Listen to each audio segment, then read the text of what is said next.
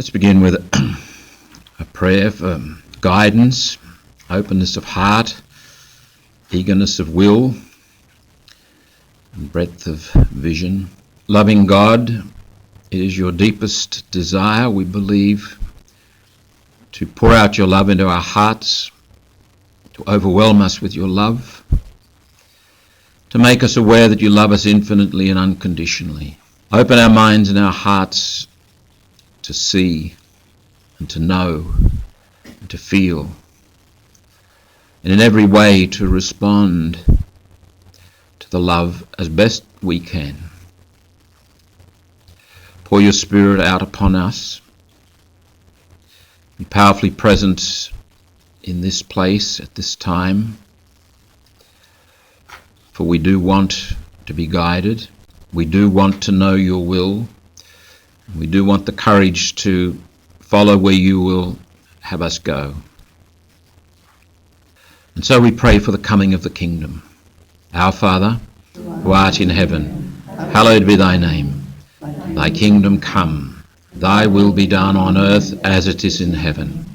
Give us this day our daily bread, and forgive us our trespasses, as we forgive those who trespass against us. And lead us not into temptation, but deliver us from evil. Saint Clare, pray for us. Saint Peter Chanel. Well, sisters, thank you very much for the invitation to join you. You're very generous, you're very hospitable, you're very game to ask me to give you a retreat. The older I get and the more I talk with God, the less I know. I feel like the Kerry man, like my great-grandfather said, follow me, I'll be right behind you. I don't know that I've got anything much to share with you, but I'll do my best. And who knows? God's a potter. God likes working with mud. So here we go.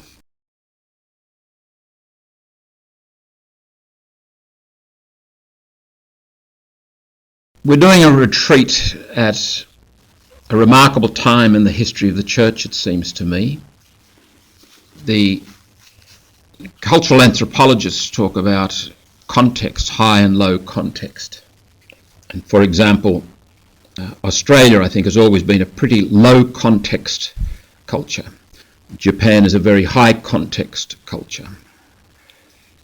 In a high context culture, a lot is taken for granted, is assumed, in terms of how you dress, how you speak, how you defer to one another, how your day will unfold.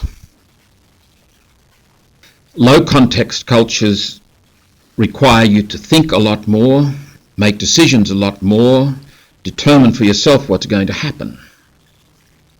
The Catholic Church coming into the 1960s was in fact a high context culture, especially the liturgy. You could walk into a Catholic church anywhere in the world, you would just tap your finger into a holy water font, bless yourself, genuflect, you would be part of the crowd. You could go to Mass in any country in the world, literally, and it was exactly the same, and you'd feel right at home. You would know when to stand up and when to sit and when to kneel and how to behave. The German social philosopher Alfred Schutz says, of the taken for granted world, it always carries a rider until further notice.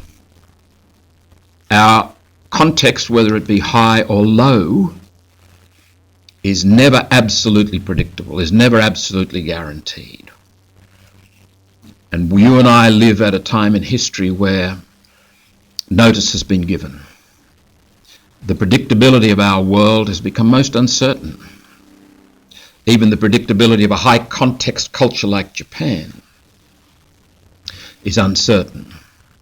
One of the advantages of a high context culture where you can take a lot for granted, where you come to a meeting and you simply bring the minutes of the meeting that you had, 12 months ago or 12 years ago, and they apply and you just go on. There's a momentum. You don't have to turn around and say, what shall we do? Or if you do ask that question, what shall we do? There are guidelines in the filing cabinet. This is what we shall do because this is what we've done for 200 years. John Cleese of Monty Python fame produced quite a remarkably serious little documentary on the situation where organisations require to have meetings to determine where they're going to go. And the title of that documentary was called Meetings, Bloody Meetings. Because we've moved into a low context time, you can't take much for granted.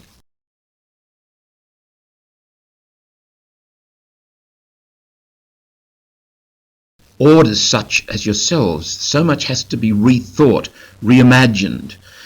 I think it's a remarkably good time to refine our bearings. The danger of a high context situation such as we had in the Catholic Church coming into the middle of the 20th century was that, well, to put it bluntly, the danger is ecclesiolatry. That the church, which ought to be a means to our worshipping God and our openness to God and our ability to be driven mad by God, can contain us so much and can make us so comfortable and can give us so much routine and make life so taken for granted, we become forgetful. We start to think that the church is our basis. The church is our anchorage. The church is God. It's not.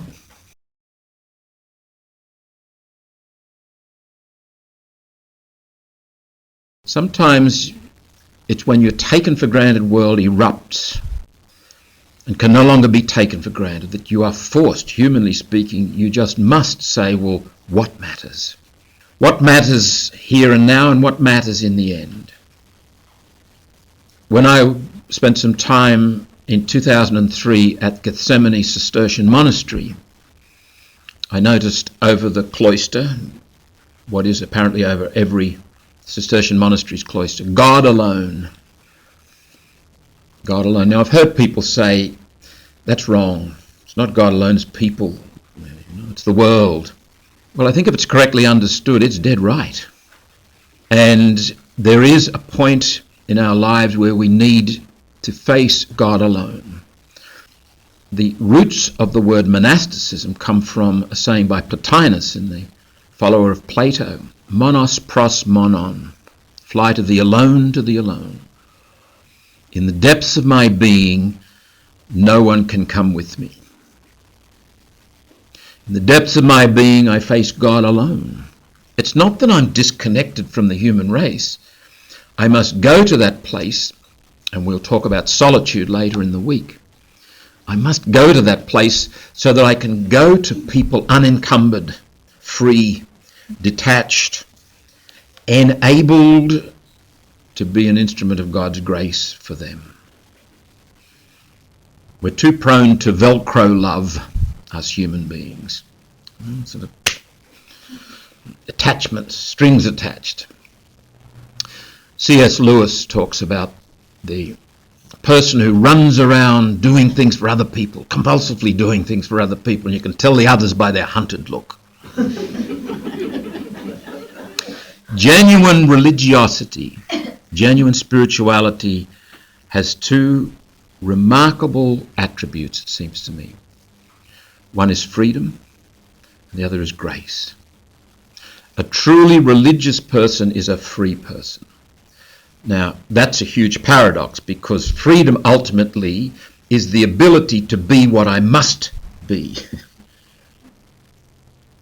The ability to stand anchored in God as this particular expression of God's creation. That's the ultimate freedom. You can't be manipulated when you are there. You can't be bought. And you are free enough to love others as they need to be loved. And it does seem to me there's a graciousness about a genuinely religious person. They have a grace and a gracefulness. Beware the religious zealots. There's white knuckles and grinding teeth. They're going to, by hook or by crook, save the world. A truly religious person, a truly free person creates space, creates room for others.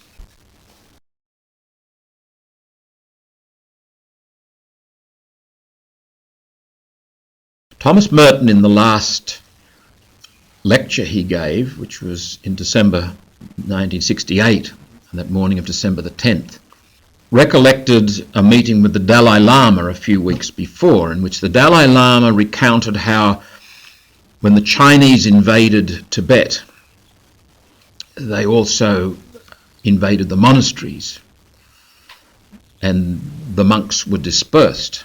And the Dalai Lama got a message to his abbot and said, "What now?" And the abbot sent a message back saying, "It's every man for himself. You must stand on your own 2 feet." Now, Merton, in the context in which he told that story, was talking about the way history has, as it were, taken away so much that we relied on, so much of our taken for granted world. He's not talking about resorting to individualism. He's talking about grounding yourself in God as an individual, so that from that point you can form community. You can be in the world as someone who's got something to give the world other than just ego. The world is in transition, and I think one of the biggest factors in that transition is our relationship with institutions has been radically offended. Human beings, individual human beings, at the point of interface with institutions in our world today, find themselves at odds more often than not. It's not only the Catholic Church as an institution that is struggling to reinvent itself, to find forms that actually allow people to blossom in their humanity. It's educational institutions throughout the world. It's healthcare institutions. It's governmental institutions. It's the United Nations. It's the United States. Everywhere you look, institutions are struggling with this whole issue of embodying for their members a way of life, a way of service that enables the members, the participants, to live wholesomely, healthily, fulsomely. One of the great challenges in our culture in the West at this time, in the context of that interface between the individual and institutions, is there's been a mass and profound movement to individualism in our culture. The public space, the space of human beings gathering for community, government, administration, group endeavour, is fraught. You go into a parish, who wants to be part of the parish council? Who wants to organise anything? Who wants to be part of government? We are very, very severe on those people. We have a saying, we talk about our comfort zone. From time to time I have people approach me about baptisms. I say, well, why don't you go to your parish church? Father can't go there, whatever. The communities people are forming are more random and informal and much smaller and personally chosen. They're typically not the communities that institutions say they should belong to. And we're talking at dinner about weddings too. I could do just weddings, and it would be a wonderful apostolate. Let me say quickly, I think our parish clergy for the most part do an excellent job against the odds. Their jobs are just too big, and there's too many demands placed on them.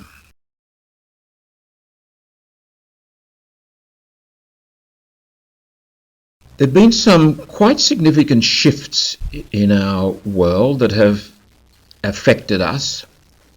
One of them is travel, another is communication, another is things like this machine, emails and internet and so forth. And all of which brings up issues, for example, we've been struggling with in the New South Wales Parliament. They've passed the law with regard to stem cell research. Now, I don't know whether that is a good thing or a bad thing, quite frankly. What organism do you have when you take a human egg and the nucleus of a cell, of a skin cell, and clone them? I don't know. And then you kill it after 14 days. I must say there's something about it frightens me, but I'm glad I'm not a bioethicist. They're the ones who have to look at those kinds of issues and come up with some kind of understanding. What I would be promoting is intelligent conversation. We're too prone to just name call and attack one another. And sadly, that's pretty much what happened during that week in which the state parliament was debating it. I looked at Hansard on the internet, and it's quite impressive actually what our parliamentarians, each of them, said in their conscience vote. Some of them were a bit lightweight, and not many of them really got into the serious bioethical issues, indicating that they had in fact consulted a bioethicist. But there were some fairly sensible things said. But these are issues that we have to face now by hook or by crook. We can't avoid them, and we've never had to face them before.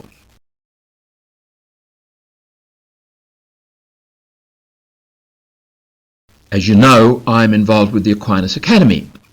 Now, the Aquinas Academy, I think, is a little bit of an indicator of where the church has travelled over the last 60 years or so.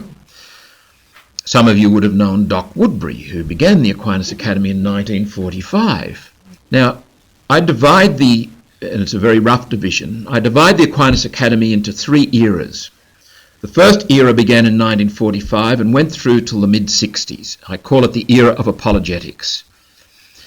The Doc and his people focused on Thomistic thinking, philosophy and theology, and were very intent on right arguments, coming up with right answers. There was us and them kind of atmosphere, more particularly the Doc and Professor Anderson. The Doc was interviewed by the Finn Review reporter in 1958, I think it was. And the Finn Review reporter was quite staggered at how confident the Doc was in his answers.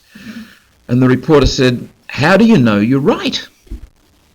And the Doc said, "Sonny, I not only know I'm right, I know I can't be wrong." So that was the kind of thinking then, and the Second Vatican Council, of course, served notice on that, and that taken for granted world disappeared very quickly, actually. And the Aquinas Academy moved to set up the Christian Growth Program with John Thornhill and Alan Connors, and I call it the age of exploration, where people were pushing the boundaries and asking questions and breaking free and testing and looking for new ways of being Catholics. What does it mean now? What's this thing about conscience? What about moral theology, and etc., and spirituality? I think that went through until about the 90s sometime. I can't put a date on it, but something's changed in the last 10 to 15 years. The Aquinas Academy now, I'd say, is in the age, for want of a better term, and it's not a really helpful one, the age of spirituality. I see around me a much, much pared down group of people interested in exploring their faith. They don't want theological exploration in that intellectual, highly rational sense in which it was offered at the Academy, quite legitimately, in the 1950s.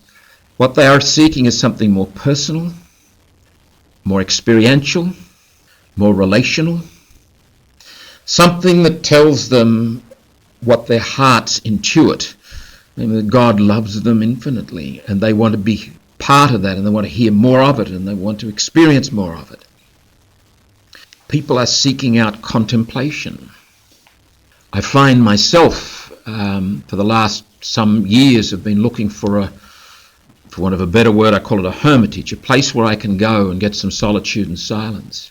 And I've actually found one. An old priest came out of the woodwork and he said, "Michael, you can come and use my place up in the Colo. It's a little shack he's got up there. But I've got the devil's own job to get there. I know where it is, and it only takes me an hour and a half to drive, but the time." And that's another factor during this age of spirituality. People are just so desperately busy. Everybody's run off their feet. And if some people I speak to in contemplative orders have something of the same experience, I think. and it's something we need to look at carefully. I'm going to, till the day I die, keep seeking solitude and silence, even if I never find it, because I think I must. And I'm bumping into people, even young people, not many, but people seeking that out.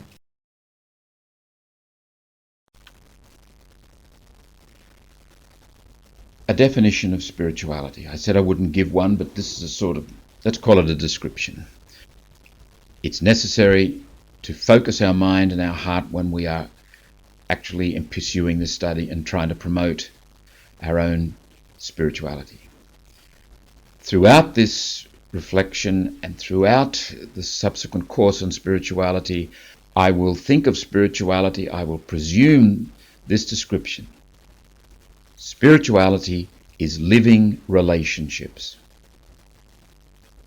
Now that is a deliberately ambivalent statement. It's about living relationships. That is, you've got to live them. You've got to work, you apply yourself, you commit yourself to relationships. It's also about living relationships, not dead or death-dealing relationships.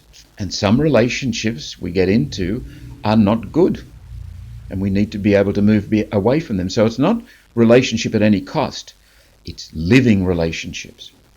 With whom? With what? There are fourfold terms of that relationship.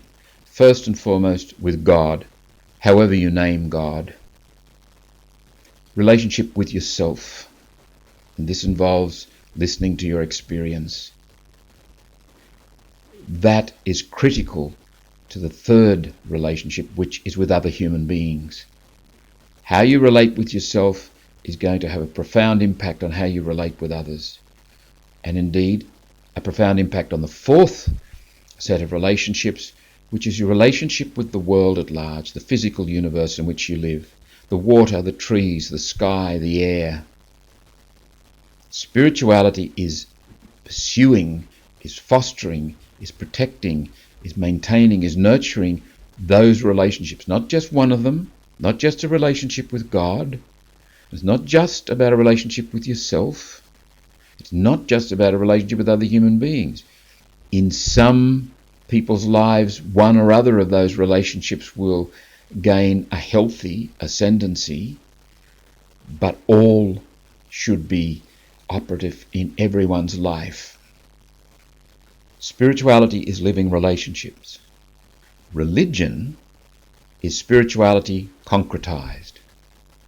That is, the living of the relationships will lead me towards communion and community, will lead me towards forming a society with other human beings, which will demand symbols, give rise to rituals, lifestyles, authority structures, etc., etc. A whole array of concrete, practical, social things and realities. I'm calling that religion. Religion without spirituality is soulless. In fact, I think it's very dangerous. Spirituality without religion is truncated. Because if I am real in committing myself and promoting living relationships, that will bring me into some kind of relationship with other human beings here and now, as well as my relationship with God, my relationship with myself, and my relationship with the world. That demands, and dare I say it, that demands institution. We cannot avoid institution, and it is just as well for us to work to make sure our institutions are good, be they the institutions of society at large or the institutions of religion. You cannot have just spirituality without religion. That's a New Age fraud. That's subjectivism. You must have community. Whatever it is about spirituality, it is socially oriented. It demands action in the social forum. It can never be private, utterly private. There's no such thing as private spirituality. There's deeply personal spirituality, a spirituality that has unique elements, but it will always be social. It will always be oriented towards building community, fostering unity. The third key concept here is mysticism, and I describe mysticism as the experience of being one with the one. I know myself as a participator in something bigger than myself. All human beings are called to be mystics. All human beings are called to participate in the bigger story, to share in the unity of it all. Just because a person experiences that doesn't mean they will become an organized religious person committed to a church. There are many very, very deeply good people I would say in the sense in which I'm speaking, who have a mystical dimension to their lives and not religious. Now, I think the ideal is a life in which living relationships thrive and are expressed through communal reality of ritual, symbol, shared belief, and the searching out of what that shared belief means. But we can't all live out the ideal. In fact, none of us lives it out perfectly. As Christians, we are called most especially to be mystics. And a spirituality that doesn't lead to mysticism, I think, is a spirituality that's not exploring its best possibilities. To be one with the one is revealed to us in our Christian tradition as being one with Abba, dear Father, in Christ, by the power of the Holy Spirit. When we talk about developing your own spirituality as Christians, ultimately that's what we have in mind. A life of communion in the Trinity. A life shared in the life of God. But the deepest desire of the human heart, we become aware, is the desire to be in love. And this is the essence of Christian spirituality. This is the essence of our humanity. To be in love. We desire to love and we desire to be loved. That desire, more than any other desire, urges us forward in life. If we think of the world in this way, and incidentally, when we describe spirituality as living relationships, I'm actually describing humanity, the core of our nature, as living relationships. The measure of the quality of my life as a human being will be the measure of my relationships. If I'm in relationships that are broken and hateful and violent, that says something very significant about the quality of my life. If I'm in relationships that are full of compassion and care and concern and a sense of a bigger picture and self-transcending, that also says something about the quality of my life. So if in approaching human formation we give primacy to relationships with God, however we name God, with ourselves, with other human beings, and with the world, that prompts certain questions. That thrusts us into a conversation. For example, we are forced to ask, well, who is God? Has God intervened in history? Do I mean anything to God? Etc. These are theological questions which give rise to a theological conversation. And it's very important that we have this conversation, both on our own with ourselves, but just as importantly with other human beings. We need to address institutional questions. What institutions, for example, best serve living relationships at this time, in this place, under these circumstances? The point of institutions is not institutions. The point of institutions is living relationships. The point of all that we do is living relationships in the end. Laws. What's the point of law? The point of law is living relationships. That our relationships thrive and they don't get harmed and cut to pieces. And it may involve cutting people out of the relationship, putting them in jail, for example. That's real. That's maybe good law. And so it goes. And moral questions arise. How should we behave? How should we treat each other? What does it mean to be a good human being? And so on. Now, when we ask these questions, it generates a conversation. And I'm going to emphasize the word conversation because it shares roots with the word conversion.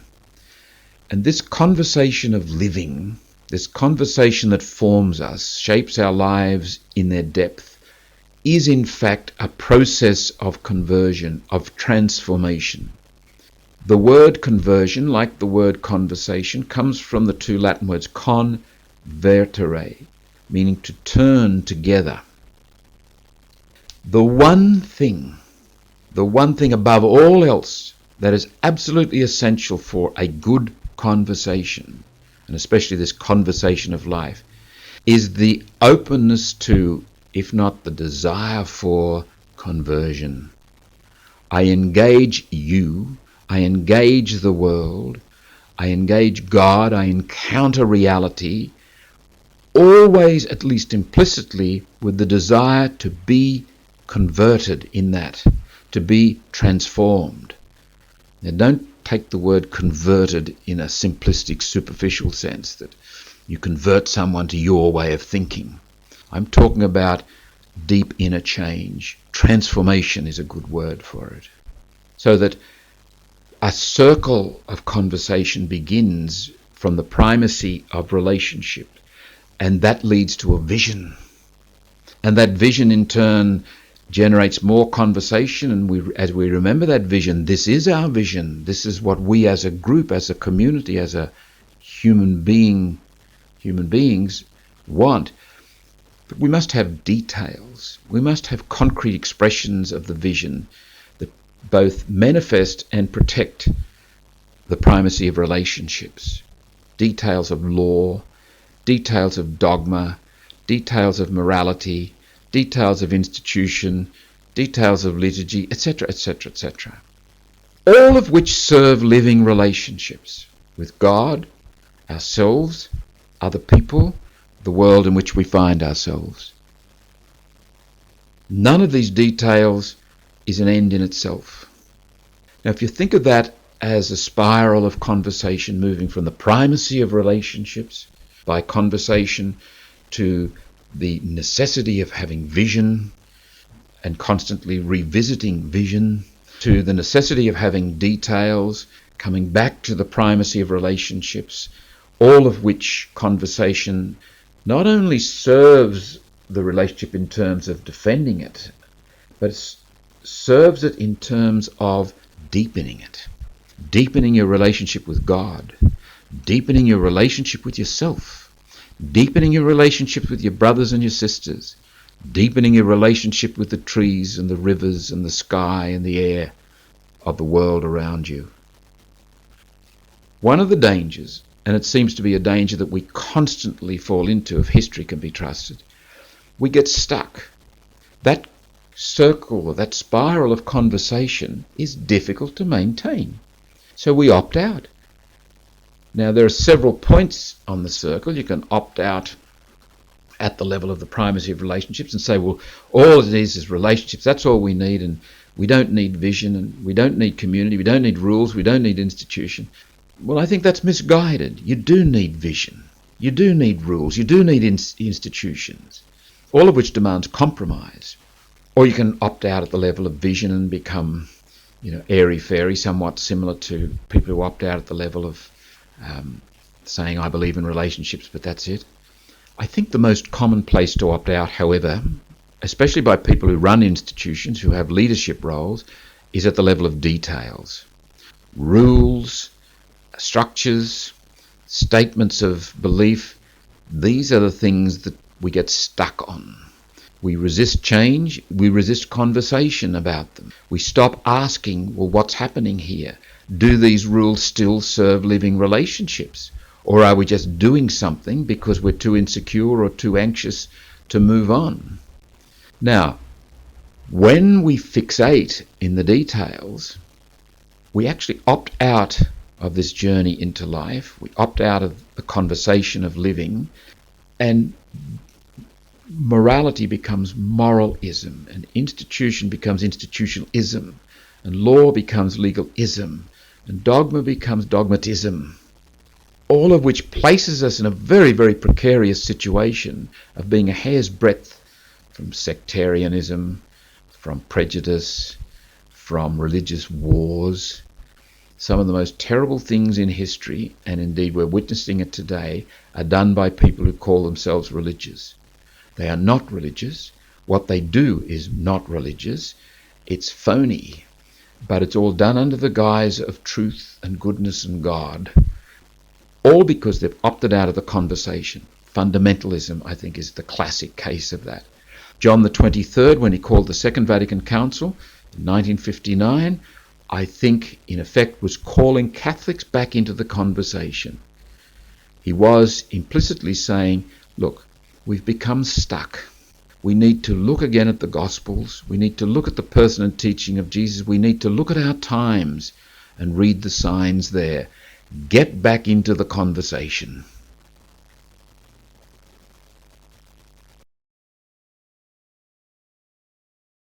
Manifestation of the social dimension demands symbols and rituals and structures and organisation, and yes, institution.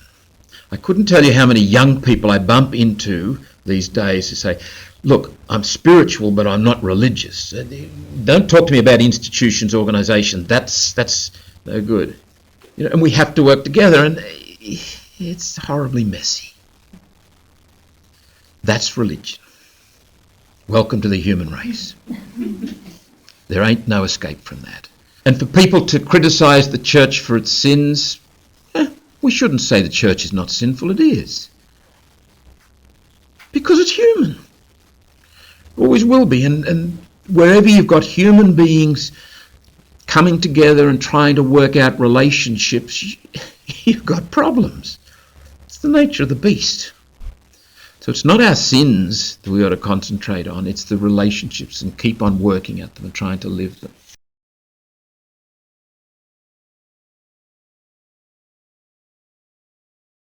Spirituality then is living relationships. Religion is spirituality incarnated or concretized. Mysticism is being one with the one. Mysticism is where all humanity, all human life tends to the fulfillment of our relatedness in communion. All human beings are called to be mystics. Every last atheist, every child, every adult, every gregarious extrovert, every introvert. We're all called to know that oneness. And my bet is that most human beings at least have intimations or intuitions of that. You see these kids on their surfboards floating 100 metres out to sea, you know, they've got a sense of the oneness. I'm sure they do. Even if they haven't seen the inside of a church for 10 years. People go into the forest and bushwalk. People hold an infant in their arms or watch a sunset. It's all begging to say it's about communion. We would say in our Catholic tradition, creation is a sacrament. Everything points, everything beckons, everything is evocative.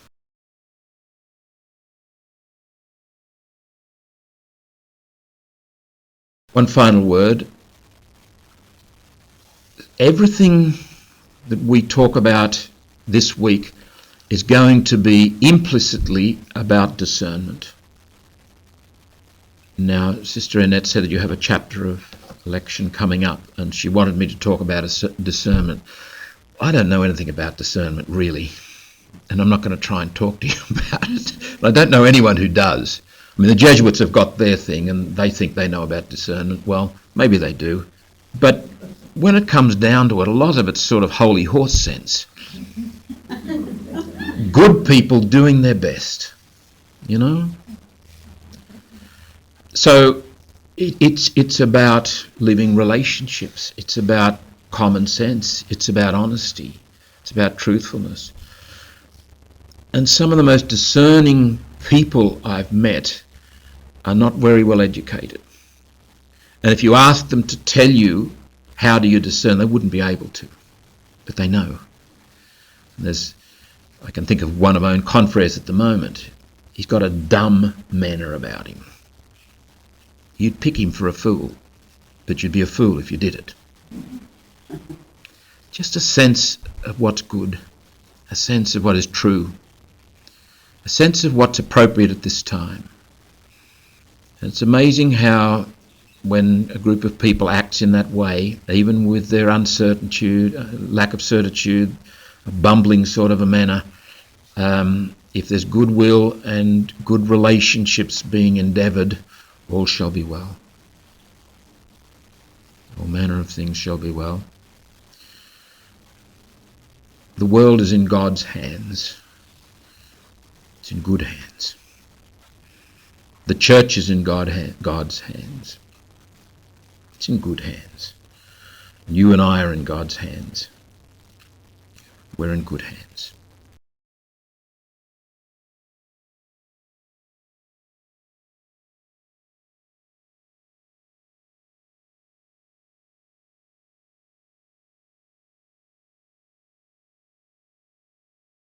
This first session is given over to God revealed as mystery. And all the sessions are going to have some different way of approaching the notion of God. Last night in our introductory piece, I spoke about the Cistercian motto over the cloister, God alone. And I think if that is correctly understood, it really is the fulfillment of the first commandment. There is but one God. And the danger for all of us is to forget that. And living in forgetfulness, we manufacture gods of various kinds.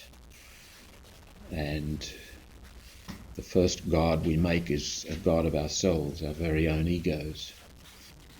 God revealed as mystery. First of all, a few comments about that word, that concept. The word mystery, as used in the Christian tradition, means inexhaustible intelligibility. It doesn't mean we don't have the answer. Nor does it mean we don't have the answer at the moment, but we will have the answer in some time in the future. It means that with every answer we come up with on any aspect of reality, there are questions embedded in the very answer. That's the nature of knowledge. That's the nature of the way we encounter reality. Stephen Hawking, 17 or 18 years ago, wrote his book, The History of Time, and in it he promised us all that he would come up with the theory of everything, the formula to explain why and what reality is. He has, in the last year or so, come up with the astounding discovery that you can't do that. I would have thought one as intelligent as Stephen Hawking wouldn't have even tried. That sense of the inexhaustible intelligibility of life meets the intelligence of human beings and summons us. And it is of the nature of intelligent human beings to seek, to quest, to try to understand, and to engage with the mystery as a questioning being. That, of course, carries with it a certain restlessness, a certain agitation, if you like, certain doubts, moments of conviction that are eventually undermined. We use the word mystery to apply to, for example, the sacraments, the sacred mysteries of our religion. We also use the word mystery in a more daily, mundane manner to speak of life as a mystery. And it is well for us to remember that life is a mystery to be lived. It's not a problem to be solved. There is no solution to life. Our functionalistic, rationalistic worldview that has gained particular momentum since the 18th century under the impetus of science and scientific discoveries is wonderful in what it has invented. But we make the mistake, I think, in believing that technological progress is human progress. It's not. It's possible to be technologically advanced and humanly primitive. And we're showing a certain amount of that in our times. Human progress as such is a quite different reality. But one of the spin-offs of science and technology is that we start thinking that, well, life is just a series of problems and all problems have solutions, and even death is a problem that one day we will solve. Life is inexhaustible intelligibility and we've got to live it.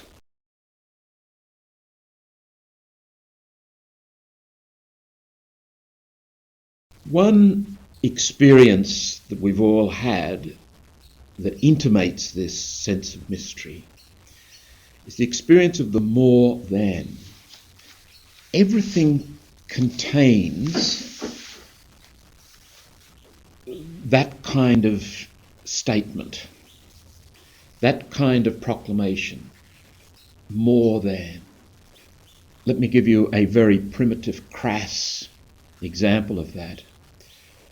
Retailers and marketers pay extra money in the supermarkets to have their items at eye level rather than down on the floor, and a bit extra to have it at eye level, roughly where the little children can get it as you go out through the checkout. Why? Because it hooks into this sense of the more than, and human beings are always in search of the more than. Enough is never enough. We are transcending beings, from the Latin transcendere, to climb across. We're never where we are. We're always ahead of ourselves. We're always seeking, searching, trying to reach the more than, and everything summons us. Everything is a manifestation of this inexhaustible intelligibility, and it calls us further. At a much more noble, elegant level, we have the more than of the mystery manifest in a human being. There's always more to a person than you see. There's always more to yourself than you know. There's always more to a statement than just a statement. Our words carry meanings that we don't even understand. The more than is another name for the mystery which keeps summoning us in all things. This ought to make us humble. And I like the notion of humility as found in Bernard of Clairvaux in the 12th century, or Teresa of Avila. And to summarise them, humility is walking in the truth of who you are. It is about submitting to what is real, what is true. It's particularly ironic and sad when religion becomes a mode of escape from what is real and what is true. And that's always a danger. And modes of escape are always idols.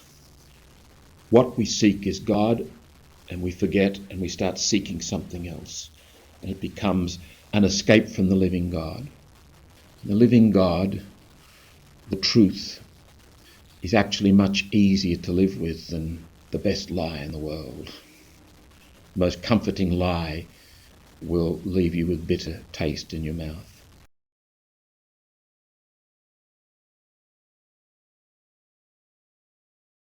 In the book of Exodus we read, Exodus chapter 3, verse 12. Remember, Moses is looking after the flock of Jethro. He's about the ordinary, the mundane business of living. And he encounters the burning bush. Francine Prose, an American Italian Catholic novelist from New York, has written a book called Household Saints. I don't know whether you've read it, but in there one of the characters says, I wonder, was the burning bush always burning and Moses just happened to notice it today? It's a wonderful metaphor or symbol of the summons, the evocation of life. In our Catholic tradition, we call it sacramentality. It contains the more than. The divine is in the human. The infinite is in the finite. The eschaton is in the here and now. Everything points. Moses said to God, and God had said, "Take off your sandals, Moses, you're on sacred ground here." Moses said to God, "If I come to the Israelites and say to them, 'The God of your ancestors has sent me to you,' and they ask me, 'What is his name?' what shall I say to them?" God said to Moses, "I am who I am." He said further, "Thus you shall say to the Israelites, 'I am has sent me to you.'" This is one of the great turning points in the central story of the Bible. In the Old Testament, the core is the Exodus event. Nothing is written before it, everything is written after it and in the light of it. One way or another, everything in the Old Testament is an elaboration of, a dependence upon, an explication of the great story of God entering history and liberating this people, forging a covenant with them. They are to be his people. He is to be their God. In this revelation, even to this day, scholars don't know what the tetragrammaton, and that's the four letters, YHWH. In Hebrew, written Hebrew has no vowels. Spoken Hebrew includes the vowels. That's why scholars have to teach people how to speak, because you've got to insert the right vowels, otherwise you end up with the wrong words. We're still guessing to this day what the vowels ought to be there. It seems to have something to do with the verb to be, and the vowels that are put in are A and E, so you get Yahweh out of that. And incidentally, in the Hebrew tradition, especially in the Orthodox tradition, they will not say the word. A rabbi told a confrere of mine, he said, "The sound of that word is like the sound I make when I blow out the candles on my grandson's birthday cake." It evokes, in that dramatic, almost theatrical sense of speaking of the word, a wonderful sense of mystery, of incomprehensibility, of inexhaustible intelligibility. John Courtney Murray, Jesuit from the United States, who had quite a significant impact on the Second Vatican Council, especially the document on religious freedom, gave a series of lectures at Yale University in the early 60s, which was published in a book entitled The Problem of God. And he talks about this text. I should add, as John Courtney Murray does, that before Moses asks for the name, "Who are you?" it's an obvious sort of a question. God has already said to Moses, "Go and tell Pharaoh to set the people free." And Moses is already wanted down there for murder, so it's a little bit of a challenge, to say the least. And God reassures Moses by saying, "Look, I'll be with you." And then, who is this subject of the promise, "I shall be with you"? Well, it gets even more nerve-wracking, because the subject of the promise is "I am," is this mystery presence. And here is the summons of faith. You don't enter this kind of arrangement except by the gift of faith, except by the initiative of God, except by grace. This is not a willful achievement on Moses' part. Nothing Moses has done to merit this. God, for God's reasons, has intervened. This is God's initiative, and what's on offer is the very being of God. "I'll be with you.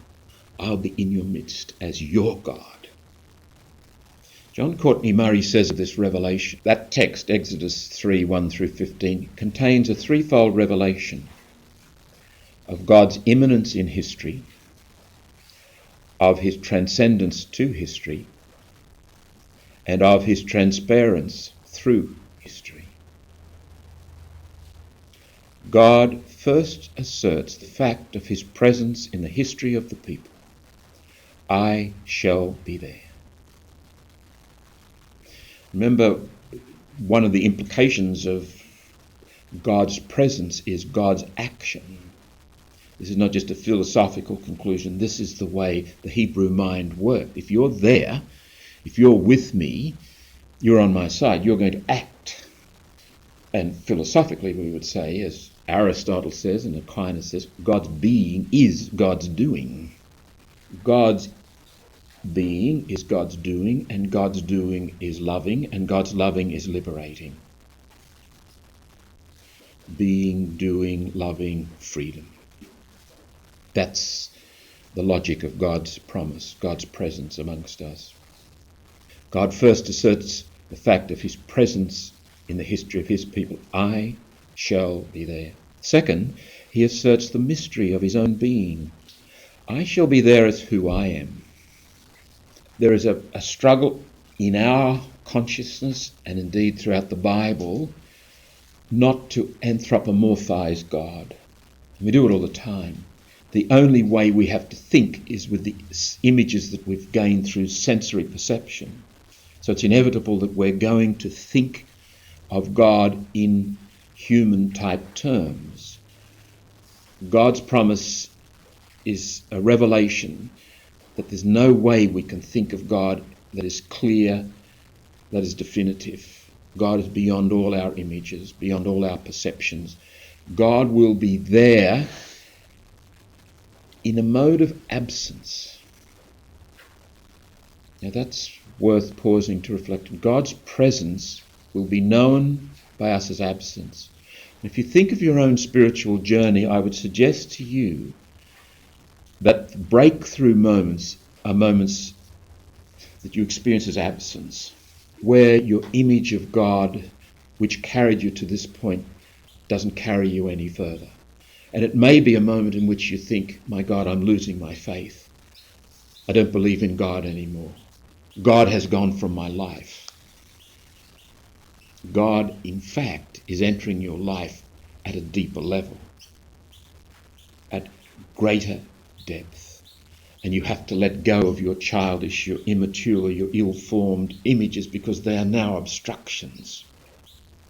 And that really is the core of the journey, letting go, being stripped down, entering more and more into the absence. What we experience is absence because our only way of knowing is by way of sense perception, sensory perception. We think in terms of size, of colour, of action as we know it. And God is saying, yeah, it's okay. Think as you can, but come on. It's like teaching a child to walk. His mystery is a mode of absence. That can be very painful because if you go back to Moses' question, who are you? That's not an idle question. The human ability and the human desire to name and define belies a certain anxiety. Have you ever been anywhere or in a situation where you can't name anything? You don't know the way. You can't define where you are. I remember an experience I had in China in 1990 when I was visiting a friend of mine in Wuhan, and I was staying in a hostel. There's something like 25 universities in Wuhan. It's an enormous centre for students. And the hostel was about 45 minutes walk from where my friend, who's a Maryknoll priest, was staying. And we walked that way together, and I said, look, save you walking all the way back and getting me tomorrow. I'll walk over to your place. Mistake. I got about 20 minutes from the hostel, and I turned around and I looked and I couldn't see anything or anyone I recognised. It's a horrible feeling. And I went to ask some of the local people, and they put their hands up. You don't talk to Europeans or long-nosed folk in China if you're a local person. You get into strife. So eventually what I had to do was try, and eventually I did recognise parts, buildings, and found my way, like the children in the fairy tale, back to my place of residence and rang Larry and said, "Larry, I'm lost. Come and get me." We need to be able to recognise, to name. It gives us a basic sense of control. Now, of course, it can get out of control, our desire for control.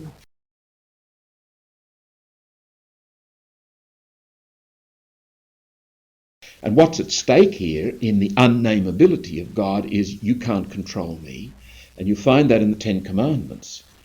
God says that you shall not take the name of the Lord your God in vain. Tribal peoples in those days incanted the names of their gods to exercise power over them. These magical formulae gave the people control of the gods. And if the gods didn't work, you threw them away. Or if other tribe group came in and took over, their gods replaced your gods. In the Hebrew tradition, in the revelation of the covenant and the Exodus, that's not to happen. Don't even think about it. None of this incantation, none of these magical formulae. I shall be with you on my terms. Trust me. And all through the Old Testament, there is this journey and this trust and this leading. And when the people and the leaders especially become disconnected, start trusting in their own military might, start thinking in terms of themselves, they lose the connection, the covenant is broken, they cease to be. They are no people apart from God. You and I are no people apart from God. No human being is. And if you want a sign or evidence of the fall, however you name or describe the fall, I think it's right there in the sheer alarming silliness of substituting ego for the mystery, of seeking to control life when the mystery summons me, the mystery of love, of infinite care, and says, come on, surrender. And my reaction is, well, one day, not today, not here, I've got to control. We resist the mystery in favour of ego. And from a rational point of view, that's the most silly thing one could do. But we all do it, and we all do it repeatedly. We've fallen, and we keep falling over.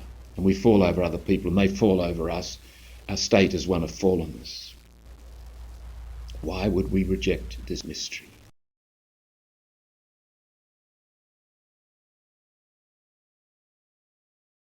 Third, God asserts that despite his absence in mystery, he will make himself known to his people as who I am shall I be there.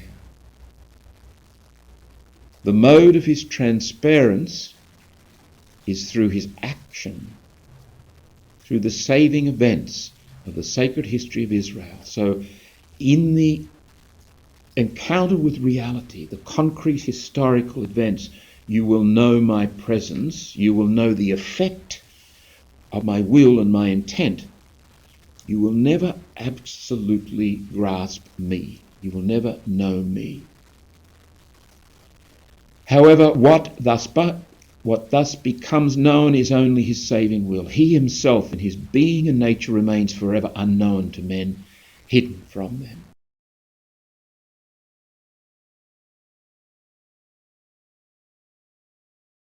There's a marvellous story in the book of Genesis. Jacob is making his way. This is the journey is beginning. And remember, this is all in the light of the Exodus, which seems in the books comes later, but you've got to understand Abraham and Isaac and Jacob and the tribes in terms of the great event.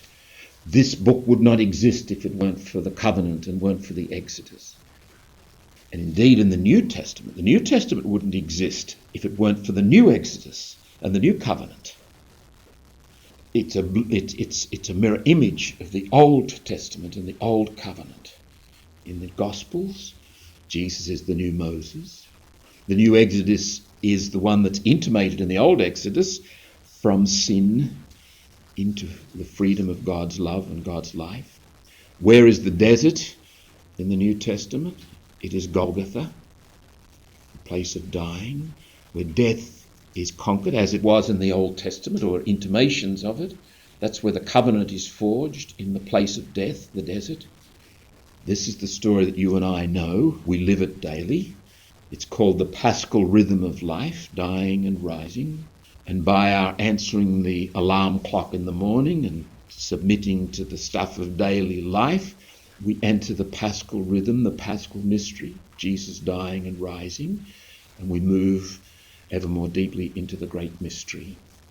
But not without wrestling. And like Jacob in his story, and let me just read this little section here because it's quite marvellous. There was one that wrestled with him, Jacob, until daybreak, who, seeing that he couldn't master him, struck him in the socket of his hip, and Jacob's hip was dislocated as he wrestled with him. He said, this is the one, let me go, for day is breaking. But Jacob said, I'll not let you go unless you bless me. He then asked, what is your name? The angel says this. Jacob, he replied. The angel said, your name shall no longer be Jacob, but Israel, because you have been strong against God. You shall prevail against men. Jacob then made this request, I beg you, tell me your name. But he replied, why do you ask my name? He blessed him there, and Jacob limped away. Remarkable story. He's commended for wrestling against, being strong against God. This reminds me of the story of Elie Wiesel, who was a 14-year-old boy, a Hungarian Jewish boy, was caught up in the Holocaust. Most of his family died, including his father, who died in his arms when they were being forced marched ahead of the Allied invasion. And he tells the story of one occasion in which a little boy who'd been involved with an apparent attempt to get some explosives, and they were going to do a breakout at one of the camps. And this little boy, along with the man who'd organised it, was hanged, and they would have ritual hangings in the courtyard to the camp. And the guards would tie wire around the neck of those to be hanged, stand them on a chair, and then kick the chair away, and invite everybody, out of respect for the dead, to take their hats off, honour the dead, and then put their hats on, and then go to dinner. Apparently it happened quite a bit. On this particular occasion, the little boy that was going to be hanged, because he was emaciated, wasn't heavy enough for the hanging to take place immediately, so he slowly asphyxiated on the end of the rope, and the people were asked to walk around and look. This will happen to you if you get up to mischief. The old man behind Elie Wiesel, where is God? And Elie Wiesel said, in my heart, I said, there is God, dying at the end of that wire. Now, he wrote this in his book called Night, which is an excellent little book, and people assumed, oh, well, he's part of the God is dead group, doesn't believe in God. And in his autobiography later on, he said, no. He said, you don't understand the Jewish mind. We argue with God, we wrestle with God, but you can only do that if you believe in God. You can only fight against God if there is God to be fought against. If God doesn't exist in your life, you can't have an argument with God. And this is very Jewish and, might I say, very Catholic, to get really upset with God and to wrestle. And I think what the church needs is more people who limp, people who've wrestled with God, people who know what it is to feel the strength, the overpowering love of God. And when you say, tell me your name, and God just gives you a blessing and disappears.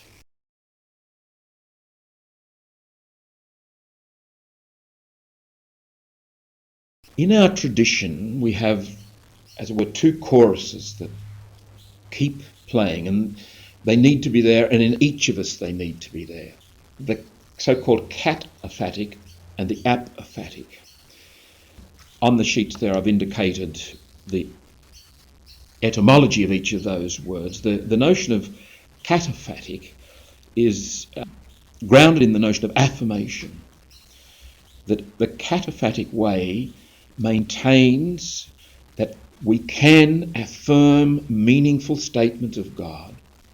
It is a meaningful thing to say God exists, or to say God is love, or to say God is triune. These are meaningful statements. They carry meaning for us. They are valid.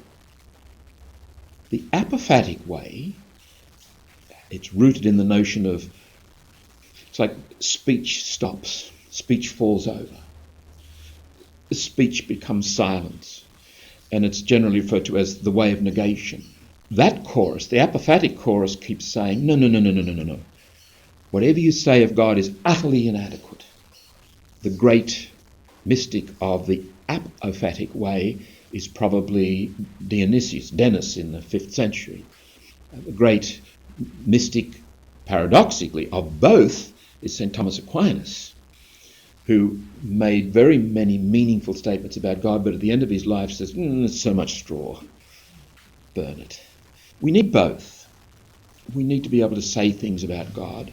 We also need to recognise that ultimately we fall silent before the mystery, inexhaustible intelligibility.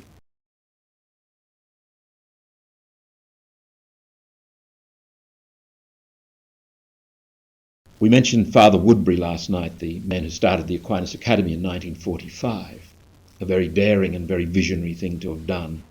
But he had a very down on the farm way of talking about our language of God. He said it's likey, naughty, and mory. Whatever you say about God, remember, what you're really saying is it's like this, it's not this, it's more than this. For example, if I say God is love, it's a meaningful thing. But what I'm saying, go to that lookout called love and head down that path. Look in that direction, not in the direction of hatred. Look in the direction of love. But God's not on the lookout. God's on the horizon. God's down the path. Keep walking. Keep going. God's like, yes, you're on the right track. It's like that. But God is not love. God is more than love. Or to take a more stark expression, God exists. We'll go to the lookout. Head down the path of being, not non-being. You're on the right track when you're thinking being. That's where you should be headed. God is like that. But God doesn't exist. God is more than existence. The danger of religious language is that it can lead us to think we've actually found the definition of God. We've actually named God. We know how God works, as it were, like a machine. There is no definition of God. There are some words that can put us on the track, can lead us towards the mystery, and the whole point of the mystery and the whole point of the engagement is to deepen the relationship, to enter more and more and more deeply into that inexhaustible intelligibility.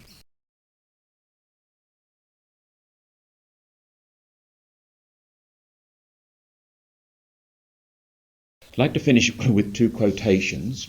The first one is from a French peasant woman, Marie Noël. Notes for myself, the translation of the title is. But she kept a journal of her wrestling with God. She's a woman who limps. If you find someone who limps, walk with. St. Augustine said, better to limp along the way than race by the way. Too many of us sprint in the wrong direction. It's not a good thing. And the way requires you to limp because you will have the socket of your hip torn out of place by your wrestling with God. We need some mad people in the church. People who are driven mad by the reality of God. There's too many normal people around. It's not good. It's not healthy. Marie Noël says, during those frightful years I remained alone, face to face with myself, with no one in whom to confide. Who, for that matter, can ever penetrate to the secret place where doubt that dark form of adoration, approaches the infinite with trembling. Encounter with the mystery turns our concepts, our words, our images on their heads. That's part of the wrestling. They don't work anymore. That's why silence, and that's why contemplation, that's why worship, that's why awe and wonder are the deepest expressions of human presence. And Karl Rahner, the ultimately Christian thing about this life is identical with the mystery of human existence. And hence we can readily say that the ultimate and most specific thing about Christian existence consists in the fact that a Christian allows himself to fall into the mystery, which we call God. That he is convinced in faith and in hope that in falling into the incomprehensible and nameless mystery of God, he is really falling into a blessed and forgiving mystery, which divinizes us.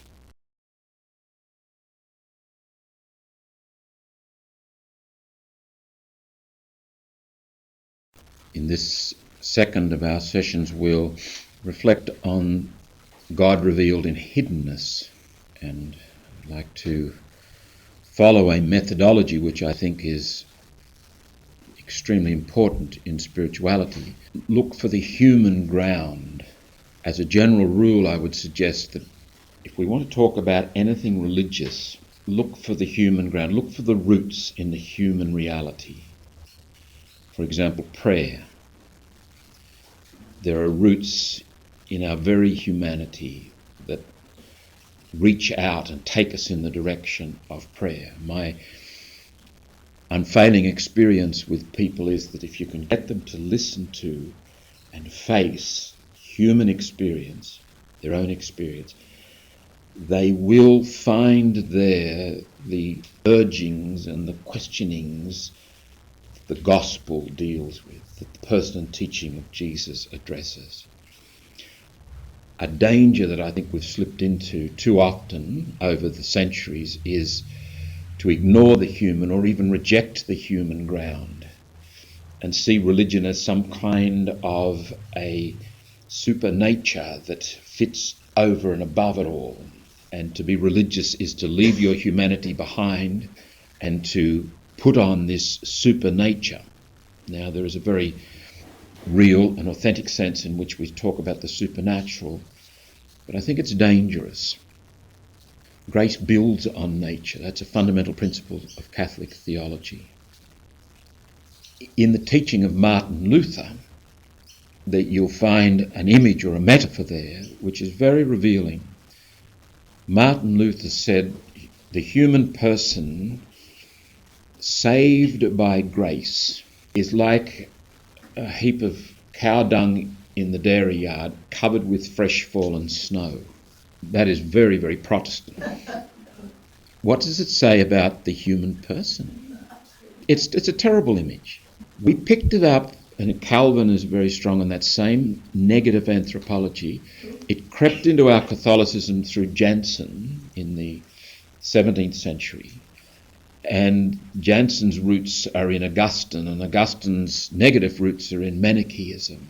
And it keeps coming back, not only in Catholicism, not only in Christianity, but in all, I suggest, in all the religious traditions, this denial of the human. We will look at God revealed in the flesh as one of our special topics, but let me just open that up there. I think it's very important. And a methodology I would suggest in building your own spirituality is to pay very close and honest and humble attention to what's going on with you. I would say the most fundamental, the most practical question you can ask yourself at any moment of any day, in any circumstances, is what's happening? What is happening? And learn to listen and work with the truth that emerges in the reality of life. One of the attributes of life that is very alive in children, not entirely dead in adults, but diminished, I would suggest, is an appreciation for the hidden. I've never yet met the little child that doesn't love playing peekaboo. Hold up your hands, a pillow or whatever, and say, boo. And a child, so long as they're old enough to respond, it instantly brings delight in the child's eyes. Hide and seek. We all played that as children, I suspect.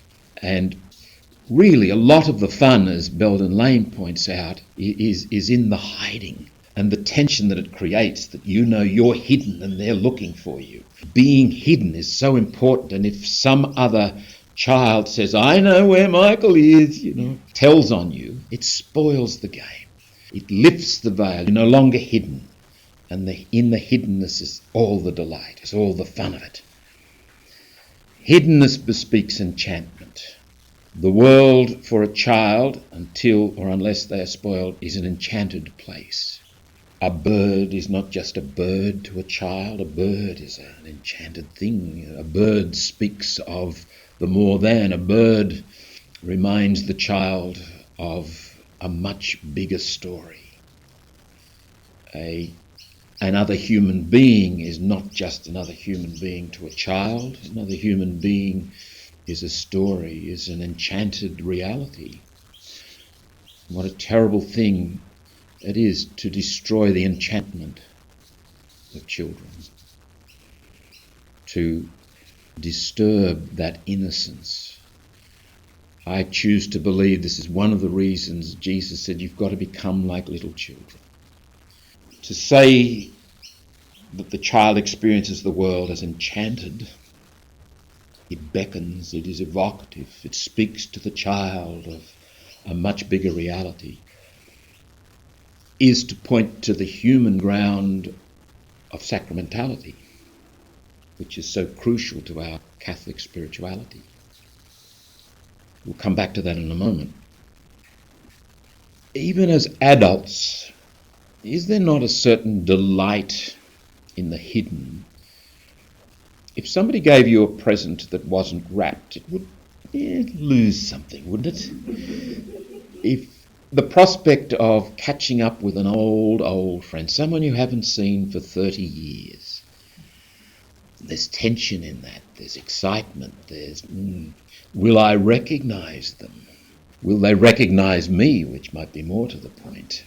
And the hiddenness and the unknown quality of it all is enchanting. It's wonderful. It has that element of surprise to it, an enchantment, and it elicits a positive response for us. Now, of course, there are some hidden things which we intuit as rather threatening. Like, what will the dentist discover when I go there next time? And why are those people in the dentist surgery screaming? The hidden can have that dark side to it, that's for sure. There's no getting away from that.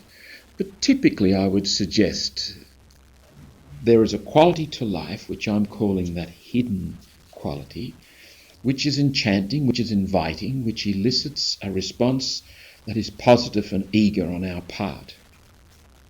The presence of the hidden, as I've written in the notes there in the second note, the presence of the hidden in our day-to-day experience, potentially at least, evokes a sense of the mystery that pervades all things.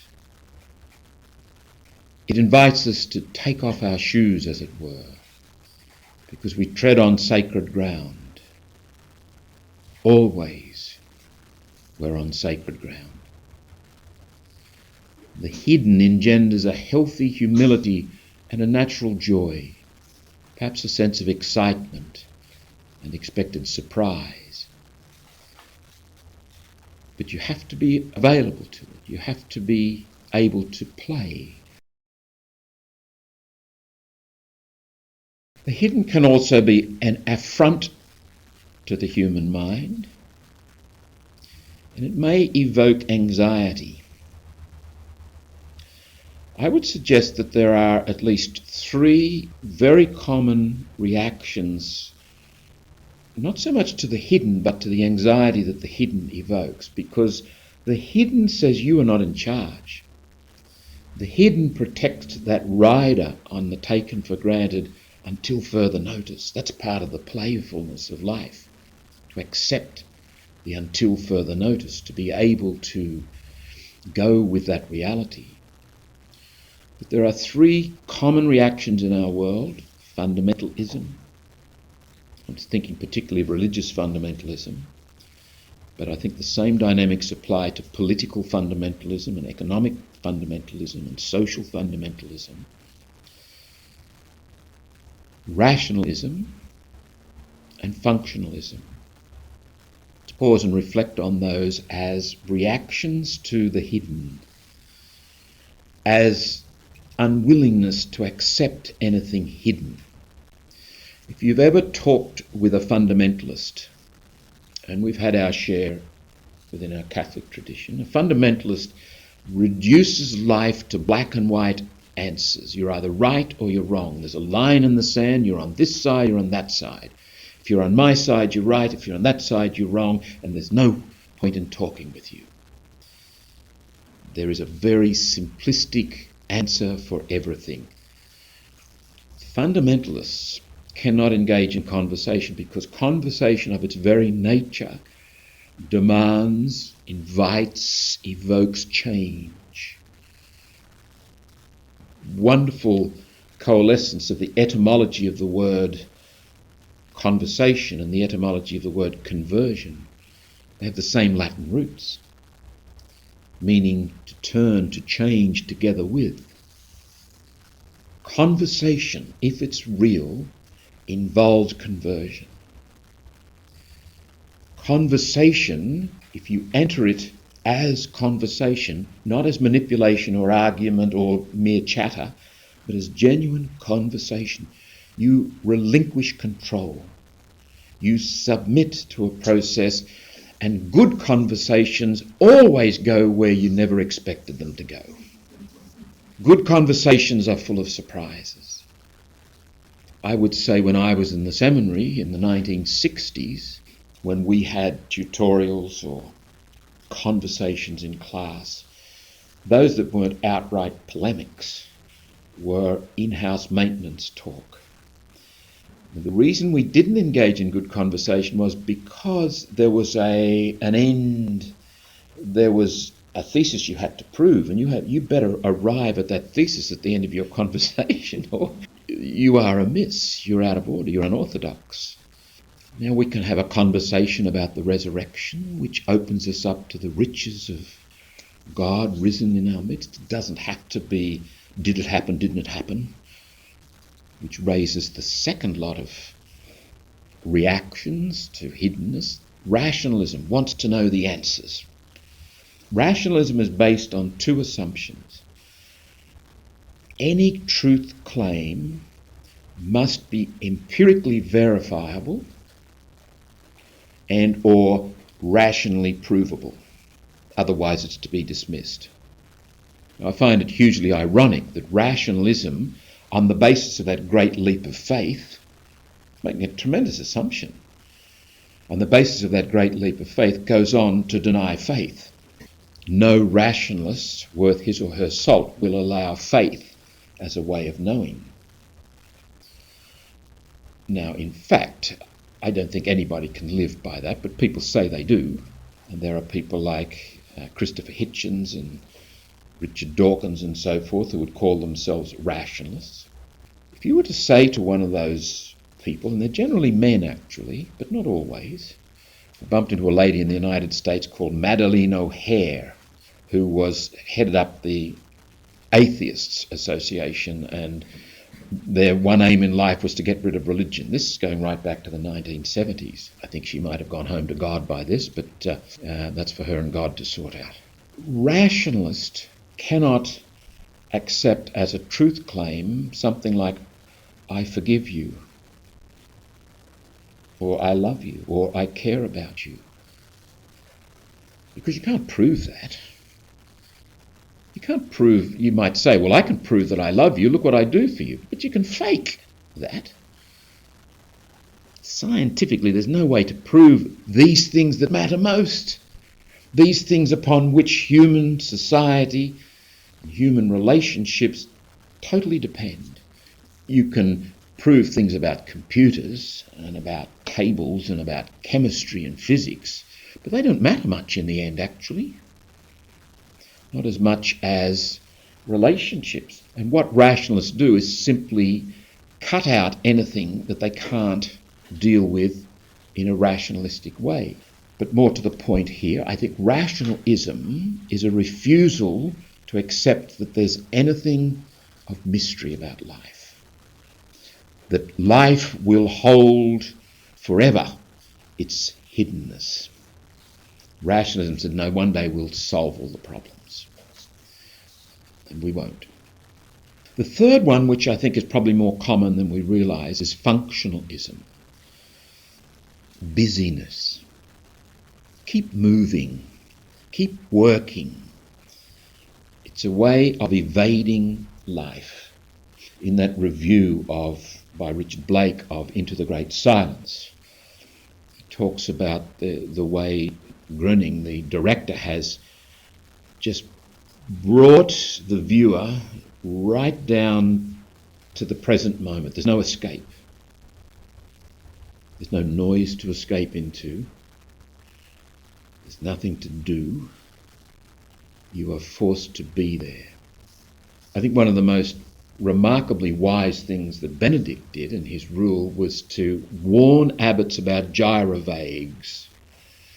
Gyrovagues are those characters who say, yes, I want to do something great for God, I want to become a monk or a nun or whatever, will you take me into your community? And they spend a few months there and then they're off to another community, and they never settle down. And in Benedict's view of things, stability, stay put, I think is a metaphor for face yourself.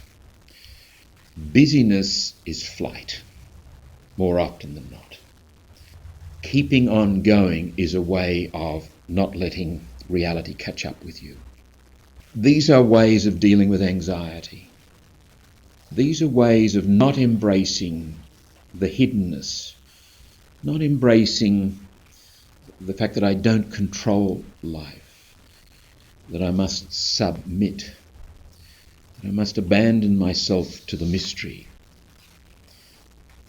That concept of abandonment to the mystery is a deeply religious concept, but first of all, it's a deeply human concept. Every human must do that if they're going to thrive as a human being. Children do it, but we teach them not to do it. We usher them into a whole schooling system and a cultural way of existing that makes them forget the need for abandonment and detachment. And the great prophets of the tradition, not only our own Christian tradition, but other religious traditions, try to recover that memory, that you become human by submitting. Again, considering etymology is helpful, the word submit comes from two Latin words, submittere, submissus, sub meaning under, and missus meaning to be sent, to send, mittere, to send. By submitting to what is true, what is real, to submit to being as it manifests itself in my unique being, is to discover my mission in life, to discover why I'm sent into this world. The why of my being is embedded in my being. It's not out there in books. It's in my encounter, my conversation with reality. We come to discern vocation by being real. In the story of Genesis, it's a marvellous little turn. Remember, God says to Adam and Eve, and God has this beautiful relationship. In this story, God and Adam and Eve, God and humanity are companions. In fact, more than that, God loves to seek out these companions in the cool of the evening. The last of the Psalms says, God delights in your company. That's worth meditating on. Sometimes when I get up in the morning, I look in the mirror, I think, God, who could delight in my company? I don't. God delights in your company. And this is still a memory, still a belief that's deep in the human heart, and it's embedded in this story. But God says, while I'm away, you can eat from all the fruit of the trees. And this is just classic human stuff, but not that one. So which one do they want to eat from? There's nothing special about it except God said, not that one. It's the tree of knowledge. Dietrich Bonhoeffer, I think, has a marvellous insight into that.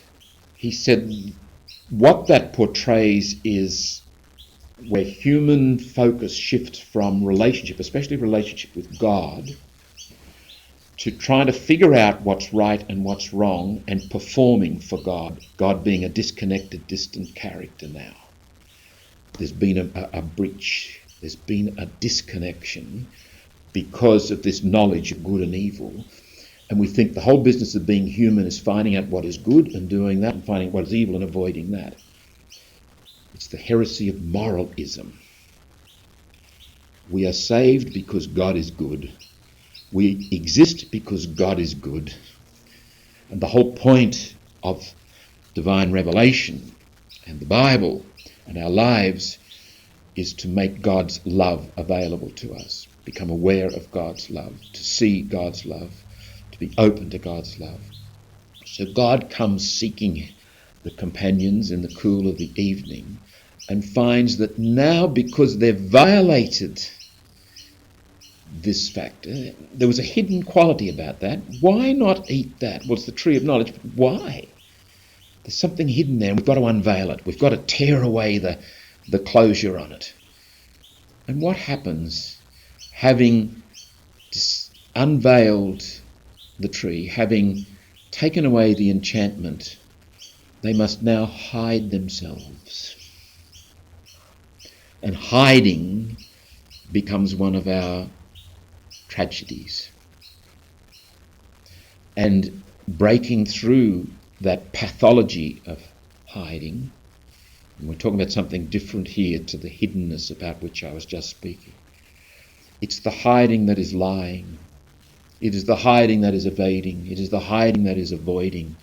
It is the hiding that it refuses to submit to what is real and what is right. And we all do it. We all do it constantly. And the pursuit of the spiritual life is to keep facing what is true. Keep turning up and doing what you can. And it's an ever-ending task for us. In our Catholic tradition, the notion of sacramentality protects and fosters a healthy embrace of the hidden in life, the life-giving hidden. Enables us to break away from that pathological hiding, wearing fig leaves. Sacramentality says that every person, every event, everything holds a potential encounter with the more than. You can't control sacramentality any more than you can control your life. When we celebrate the sacraments, we submit. We engage in a process, a ritual, a concretization of a story that catches us up, and no matter how minutely nuances our life and changes us by submitting. Everything points. The whole of life is sacramental. Life is evocative. Life is enchanting, if we remember. Every moment is a potential epiphany, a surprise. The world is alive with hiddenness.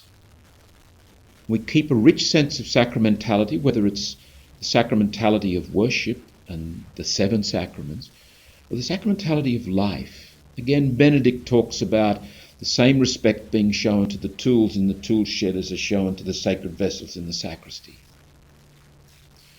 Everything is alive with the glory of God. All ground is sacred.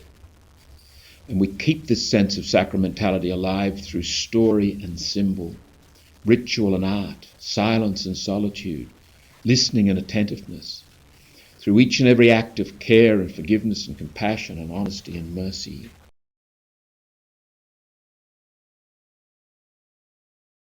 One of the terrible effects of the utterly rationalistic and functionalistic attributes that have taken over our culture is we've forgotten how to hear and tell stories. We are no longer a storytelling culture, which has drastic effects on ritual and on our ability to engage in religious worship. We can berate ourselves and flagellate ourselves because people don't come to Mass. And I think one of the reasons is that we haven't yet learnt in our time how to engage in the ritual in a way that meets people's experience and so forth. But I think that's the less part of the answer and a lesser part of the answer. I think we're actually dealing with people who've forgotten the art of storytelling. And liturgy is storytelling. What's the point of coming to hear and enact and participate in a story if you don't believe in stories? If the world is no longer enchanted? You and I bow when we go into the sacred place of the chapel. We kneel, we stand, we sing, we speak, we remain silent. We make gestures like the sign of the cross. We are enacting a story. And at the given moment we move forward and we hold out our hands for the bread of life. And when it is given us, we say Amen. Amen to that. This is theatre. This is drama that helps us to remain in touch with what is real. And indeed, in the Eucharist and the other sacraments, to remain in touch with what God has done, is doing and will do. It keeps us connected. It is a terrible experience, and I'm sure you've all had it, when the enchantment goes.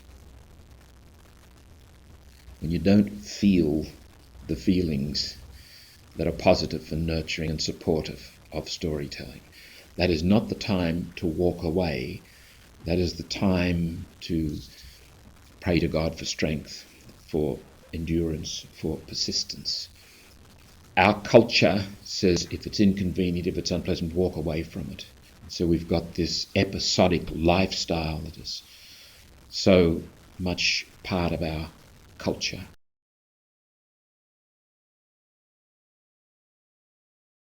There is an author, you may have heard of, Flannery O'Connor. Flannery O'Connor died of lupus in 1964. I think she was 39 years of age. One of her last stories was a short story called Parker's Back. And the main character is a man she simply calls O.E. Parker. And I forgot Obadiah Elihu, I think it is, biblical names. Flannery O'Connor was a Catholic in the Deep South, and all her stories are set in the Deep South. She says of her characters, and indeed of the whole of the southern culture, they are Christ-haunted. Not Christ-centred, but Christ-haunted. This character, Parker, is a bit of a wanderer and no particular commitment to anything, meets Sarah Ruth, whose biblical names she doesn't live up to. But Sarah Ruth is one of these Christ-haunted people. She talks the talk. She don't walk the walk, though. She's all the time talking about God and what's in the Bible and quoting the Bible. And when she meets O.E. Parker, she discovers that O.E., who's of no fixed address religiously, although his mother was very religious, he's got tattoos all over his body. He reckons this is going to seduce the women. He looks pretty smart with these tattoos, you see. And she pokes fun at him. And they get married, and he wants very much to impress Sarah Ruth. So he's at the carnival one day and he sees this particular tattoo, and he decides that what he'll do to impress Sarah Ruth, her being a Christian woman, is get the tattoo of Jesus Christ, an icon in fact, of Christ Pantocrator, tatted all over his back. You know, the icon pierces you with its gaze. And the great irony of the story is that Parker now walks around with Christ's eyes piercing him, and Christ's eyes so affront his wife that she throws him out. And that's the story. He suffers for Christ's sake. And O'Connor leaves you hanging in that moment where you have this strong suspicions because of the intimations of the story that through this icon that he's had tattooed on his back, Parker has actually found Christ in a way that Sarah Ruth never did in all her religiosity, in all her Christ-hauntedness. Flannery O'Connor, like all good storytellers, is able to say things that you can't say in a rational, factual, informational sort of a way. The Bible is storytelling, and I don't thereby diminish its quality in saying it's storytelling. I rather enhance it. I think you can tell much more truth through a story than you can tell through a journalist account or a factual account of something. In fact, the best journalist reports are those that merge into storytelling. They use language that allows you to feel that you're there in the flood or the war or whatever it is. Stories do that. The important thing about stories in the Bible is that hidden in those stories, and forever hidden, but forever carried in those stories, is God. And whenever we pick up the Bible and read those stories, we are in search of the hidden. The Bible is an enchanted book. It is the Word of God. Sometimes we can be a little bit off-put by the stories. Human beings tell these stories. We can't blame God for the stories. The topography of the storytelling is preeminently human, and it's a lot about human violence and human hatred and human meanness and imposing on God what human beings think God should do, wars and so forth. We'll have a wonderful story of Abraham bargaining with God tonight as he goes on his way about Sodom and Lot's wife.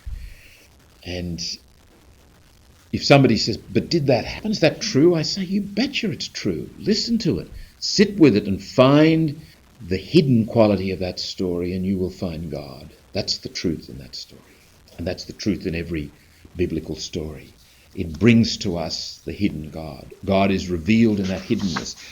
And it's not a question, paradoxically, of getting rid of the hiddenness. The hidden becomes more hidden when you discover it. The hidden is revelatory. In our last session together on Sunday morning, we'll look at Mary, the mother of Jesus. She remains forever hidden. And the more people try factually and theologically to talk about Mary, the sillier it gets. Respect the hiddenness. She's revealed in the hidden. Any religious congregation that I know of prizes hiddenness. You think about it.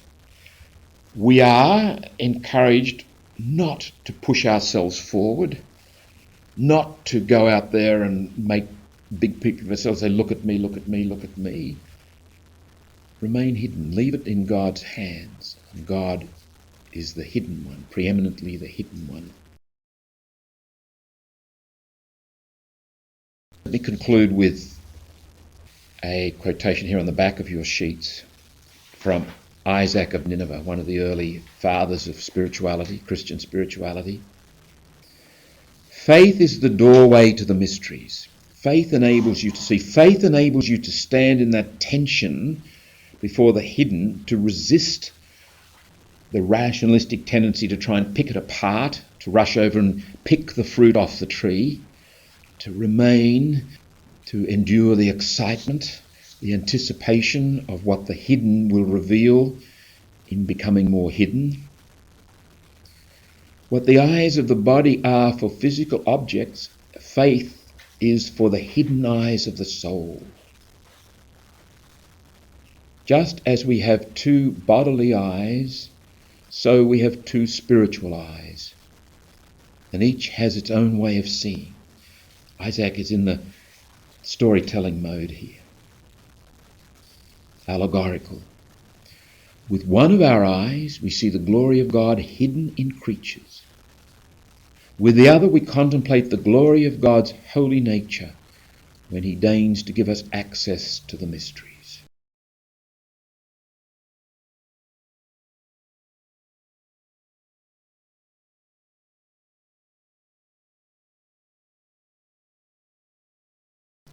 This is our third conference coming up, and we're going to meditate on God revealed in the flesh, the incarnation. It's the ground of our faith. As Christians, we believe that an historical man, Jesus of Nazareth, is God enfleshed. It's an extraordinary claim. It is our claim. It is what distinguishes our faith tradition from any other. That God came amongst us as one of us, lived in an historical moment, part of a particular culture, that he died, that his death was efficacious in setting us free to become what we are made to be, that he rose from the dead, and that he lives amongst us. The Christian life is therefore at its heart a mystical reality. Mysticism is the experience of being one with the one. It's the fulfillment of that core reality that we are relational beings. All human beings are constituted in and through relationships. Therefore, to be human is to be tending always towards the mystical, towards communion, towards being one with God, one with yourself, one with other human beings, and one with creation. To the extent that we ignore, forget, or do violence to that fundamental human reality of relatedness, we do violence to the world.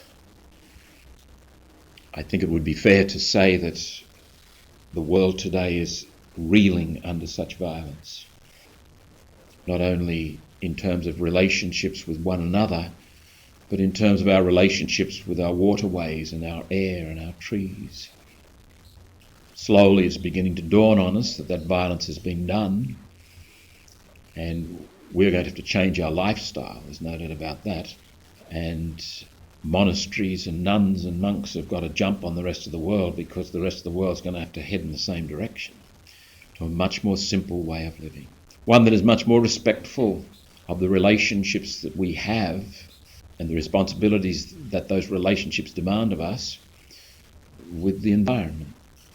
The mystical heart of our faith is found in our communion in Jesus Christ, our becoming one with him, in him, and through him. The beautiful acclamation that the President of the Liturgical Assembly says in celebrating the Eucharist, when we hold up the bread and wine, through him, with him, and in him. That's the nub of our faith. We would say that as Christians, as believers, as followers of the way, that communion, that experiencing one with the one, will be our communion in Christ. How does that mystical reality emerge for us? How do we become one with Christ? The nub of it, I believe, is found in the paschal rhythm of every day and every moment. The dying and the rising that's part of every human existence, not just Christians. We all enter that rhythm through the seasons, through night and day, through our own aging process.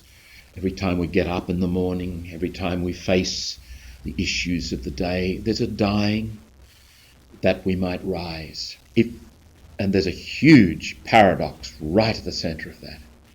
If you refuse the dying, you die. If you embrace the dying, you live. I'll give you an example. When the alarm goes off in the morning, that's a moment of dying. Now, supposing you said, I'm not going to do this dying. I'm going to curl up in this nice warm bed and stay here. So long as you insist with that denial of death, your life will just fade away. You will cease to live. You've got to get out of bed to live, or you've got to begin the day. You've got to embrace the moment which carries the dying.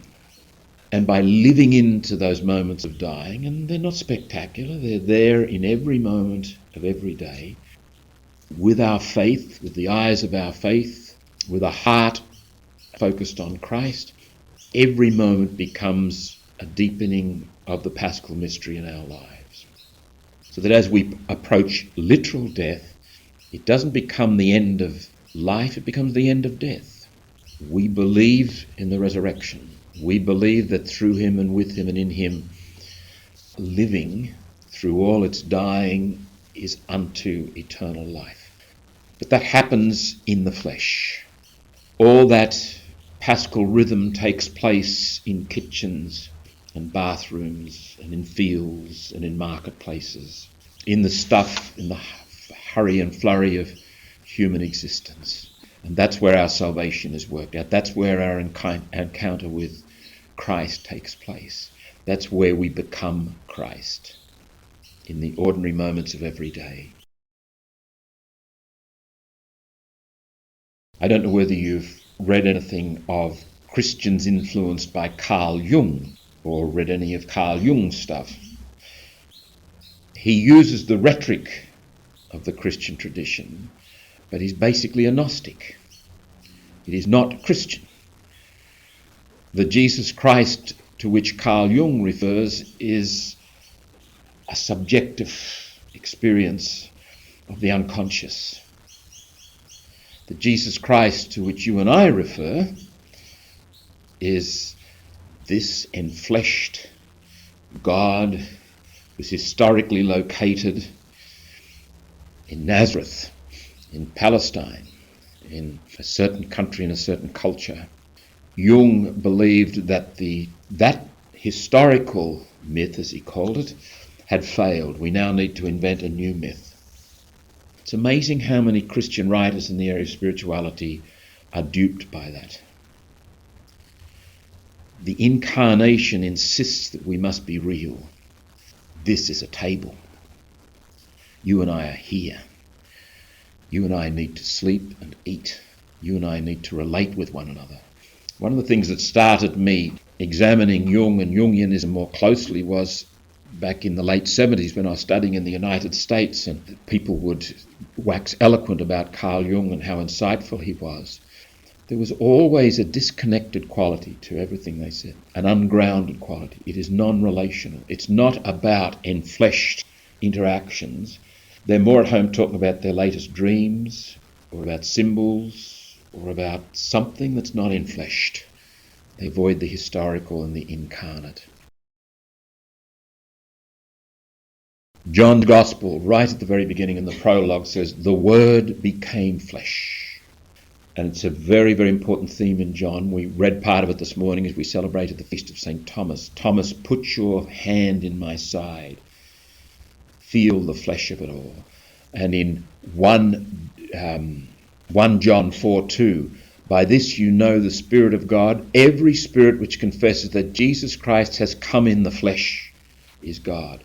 Gnosticism, which began before Jesus of Nazareth walked this earth, had this highly spiritualized notion, and it's a besetting sin of most religious traditions, it seems to me. The flesh is messy. Universal, abstract, idealized concepts, yes, we can do with that. But what about looking at yourself in the mirror when you get out of bed in the morning? Dealing with your aches and pains and the failures, and that's the stuff of spirituality. That's where the Paschal mystery happens or it doesn't happen, where the rubber meets the road. And when we look at Jesus as presented in the Gospels, this is not a story of a moral exemplar that we must follow. I recall a lecture which George Maloney gave in San Francisco, and I was present, and he said, we Jesuits got very much into the willful mode, and it was like we were presented with this exemplar and we had to follow. It was see Jesus run, now run like Jesus. It was a sense of Jesus is a loving man. Jesus said you should love one another, now go out and do it, which is a very desiccated summons to willful striving. What is on offer in the Gospels in Jesus Christ is a profound vision. It's not what Jesus does that is important first and foremost. What he does is important, but what is important is who he is. And in baptism we are baptized into who he is. And that's our gift. And that's what I suggest in the spiritual life in terms of your own fostering of Christian mysticism, to focus on who he is and who you are, not what you are to do. As the medieval scholastics used to say, agere sequitur esse, do follows be. If you are in communion with Christ, if Jesus Christ is someone of immense importance to you, you will do things accordingly. If you come at it the other way round and say, oh, Jesus said I've got to love one another, so there's Michael Whelan and he drives me nutty, but I'll smile at him when I see him at breakfast time, and I'll grow in patience just like Jesus would have done. And I'll get very humble and I'll be very proud of it. And I'll strive for detachment and get very attached to being detached. And I'll be a teeth-grinding, self-destroying human being. The number of times Jesus says in the Gospels, follow me, I don't think he's saying, look, just take this program of moral behaviour and do it. Be with me as I am with you. Be incarnate. Enter the human reality that is your unique reality. I refer you to one of the references, which I love very much. It's, I think, the best insight that Monica Furlong had with regard to Thomas Merton. She got it really wrong when she said in 1966 nothing happened in Merton's life. Now, in fairness to Monica Furlong, she didn't have access to all those documents that were released after 25 years. 1966 was the year that Merton went to hospital and fell in love with Margie Smith, so quite a tumultuous year for Merton, actually. But very insightfully, Monica Furlong says here, and I would encourage you to meditate on this, she's describing not only Thomas Merton, but I think she's describing something rich and universal about spirituality and about what it means to be a Christian mystic. Behind all these labours was another question, one of great personal importance for Merton. What did it mean to be a monk, a contemplative, in the 20th century? In a way, his whole 27 years at Gethsemane had been an attempt to find the answer to this problem.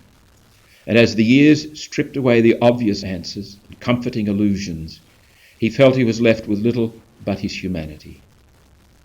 Like Dietrich Bonhoeffer in his Nazi prison, he began to see that the highest spiritual development was to be ordinary, to be fully a man. In a way, few human beings succeed in becoming simply and naturally themselves. He began to see the monk not as he had believed in youth, as someone special, undertaking feats of incredible ascetic heroism for the love of God, but as one who was not afraid to be simply man, who, as he lived near to nature and his appetites, was the measure of what others might be if society didn't distort them with greed or ambition or lust or desperate want. The invitation that Jesus gives when he says, follow me, is an invitation into our humanity, not into some universal humanity, but into this humanity, this unique manifestation of one who's made in the image and likeness of God. An obvious, if you like, a dumb question to ask is, why did God make us like this if God didn't want us to be this? I mentioned Luther's metaphor of the dung heap covered with snow. In our own Catholic tradition, I think Jansenism has had a devastating and destructive effect on our appreciation of what it means to be human. I would say in my own experience in the seminary, it was more the spirituality was presented more as a template out there that we all plugged into. Adrian Van Kaam calls it the cookie cutter mentality of formation. One size fits all. There's an idealized list put there, and you simply apply yourself with self-discipline and courage and energy, and you become that thing. Nobody ever said to me in the seminary, Michael, what's happening with you? Michael, what's your motivation?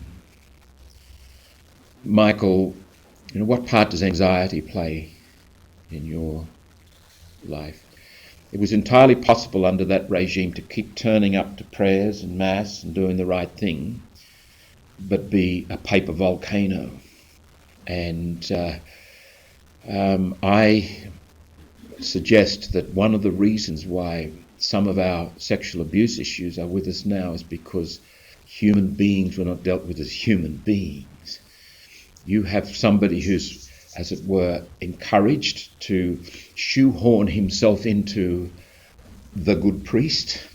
What happens to his sense of lostness, his loneliness? What happens to his yearning to be loved? What does he do when he gets depressed and despondent, when he's asked to teach grade 8 maths? And he's never taught maths in his life before, and there's no thoroughgoing community life to support him, no one to mentor him. I think we bear something of the burden of those men who are currently in jail for our sins. And it will be an ever-present challenge for us to be human. The saint is the most human one in your midst. Now, if you say, well, what do you mean by human? Well, I think we all know instinctively what is human and what is not. And when Jesus said, love one another, he was pointing to the core of it. We are at our best as human beings when we're in love. And that's the call of the Christian life, to be in love. God is love. Jesus is the embodiment of love. Through him, with him, and in him, we come to be the human beings that God called us to be. It is not a matter of conquest or mastery, willful striving. It is a matter of grace. Our efforts, our commitment is best placed in terms of facing up to those things that are blockages, those things that stand between us and our freedom in Christ. Our pettiness, our fears. You don't conquer those by willful striving, you conquer them by listening to them. They are there for a reason. Your anxiety, your fear, your short temper, your impatience, whatever, these are angels of light. These are saying, pay attention, there's something you're missing out on. Listen, face it. Don't just grit your teeth and try harder.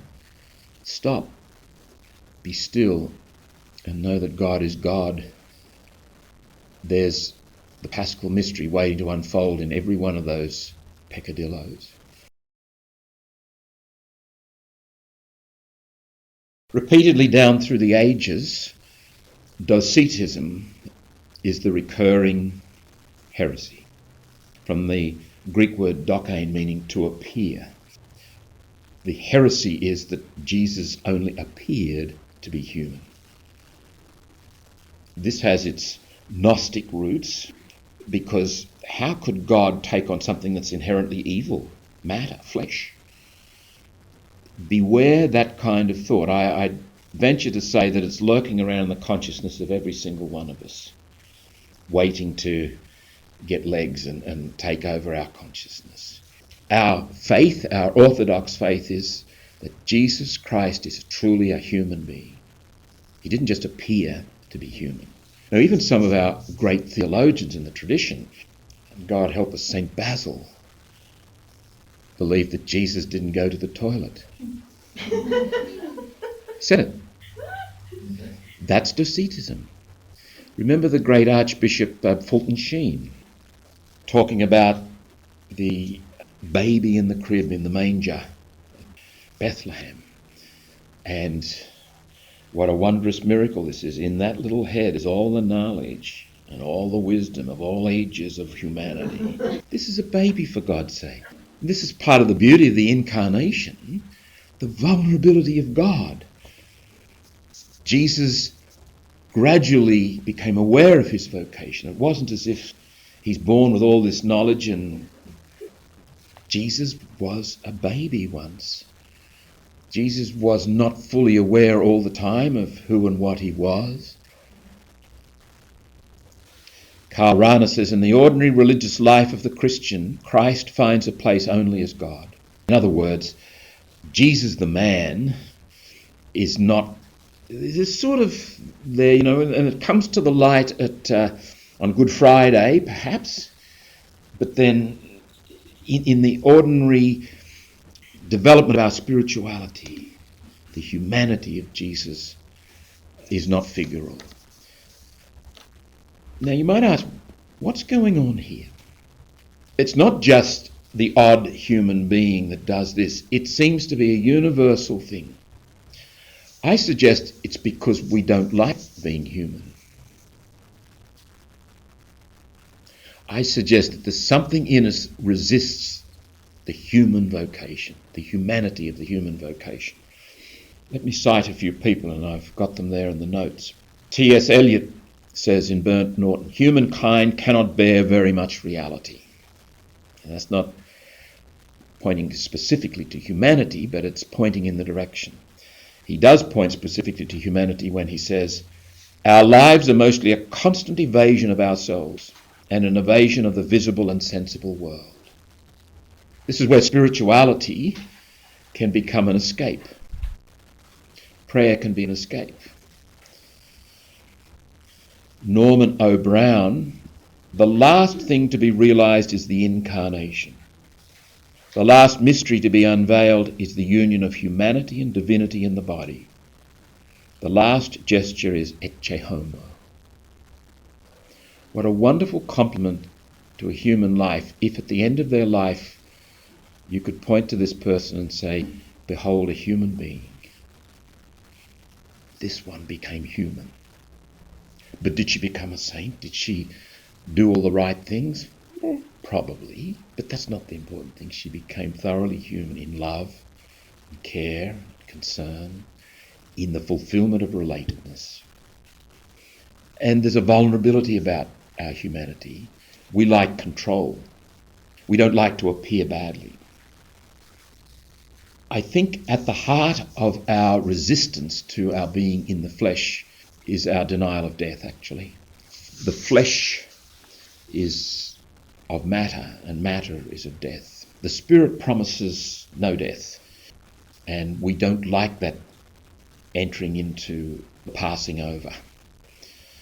And there's something about it that frightens us, makes us deeply anxious. So we look in multiple ways to evade death. And the irony of that is that the more you evade the flesh, the more it possesses you in compulsive and destructive ways. The more you respond to the call of Jesus and accept the reality of your humanness, your humanity in the flesh, the less likely the flesh is to dominate you. The phenomenon of scrupulosity is a terrible thing. It builds on a perversity that's dormant in most of our minds, latent. It's a potential there. Namely, the more concerned we become about not doing something, the more we're likely to do it. It's evident in that story of the fall, where God says to Adam and Eve, the garden's yours, but not that one. Which one do they go for? There's something perverse. There's something that wants us to test, to try out, to explore that which we're not supposed to explore. And the harder we try not to do something, the more likely we are to do it. Obsessive-compulsive disorder, which I would say scrupulosity is part, is extremely difficult to deal with. Because once that demon takes hold in a person, it's got nothing to do with morality, really. It's got nothing to do with holiness. It's a pathology. And once it takes hold, it's a dreadful curse. It's a terrible burden that someone has to carry. Paradoxically, that then, if that person deals humbly and humanly with that pathology that they carry, it's a deep embarrassment and humiliation to them. Paradoxically, it can be a source of sanctity in the way you accept that which you can't control. Live with that which embarrasses you constantly, like St. Paul's thorn in the flesh.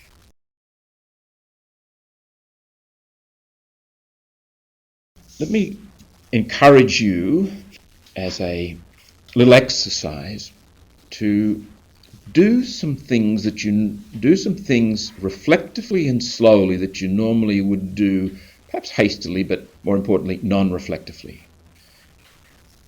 Like making a cup of tea, like sweeping a floor, like turning on a light.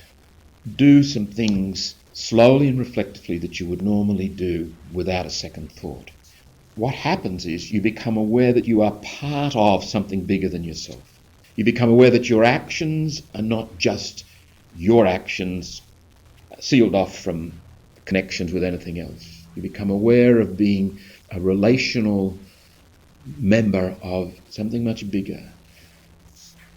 When you think you are sweeping the floor or vacuuming the floor, no, there's a vacuuming the floor going on here of which you are an important part. But you are part of something. You are connected. You are in relationship. This is part of, a very mundane part of the enfleshing. The addictive behaviours that are so rampant in our culture are, I believe, modes of death denial and escape. The refusal to be where you are, to be who you are, to enter the human condition. And I must say, addiction to work is an addiction that I'm still wrestling with. Addictions possess you. Addictions lead to compulsive behaviour. They take away your freedom. It's embarrassing. And so many in our culture have their addictions. An addiction is just code for, I don't want to be human. I don't want to be where I am. I don't want to be who I am. And I think one of the issues, critical issues, that is, in being who I am, that involves submission, abandonment, loss of control, yielding. Whereas if I'm working and producing things, I create the illusion of being in control. And that makes me feel good. That allays my deep-seated anxiety. It's a form of death denial, actually. If I keep moving, I won't die. Stupid. Utterly stupid. But it's amazing the illusions that we take on to escape from being human, to avoid the incarnation. Two things to conclude with. A question to which there is a number of answers. The question is this: when did the incarnation happen? Did it happen at the Annunciation? Did the incarnation happen at Bethlehem, when Jesus was born? Some other time? Now, I'm not asking this as some kind of a catechism question and answer, as if there is a right. I think there's several right answers, actually. I choose to respond to that question and say the incarnation is still happening. The incarnation is not so much a noun but a verb. And it will take till the end of time for the incarnation to be complete, for the enfleshing of God, so that God will be all things in all things. Let me conclude with a brief reference here to one of my favourite authors, kind of thinking that saved my sanity in the seminary. A very simple, incarnational spirituality. He says, and I'm looking at the last of the quotations there, the present moment is always full of infinite treasure. It contains far more than you have the capacity to hold. Faith is the measure. What you find in the present moment will be according to the measure of your faith. Love also is the measure. The more your heart loves, the more it desires, and the more it desires, the more it finds. The will of God presents itself at each instant like an immense ocean, which the desire of your heart cannot empty, although it will receive of that ocean the measure to which it can expand itself by faith, confidence, and love. The whole of the created universe cannot fill your heart, which has a greater capacity than everything else that is not God. The mountains which affright your eyes are tiny as atoms to the heart.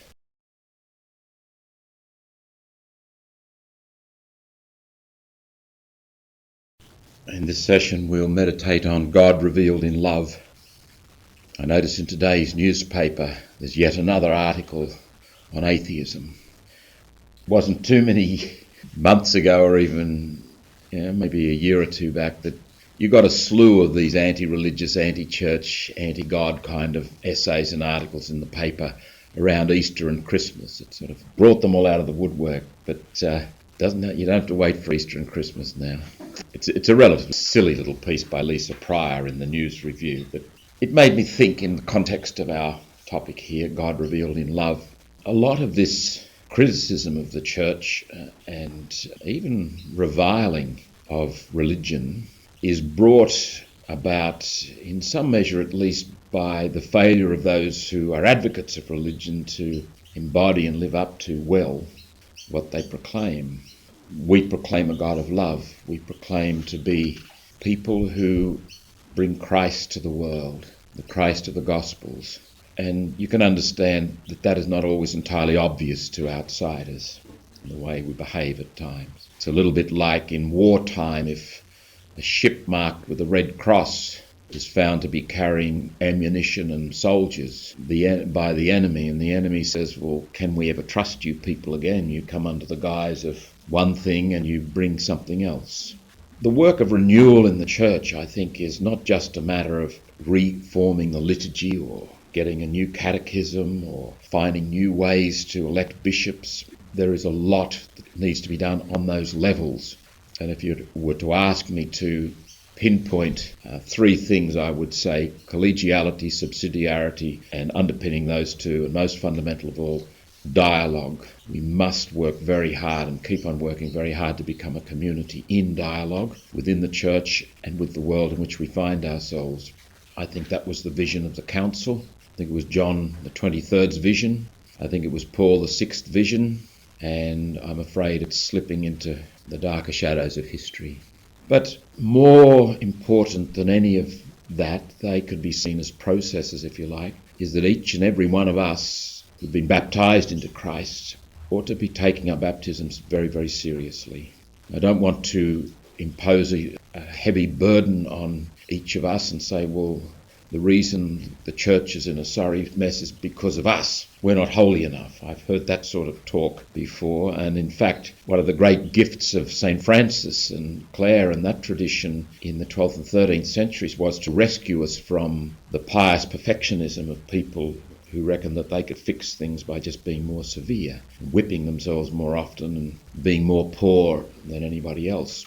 I think there's a certain common sense and sanity has to prevail in it. But I don't know about you. I feel very much a sense of urgency about this, about the sense of looking at the Gospels and asking, well, what does it ask of me? And even the old question, what would Jesus do? How would Jesus be in our world? It seems to me that one of the attributes that we would come up against very, very quickly is the one that Jesus said was the be-all and end-all of everything, law and prophecy, namely to love. Let me ask you a question. Don't answer it, except in your own mind. Do you think God loves a terrorist less than a newborn baby? Do you think God loves a sinner less than a saint? Or to put it round the other way, do you think God loves newborn babies and pure and good and saintly people more than God loves violent and wicked people? I think if you understand the Bible correctly in Revelation, you'd have to say, no, God's love is infinite and unconditional, that there's no way that I can stop God loving me. There's nothing I can do will make God love me more or less. Now, is there anybody asking the question, and again, this is a rhetorical question, well, why be good? If God's going to love me anyway, what's the point of being good? I suggest that question actually implies a certain moralism. There's a simplistic logic there. Being good means behaving myself, doing the right thing. If I do the right thing, God will love me and I will go to heaven. If I do the wrong thing, God won't love me and I won't go to heaven. I'll be lost. Now, if it's put that starkly, I think everybody in this room would say, oh, no, I would never think that. But I think there was something of that thinking actually lurking around in our Catholic moral theology and our Catholic preaching and teaching. And we clergy have a fair bit to answer for in that regard in terms of the way we proclaimed the message from the pulpit. I can think of two very good reasons to be a moral person, to seek the good and the true. The first and most obvious one is, how am I going to thrive? Will I thrive telling lies, being hateful, being violent? Human beings thrive on love. So if I want to thrive, if I want to be a happy, well-adjusted human being who enjoys his life, it behoves me to be a good person, to seek the good and the true in all things, to be a moral person. So I don't do it to earn God's love. I do it because that's what I am. That's the kind of creature that I am, one that will thrive on love, truth and goodness. There is another and probably deeper reason for seeking the good and the true. And that is, if I do that, I will open myself up to God's infinite love.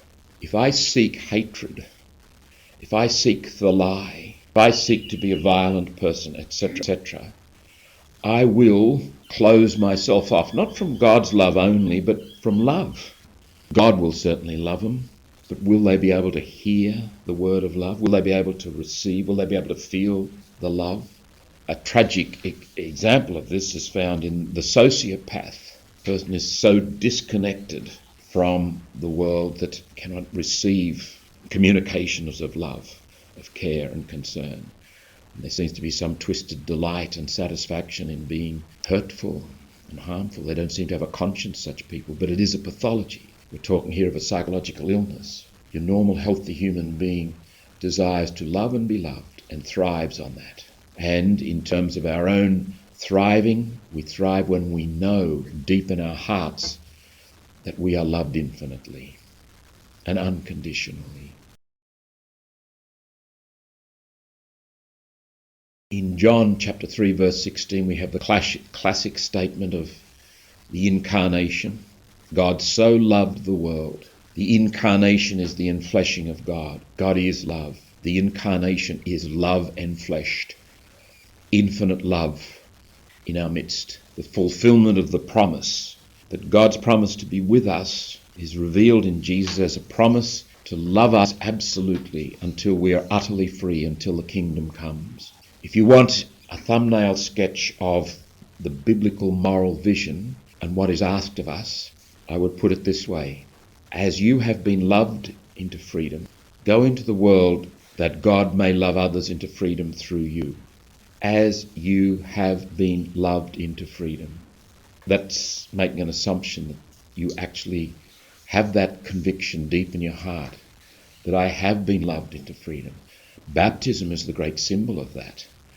Efficacious sign that I am loved into freedom.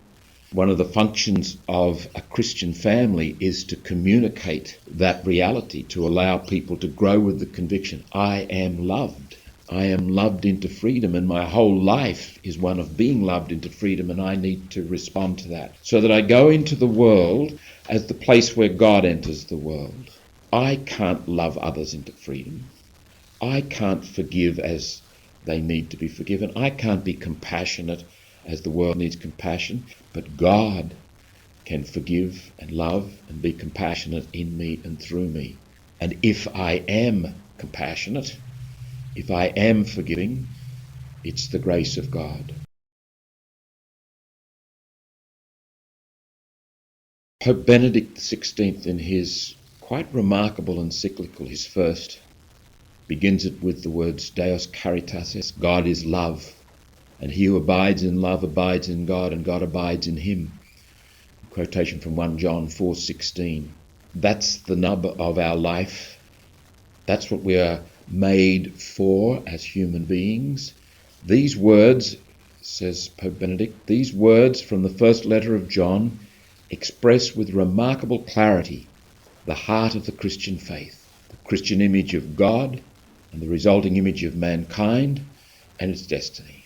In the same verse, St. John also offers a kind of summary of the Christian life.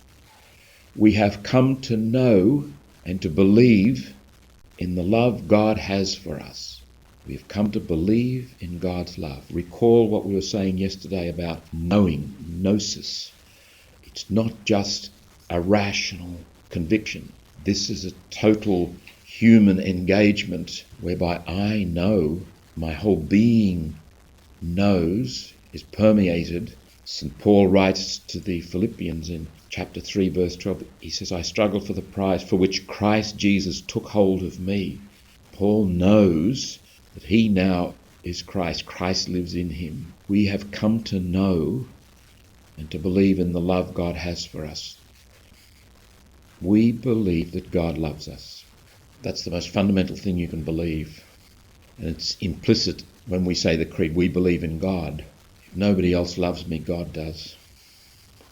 And if I can't love myself, God does.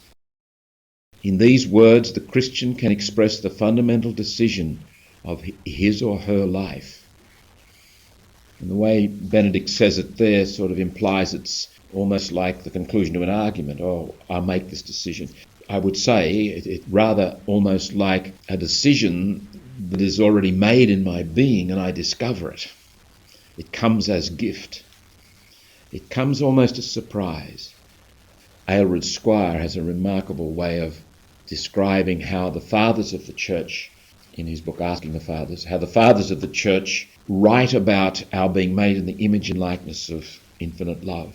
He uses as analogy Robert Frost, poet, talking about how he writes a poem and how when the words come to him, it's almost like he'd already known those words, but he'd forgotten them, and they come as an aha experience. And any artist will describe that mode, that process in creation. It's not something you achieve or conquer, it's a discovery. It's a process whereby you release something within you.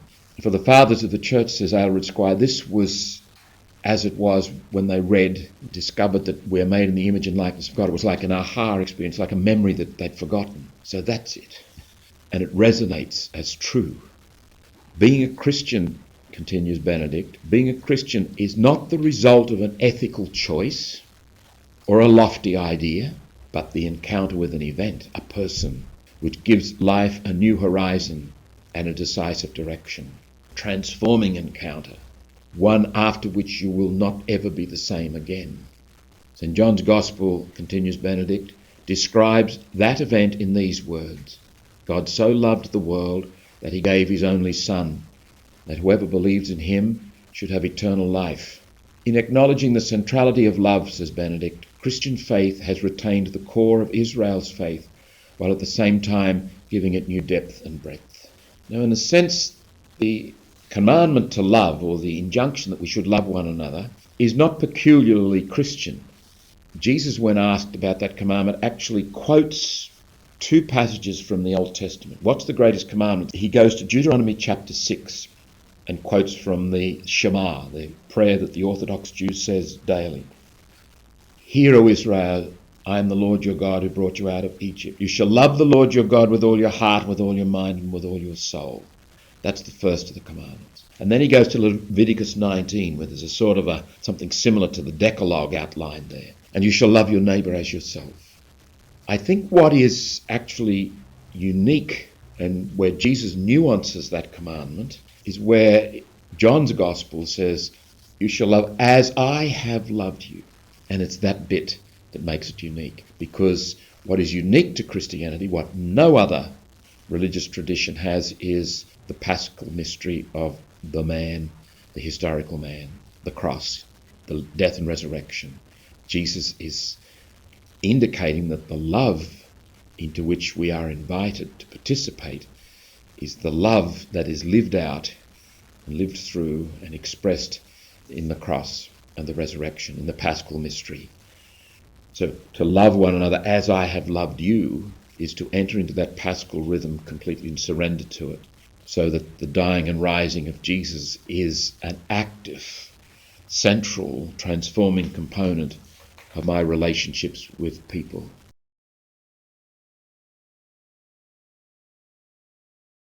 I don't know whether you've seen Pope Benedict's recent speech up at Assisi. I thought it was very significant in that speech where he was, as it were, reclaiming the Christocentric part of Francis and pointing out, and I think this is very wise and very practical and very pastoral. Everybody loves Francis of Assisi. Atheists and everybody thinks Francis is great. But what Benedict was saying is what makes Francis great is not that he was just a lovely, gentle bloke, but that he was a Christian bloke. He was baptized into Christ, and he was a Christ bearer to the world. That's what makes him great. He's very, very bravely and wisely saying, don't ever let go of that truth. Otherwise, you domesticate somebody like Francis, and that would be an awful tragedy. For the one who believes that God is enfleshed in Jesus of Nazareth, love is the beginning and the end of all that is. We are made in the image and likeness of infinite love, and it is our destiny to be in that love for all eternity. We taste it even now. To be a human being, according to our faith tradition, is to be in love. I'm not talking about infatuation. To be in the reality of God, absolute self-giving, the eternal bestowing of infinite goodness and infinite truth, to be caught up in that cycle of living, that community that we call God. First letter of John, chapter 4, verses 7 through 10. My dear people, let us love one another, since love comes from God, and everyone who loves is begotten by God and knows God. Anyone who fails to love can never have been known by God, because God is love. God's love for us was revealed when God sent into the world his only Son, so that we could have life through him. This is the love I mean, not our love for God, but God's love for us. John, I think, is pointing up the precise Christian approach to love, that all love comes from God, and to love is to participate in the life of God through Christ, Christ being the incarnation of love. Thomas Merton puts it nicely. To say I am made in the image and likeness of God is to say that love is the reason for my existence. For God is love. Love is my true identity. Selflessness is my true self. Love is my true character. Love is my name. If you start to think this way, you can see why and how that dying and rising dynamic is just so natural to us. Love, as it were, goes out. Love is always self-forgetful. If you want to live, you must die. If you want to gain your life, you must lose your life. These are other ways of speaking of the life of love.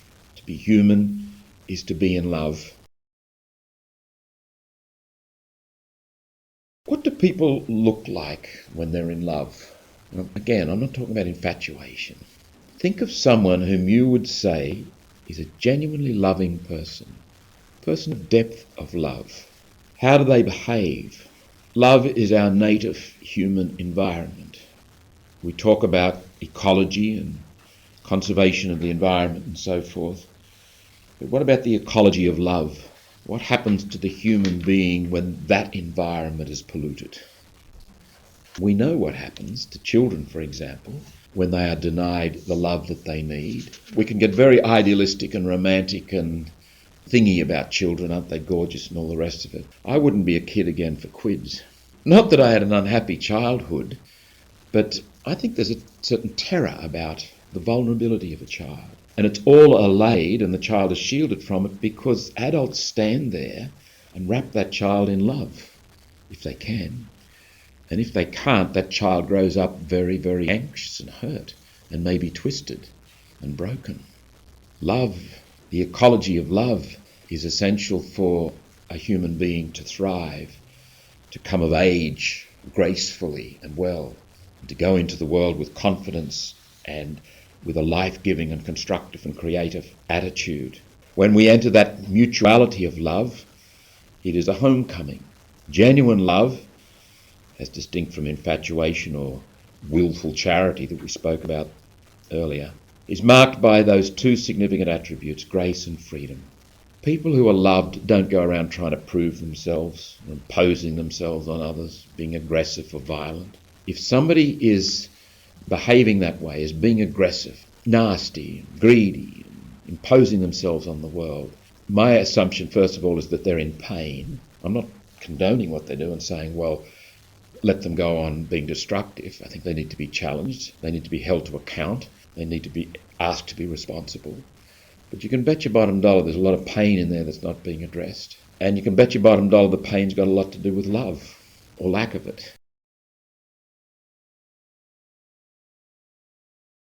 Love emerges from grace and freedom and begets grace and freedom.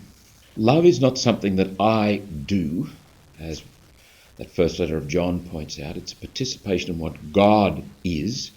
And remember, God's being is God's doing, and God's doing is loving, and God's loving is always liberating. We get caught up in that. We are drawn into that if we allow it, if we facilitate it. That's what God wants. That's what our deepest desire is. So love is not something I do. It is something that is done unto me, and through me it reaches others. When we can say of a human act, that was love, or that was loving, we're actually naming the presence of God. Love is always epiphany, is always a revelation of the eternal, of the divine. Here's a little test to do for yourself. When you catch yourself doing something loving, caring, kind, forgiving, is your immediate instinctive reaction one of satisfaction or one of gratitude? Don't answer that out loud. My suggestion to you is that if my loving of others, my care and my concern and my compassion and my forgiveness are actually driven by the Stoic model, and namely they are willful things, I'm doing this because I'm a disciplined person, and this is what a disciplined person does, because Jesus did say, love one another, didn't he? So I'm going to love you. And so every time I love you, I feel very satisfied that I can just chalk up another success. I'm being a bit cartoonish about it all, but I think you get the point. I think a more realistic instinctive reaction would be to thank God that through me, God's love has entered the world in this moment. Isn't that marvellous? Isn't that remarkable? Isn't that something to be grateful for? I'm not claiming it as my virtue. It's not my virtue at all. It's God's gift and God's grace. Yes, I have responded. Yes, I have facilitated. But keep the focus on God and God's grace, and you will thrive. You won't suffer from loss of self-esteem, or gratitude is a sign that it is grace and freedom that are working in you. Satisfaction, it may be a sign of egotism and stoicism, something other than Christianity. It may be noble in its own way and morally good, but not Christian.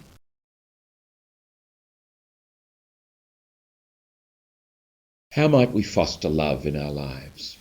I think the most obvious answer to that is make yourself available. Make yourself available to God. Give God time and chance to get to you. And in the normal business of living, if you accompany yourself through the day, you will become aware of the obstacles, face them, ask for God's grace, do that kind of focusing type exercise, do what you need to do, and if there are really serious obstacles, you might need some help. You keep working at those obstacles to let yourself become free so that God's Spirit and your spirit can do what they need to do, and the more room they get to move, the better. And most of the time, you really don't know what they're doing. And as for growing in love, maybe after 5 years or 10 years, you look over your shoulder and you say, I've moved. 10 years ago, I would have, but thanks be to God, I can see I don't even feel inclined to do that anymore. I don't even feel that stirring to make the nasty comment, to win the argument, to put the other down so that I can look better. Doesn't matter. All this is about loving God for nothing. We don't love God for a reward. We love God because we can't help it. Because that's the way we are, and that's the way it is. Because we're caught up in love, and it's just part of us, and it becomes more and more part of us. Eckhart, who is one of the great spiritual guides to write about detachment, and all of them do it implicitly and or explicitly, Eckhart writes, therefore we pray we may be rid of God. And again, and this is a theme that Eckhart comes back to more than once. Man's last and highest parting occurs when for God's sake he takes leave of God. We are great idol makers, idolaters. The most repeatedly condemned sin of the Old Testament is idolatry. And don't think idolatry is just the crass business of making stones into gods and that sort of thing. The first idol is your ego. If you don't believe that you are capable of idolatry, just monitor your feelings tomorrow, any day of the week. And when you're feeling hard done by, hurt, whatever, that's a signal of some kind of idolatry that needs to be dismantled. There's no shame in that. It's part of our very humanity. And it's the dismantling of the idols that allows God, allows the absolute, the one absolute, allows the only God to be God for us. Concretely, in this process, we must face and submit to the truth. And if, for example, I feel angry or just grumpy, you're allowed to feel angry and grumpy and feel nasty and all the rest of it. That's not the issue. If you face that and discover the truth in it, you are actually encountering God. If you deny it, you're denying yourself a possibility of encountering God. Let me suggest to you a little kind of focusing process on the run, which I developed for myself about 30 years ago. I call it the ANS technique. A stands for acknowledge. N stands for be non-judgmental. S stands for stay with it. Now this is about facing what's going on, especially our negative feelings, so that we can encounter the truth which sets us free. And the freedom is the freedom of love. Supposing I am feeling annoyed because Sister Annette has asked me to do something, and why does she always ask me to do it? I don't know. But I'll do it. Now, rather than just sort of grit your teeth and sit on the feeling and pretend it's not there or whatever, it is there. That's true. Acknowledge it. I'm feeling grumpy. Immediately you admit it, it takes a lot of the sting out. It puts you in a position where you can begin to face it. Now, the non-judgmental bit is a fairly straightforward behaviouristic thing. Imagine, if you will, an answering machine's in there somewhere. You know, if you rang my office at the Aquinas Academy now, you'd say, "You've reached Michael's phone. Sorry, I'm not here at the moment. Leave a message, I'll call back." There's a message on the answering machine in most of us. When our feelings throw up something that's contrary to what it means to be a good Christian, like I'm angry, and I'll never forget my experience in Mexico of coming up against this. And it was quite a depressing experience. I found myself getting very angry, and I kept denying my anger because good priests don't get angry. It was only when I started to turn around and face it that the truth began to set me free. And incidentally, if I just add something else to that, engaging in this inner dialogue, being willing to face what's going on and name it, there's nothing magical about it. It just sets up a hospitable environment in there rather than a hostile one. And I was driving Richard Raw up to Newcastle about in the year 2000 it was, and I was telling him about this experience of my anger, and I said over a period of years, and it would have been, I don't know, 5, 6, 8 years or something. One day, inexplicably, the curtains parted on the stage. You know, you get different sets of curtains on a stage like they do in the old movie theatres. And the curtain of anger opened up, and I thought, I had this deep experience. This is not anger at all, it's sadness. What I'm calling anger, what is presenting as the feeling of anger, stepped aside and said, "You're actually sad." Now, it wasn't sad about anything, it was just sad. This is one of the things about our feelings. What presents is never what is. It's the tip of the iceberg. You are never angry. You are always angry in your particular way. So acknowledge it. The message that's on the machine in so many of us is, I shouldn't feel this way. And it just keeps playing so that psychologically you've got no other option but to fight it. And you get this hostile, self-fighting atmosphere. Put another tape on the machine. It's okay to feel angry. It's okay. And just say it to yourself. If you're only just beginning to do this, it takes a while to learn that message, to get that message happening within you. But within a very short while, actually, that message will just play itself pretty well automatically. The S, stay with it with open questions. Like, what is this thing? What's it like? And an open question you ask with your head, and you go in here and you wait. And you let the felt sense reveal itself. Talk to it, if you like, as if it was a child. Be as ingenious as you possibly can about those open questions. Just keep that sort of process happening. And it's amazing how, at the very least, it takes a lot of the energy, a lot of the negative energy out of the emotion. But in time, it also, you'll see your emotions shift and yield up wisdom and liberate. And those emotions, they're not your enemies, they're your friends. God is being revealed in those feelings. There is a possibility that your feeling, whatever it might be, can be so strong that instead of stay with it, the S might stand for strategic withdrawal.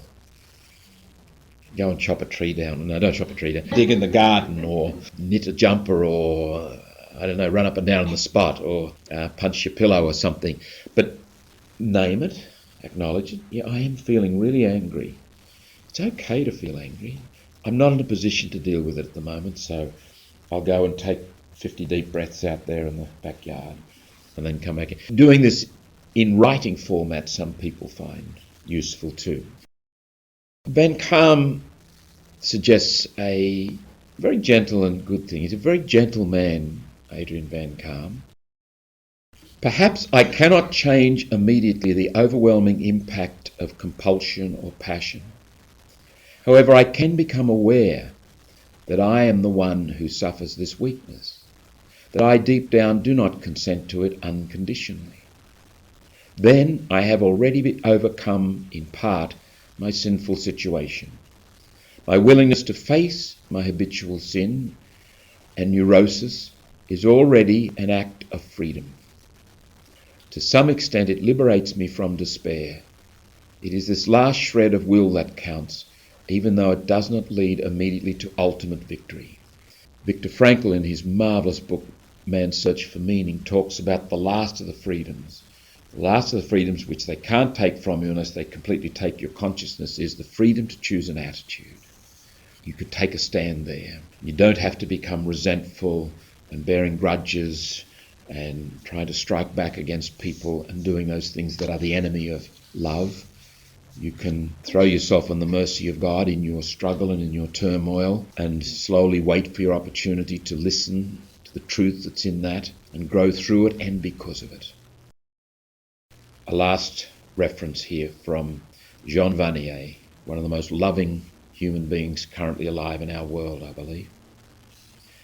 When I discover that I am poor, that I am confused, that you call me by my name, that you love me, there is the moment of transformation.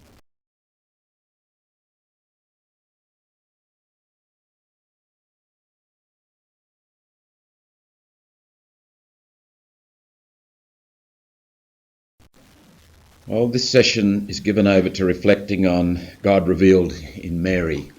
Our founder, Father Jean-Claude Collin, called the society that he was founding the Society of Mary. It was one of many groups dedicated to Mary that was founded particularly in France in the 19th century. And the reality of Mary has been huge in the life of the Catholic Church. I'd like to reflect a little bit on the notion of tradition and custom. It hasn't always been kind or realistic when it comes to reflecting on Mary.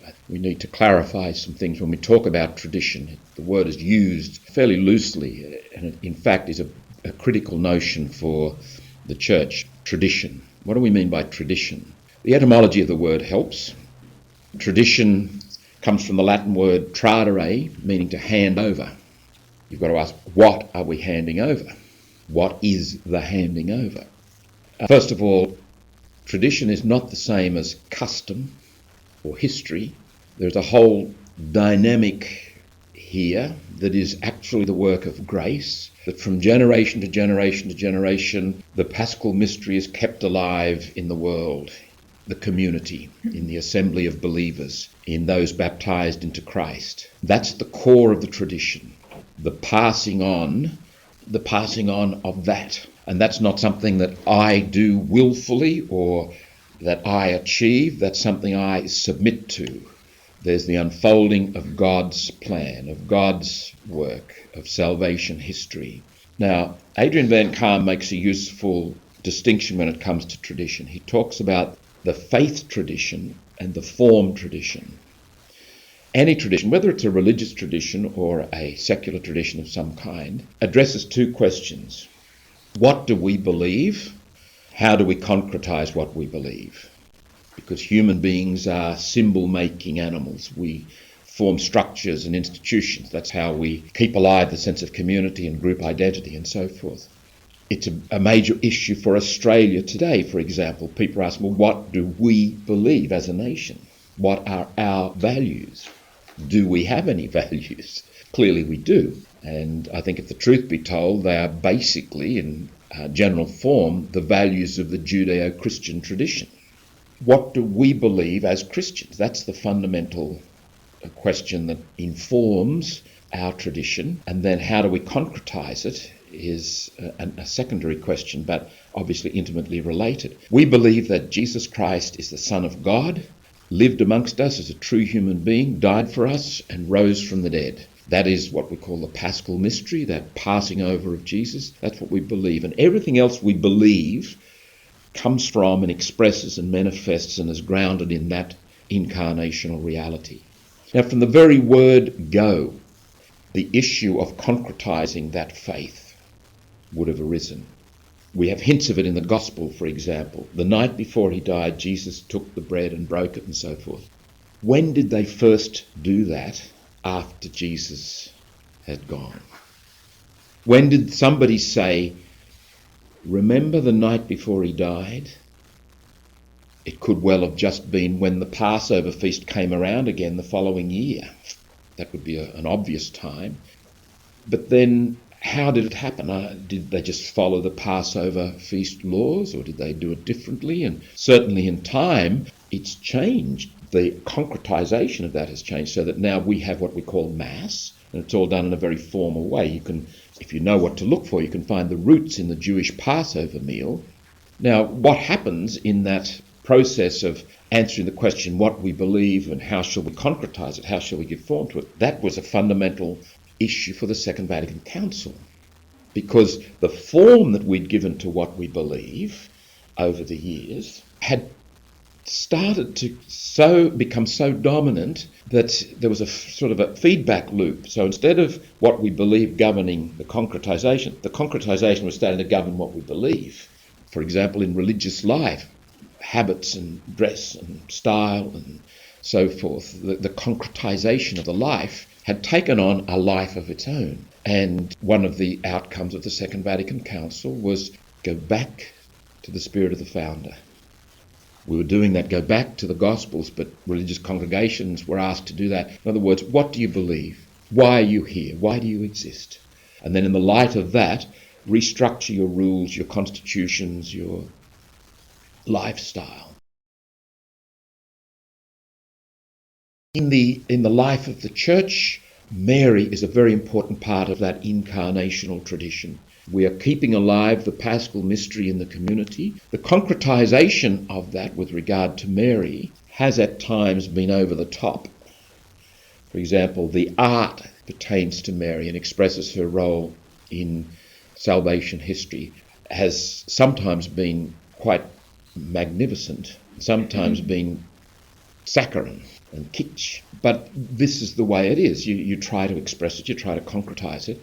Very interesting in the hardcore Protestant tradition, especially the puritanical style, they try to strip out that concretization, the how do we give physical form or how do we give celebratory form to what we believe. Catholics, I think, are very good at the symbolic and the ritual and the concretization of it all. And of course that's where we get messy too.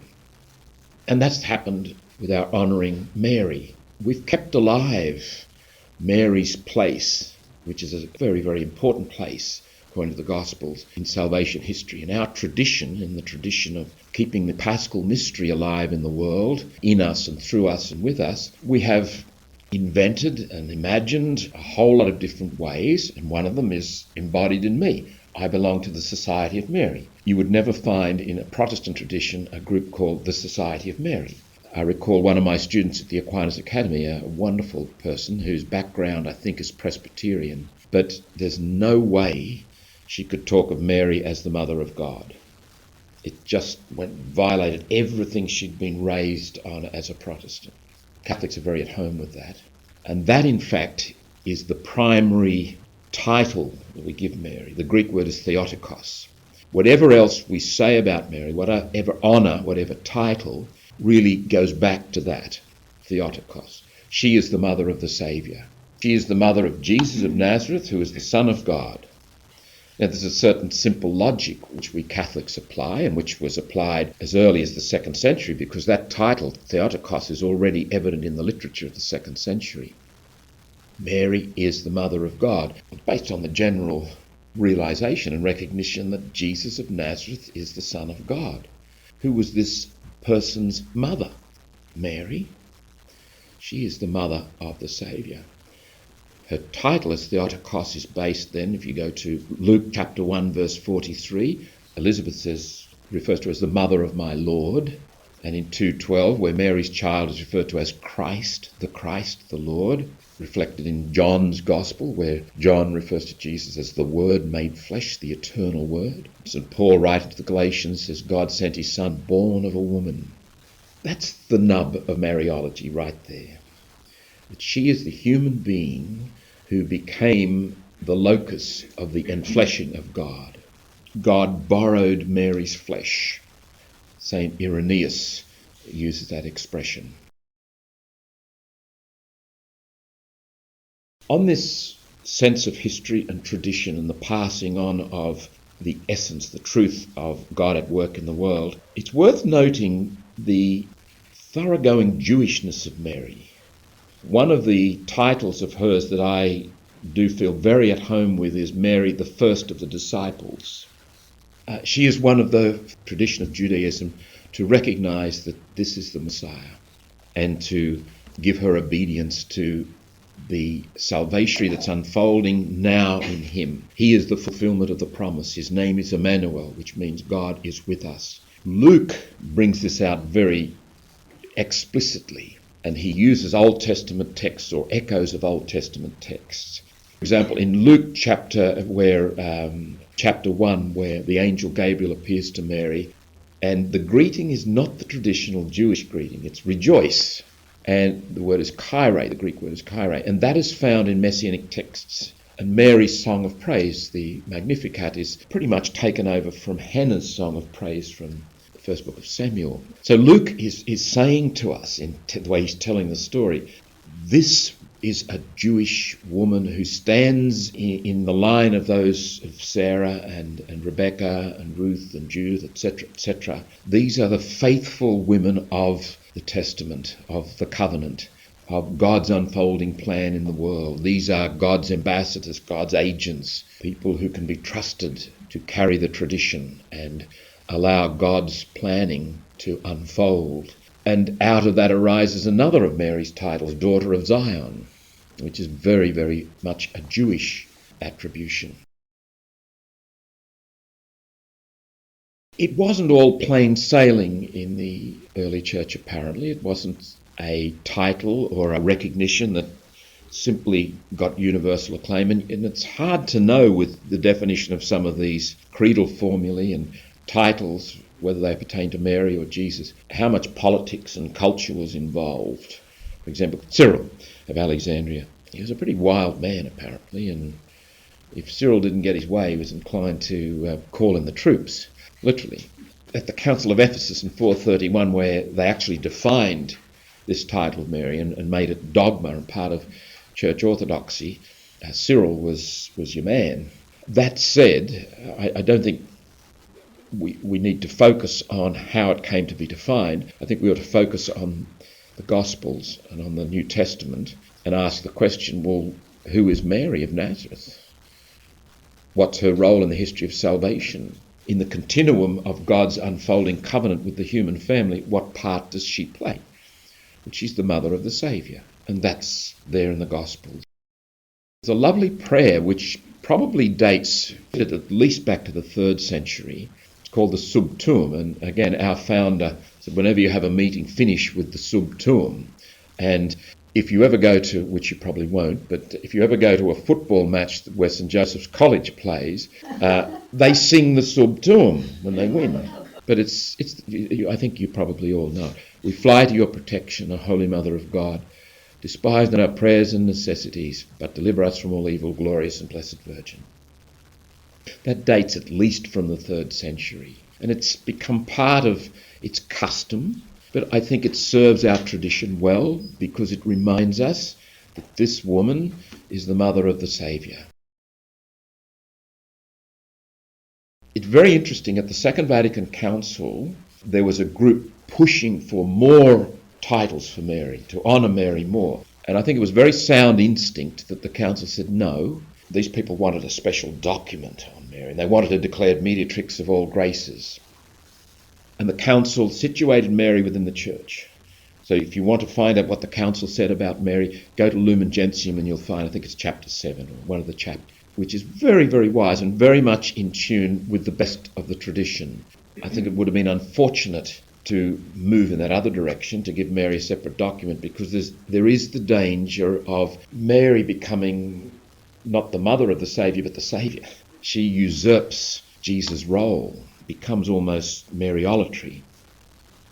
The council, in that chapter on the dogmatic constitution of the Church, Lumen Gentium, number 65, says very simply, devoutly meditating on her and contemplating her in the light of the Word made flesh, the Church penetrates more deeply into the mystery of the Incarnation and becomes more and more like her spouse. I think that sums up Mariology, sums up our devotion to Mary. We meditate on her not because she's an end in herself, but because she is the mother of the Saviour and always points to Jesus, always points to the Incarnation.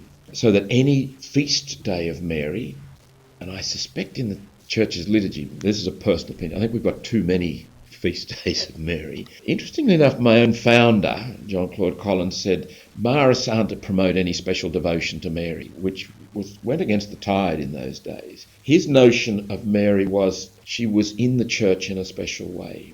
And he said, if you want to know the spirit of the Marists, the spirit of the Society of Mary, go to Nazareth, the house at Nazareth, and breathe in the mood of that house.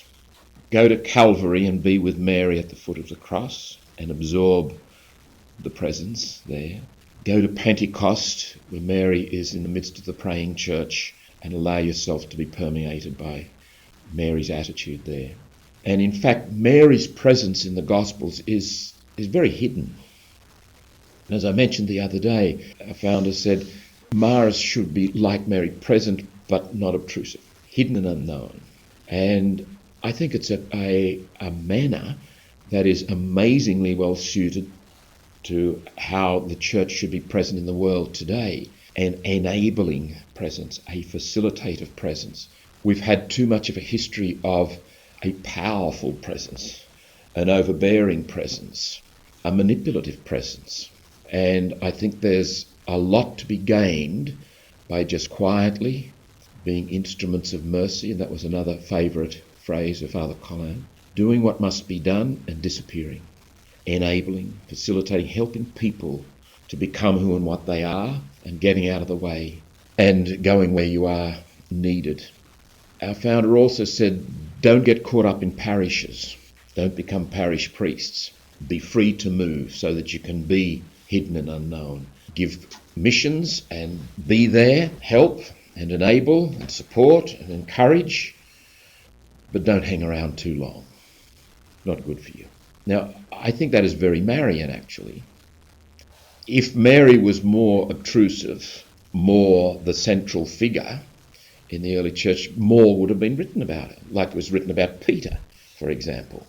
Dear old klutzy Peter, always putting his foot in his mouth. Or Paul. But the presence of Mary is very much hidden and unknown and powerfully present. And it is in terms not so much of what she does, but who she is. So if we want to foster a devotion to Mary, and if we want to be Marian in our spirituality, and I think that is a very Christian thing to aspire to, it's not a bad idea to go to those texts of the New Testament and see their roots and see Mary present in those key situations, and they are crucial turning points in the development of salvation history. The hidden life of Nazareth, the Passover of Jesus, is dying into life and the outpouring of the Spirit on the church. St. Irenaeus of Lyons writes with Mary in mind in condemning Docetism. Remember, most of his writings at the end of the 2nd century are called Against the Heresies, against the Gnostics. And the Gnostics perpetuated this idea, and it's still prevalent today in New Age spirituality. Matter is bad, spirit is good. And that's a surefire formula for Docetism, because if matter is bad, how could God become flesh? One of the safeguards is a good Mariology, is a recognition the Saviour had a mother who bore him in her womb for 9 months, gave birth to him and nurtured him at Nazareth. Irenaeus writes, superfluous too in that case, if Jesus only appeared to be a human being, it would be superfluous to have Mary. She's unnecessary. For why did he come down into her if he were to take nothing of her? Still further, if he had taken nothing of Mary, he would never have availed himself of those kinds of food which are derived from the earth, by which that body which has been taken from the earth is nourished. Nor would he have hungered, fasting those 40 days, like Moses and Elias, unless his body was craving after its own proper nourishment. Nor again would John, his disciple, have said, when writing of him, but Jesus, being wearied with the journey, was sitting to rest, John 4:6. Nor would David have proclaimed of him beforehand, they have added to the grief of my wounds, Psalm 69 verse 27. Nor would he have wept over Lazarus, nor have sweated great drops of blood, nor have declared my soul is exceeding sorrowful, nor when his side was pierced would there have come forth blood and water. For all these are tokens of the flesh, which had been derived from the earth, which he had recapitulated in himself, bearing salvation to his own handiwork. A celebration of Mary is a celebration of the Incarnation. To honour Mary is to protect the infleshing of God. To dismiss or to dispense with Mary is to run the grave danger, to make yourself vulnerable to diminishing the Incarnation. Now, in that era of history we call the Catholic Reformation, we tended to do the opposite of what the Protestants did, and the Protestants tended to do the opposite of what we did. So we did have some focus on Mary that was saying more about our reaction to Protestantism that was rejecting Mary. And I think we're in a stage now where the Church is refocusing itself with regard to Mary, and I think the Second Vatican Council has given us a pretty good compass on that. Some of the devotions to Mary that I grew up with as a child, I have quite easily let go of. I don't find them suitable devotions anymore. But in an odd sort of a way, Mary means more to me now than she ever did. And I think too there's something else that is quite inexplicable and mysterious about the presence of Mary. It maintains a feminine dimension to our spirituality. Now, it's hard to say anything about that, and it's difficult to speak about it in the public forum in the light of the kitschy kind of sentimental approach to Mary that too often was evident in our Catholic spirituality. But there's no doubt in my mind that not only does a thoroughgoing, realistic Mariology protect the Incarnation, it protects the feminine in the Church. I think some feminists would say it has been used as an instrument of oppression of women or to deny women their rightful place. Maybe it has, I don't know. That could well be the truth of it.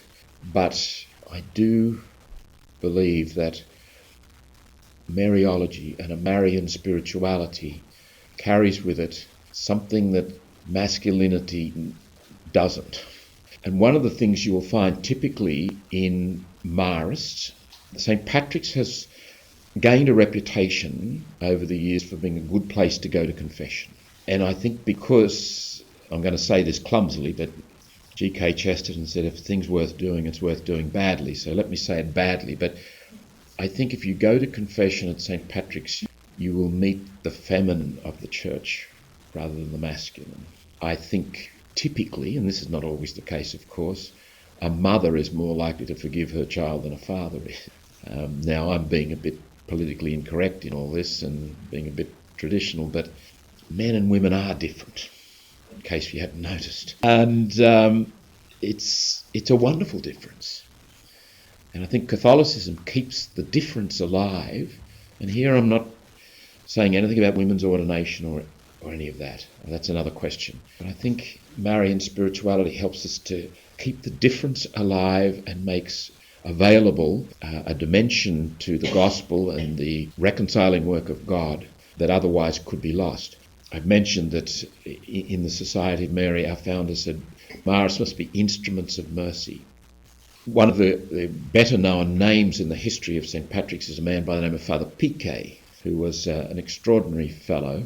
He was a priest there back in the early part of the 20th century. My auntie told me once, my auntie who died about 1982, it was her anniversary just the other day actually. She was a nurse at St. Vincent's Hospital, and she claims that her hot water bottle was given to Father Piquet the night he died.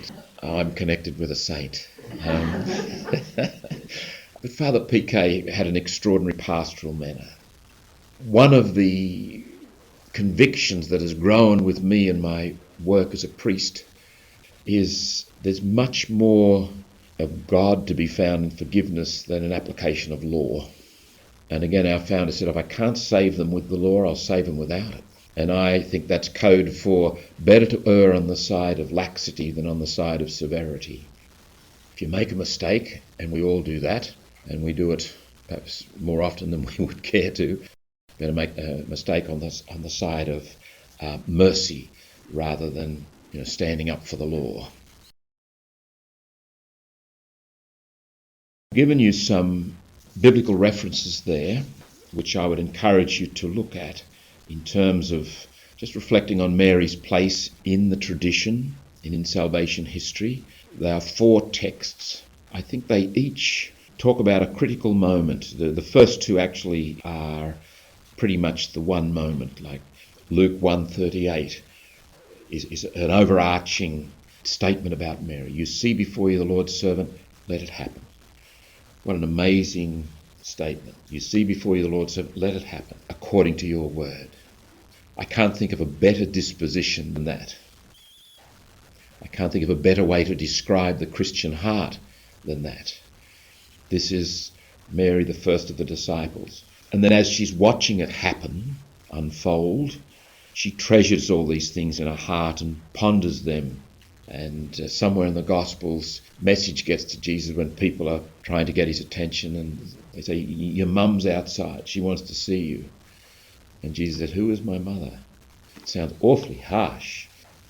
There is a profound sense in which both of these people are living out a vocation they didn't make for themselves. They are in touch with that existential must, that deep sense of being the people that God called them to be. And then, of course, the awfully poignant scene of Mary at the foot of the cross. What was she thinking? What was she feeling? How was she behaving? We don't know. It's not described. But I think if we go there and we sit with that scene, with that reality in silence and endure something of the solitude which was hers at that moment, we will learn what it is to be a disciple. And then Acts 1-14. All these joined in continuous prayer together with several women, including Mary, the mother of Jesus.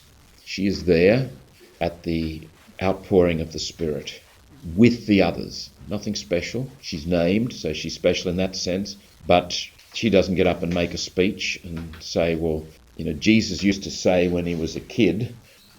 No, she's just there. And I suggest that if you go there and be present to her presence and absorb something of that reality in silence and again in solitude, again you will learn something of what it means to be a disciple.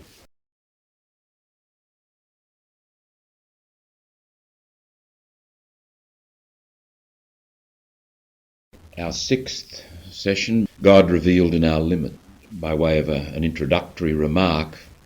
I don't know whether you have a strategy for settling yourself down in prayer.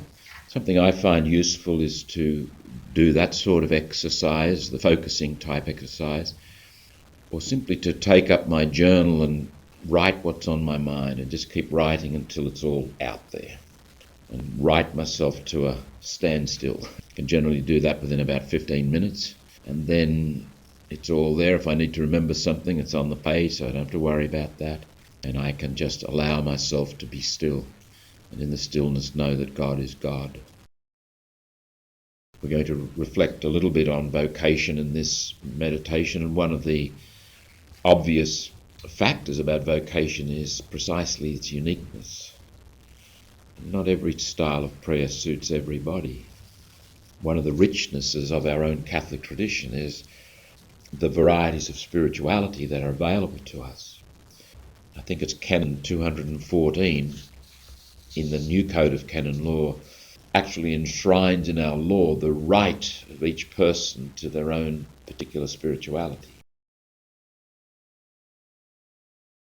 The heart of the human vocation is a serious issue of limits. By dint of the fact that you are called to be you, that you are this person, means that you're not that person. You're not other than what you are what you are. And that implies limits, which ought not be a daunting fact if you realise, again, one of the great paradoxes of life, and life is paradoxical. Often it's in our limits, in concrete terms, we find our best possibilities. When we come up against it, when we are pushed into an extreme situation, we can find our best possibilities actually in our limits. Flannery O'Connor, writing particularly the vocation of the Christian writer, says something that I think is relevant to the Christian vocation, or probably any human vocation, but more specifically the Christian vocation. She says, "A vocation is a limiting factor which extends even to the kind of material that the writer is able to apprehend imaginatively. The writer can choose what he writes about, but he cannot choose what he is able to make live. And so far as he is concerned, a living, deformed character is acceptable and a dead, whole one is not. The Christian writer will feel that whatever his initial gift is, comes from God, and no matter how minor a gift it is, he will not be willing to destroy it by trying to use it outside its proper limits." Always within our Catholic tradition, I believe, we have taken the notion of vocation very seriously.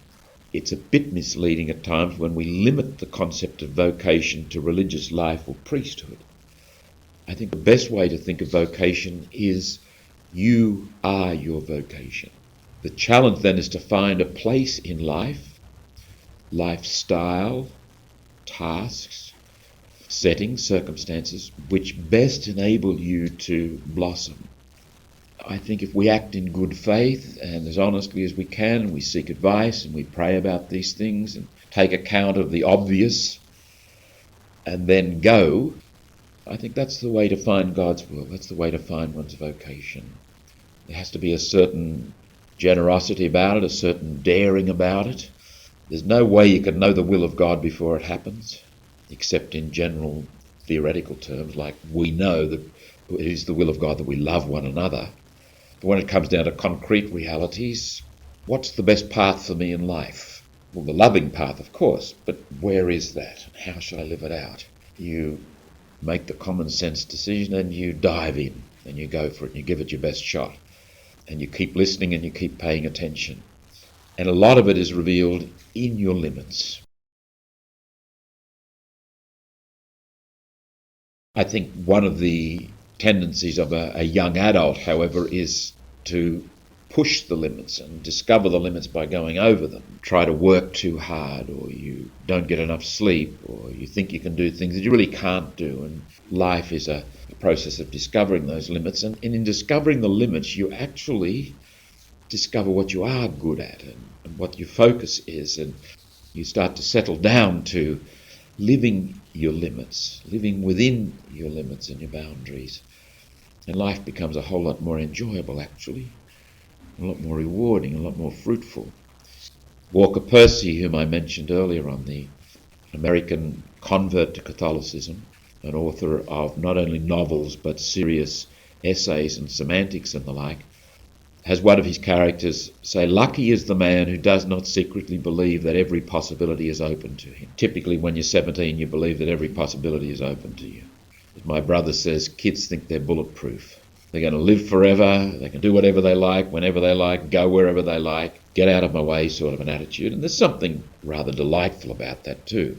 But you hold your breath for them. You hope that when they fall over that there'll be someone there to help them and they won't get too hurt in the fall. Adrian Van Kaam suggests that one of the key moments in life is what he calls the moment of ego desperation. We're full of ego. A young person is full of the functional possibilities, what they can do and what they're going to master. And sooner or later you've got to come up against the tough but liberating fact that life is a mystery to be lived. It's not a problem to be solved. The big things in life aren't about mastery, nor are they about achievement. They're about surrender. They're about abandonment. They're about encounter with mystery and living the mystery. We are, as it were, corralled into that by smashing up against our limits. And our limits gently, sometimes rather brutally, corral us into facing the mystery. There's a lovely quotation here from the Desert Fathers. Abbot Mark once said to Abbot Arsenius, "It's good, is it not, to have nothing in your cell that just gives you pleasure? For example, once I knew a brother who had a little wildflower that came up in his cell, and he pulled it out by the roots." "Well," said Abbot Arsenius, "that's all right, but each man should act according to his own spiritual way. And if one were not able to get along without the flower, he should plant it again." The Desert Fathers spoke to individuals. They're very concrete, often humorous, often shocking, but there was this sense of recognition of reality involves limits. In recognizing and submitting to the limits, we are able to become who we are. And we are able to experience the joy of living. Whilst ever we are trying to be what we're not, we can't be happy. We can't be joyful. A deep desire that is in every human heart to love and be loved, the energy gets drained off into other things. Adrian Van Kaam, I think, is most insightful when he writes about this whole business of coming to terms with one's brokenness, coming up against the limits and discovering who you really are. He says, "The Lord will never ask how successful we were in overcoming a particular vice or sin or imperfection. He will ask us, did you humbly and patiently accept this mystery of iniquity in your life? How did you deal with it? Did you learn from it to be patient and humble? Did it teach you to trust, not your own ability, but my love? Did it enable you to understand better the mystery of iniquity in the lives of others? Did it give you the most typical characteristic of a truly religious person, that he never judges or condemns the sin and imperfection of others? The religious man knows from his own life that the demon of evil can be stronger than man even in spite of his best attempts. He knows that it is the patience, the humility, the charity learned from this experience that count. Success and failure are accidental. The joy of the Christian is never based on his personal religious success, but on the knowledge that his Redeemer lives. The Christian is the man who is constantly aware of his need for salvation. Acceptance of the mystery of iniquity in our project of existence is a school of mildness, mercy, forgiveness, and loving understanding of our neighbour. There's another one of the Desert Fathers stories that says, one of the old men says, if you see one of the young novices levitating and floating off the ground, grab the hem of his cassock and pull him down to the ground. It's not good to do that. You must live within your limits, and it's not part of our vocation to float. Coming up against our limits very often is a coming up against our brokenness and our sinfulness. And that can be a source of despondency. If I'm moralistically bent, if I'm thinking, well, The whole challenge of life is to become the morally perfect person, the one who's exercised discipline and become patient and kind and merciful and all these things, and then God will be wonderfully pleased with me when I've achieved all that. Sometimes I think it's our limits are thrust in our face by our sins, by our brokenness. And if that moment is received gracefully, with the consciousness that virtue doesn't matter in the end, what matters is the covenant. God is constantly saying to me and you and everyone and everything, I love you. I love you infinitely. You don't have to perform for me. You don't have to become some kind of a pure individual in order for me to love you. I love you because I am God. Cannot not love. Self-awareness is critical in this whole growth through facing our limits. Sometimes we have to hit our head against a brick wall or bump up against the boundaries more than once to learn the lesson. Saint Gregory of Nyssa writes, our greatest protection is self-knowledge, and to avoid the delusion that we are seeing ourselves when we are in reality looking at something else. When we're looking at a template, when we're looking at the perfect moral person and we think that that's who we are. We are one loved by God, that's who we are, and that's who we'll ever be. And we will become godly, and that's our vocation, to be divinized. In the Eastern Church, they've kept this theology alive. They call it theosis, the divinization of the human person. And it's God's work. And we cooperate and we submit and we allow and we surrender and we abandon ourselves to that. And God does with us what God will do with us. We're much more bent on the moral project. Don't get me wrong, I'm not suggesting that morality is irrelevant. I think the moral vision of the gospel is profound. It is earth-shattering. It is life-transforming. But a moralistic approach to that moral vision misses the point. You can only get to that moral vision by the grace of God. You can only live it out because God lives in you. And self-awareness is absolutely primary, working to face yourself. It's not intellectual awareness. It's not just becoming aware of how tall you are or what you like or don't like. It's much more mysterious than that. It's submitting, it's learning to know with your tummy. St. Bernard of Clairvaux again. When he has seen the truth about himself, or better, when he has seen himself in truth, such a man has come to a big heart. This is how you grow morally, through self-awareness and by submitting to the truth which sets you free. This next quotation is from the great Madre herself, Mother Teresa. I don't know if this has been explained well, she says. If there's one person I'd love to have met, it's Teresa of Avila.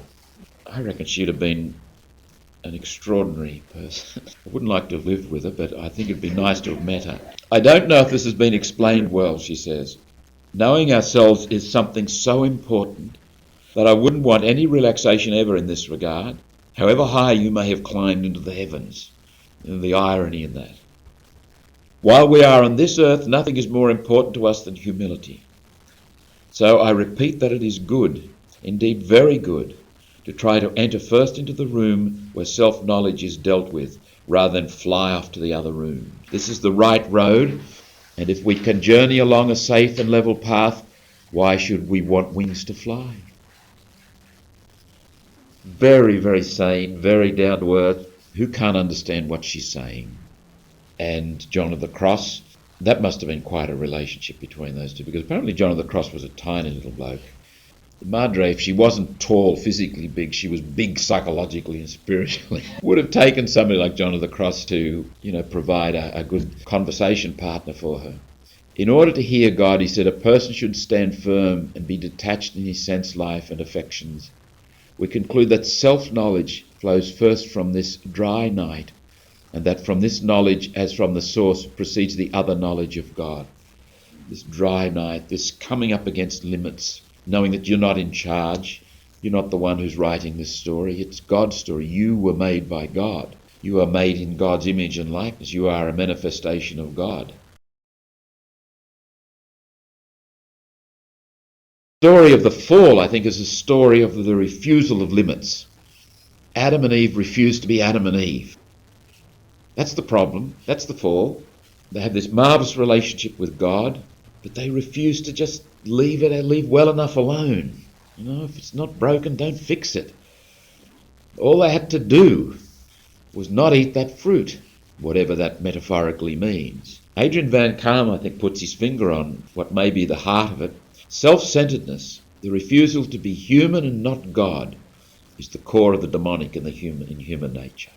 And let me suggest that is an ever-present danger for all human beings, I think. Self-centeredness, self-absorption, individualism is another name for selfishness, actually.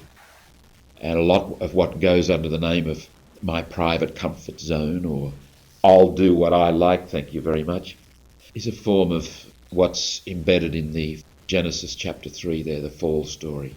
I'll do what I like. It's a danger in religious life too, I think, self-centeredness.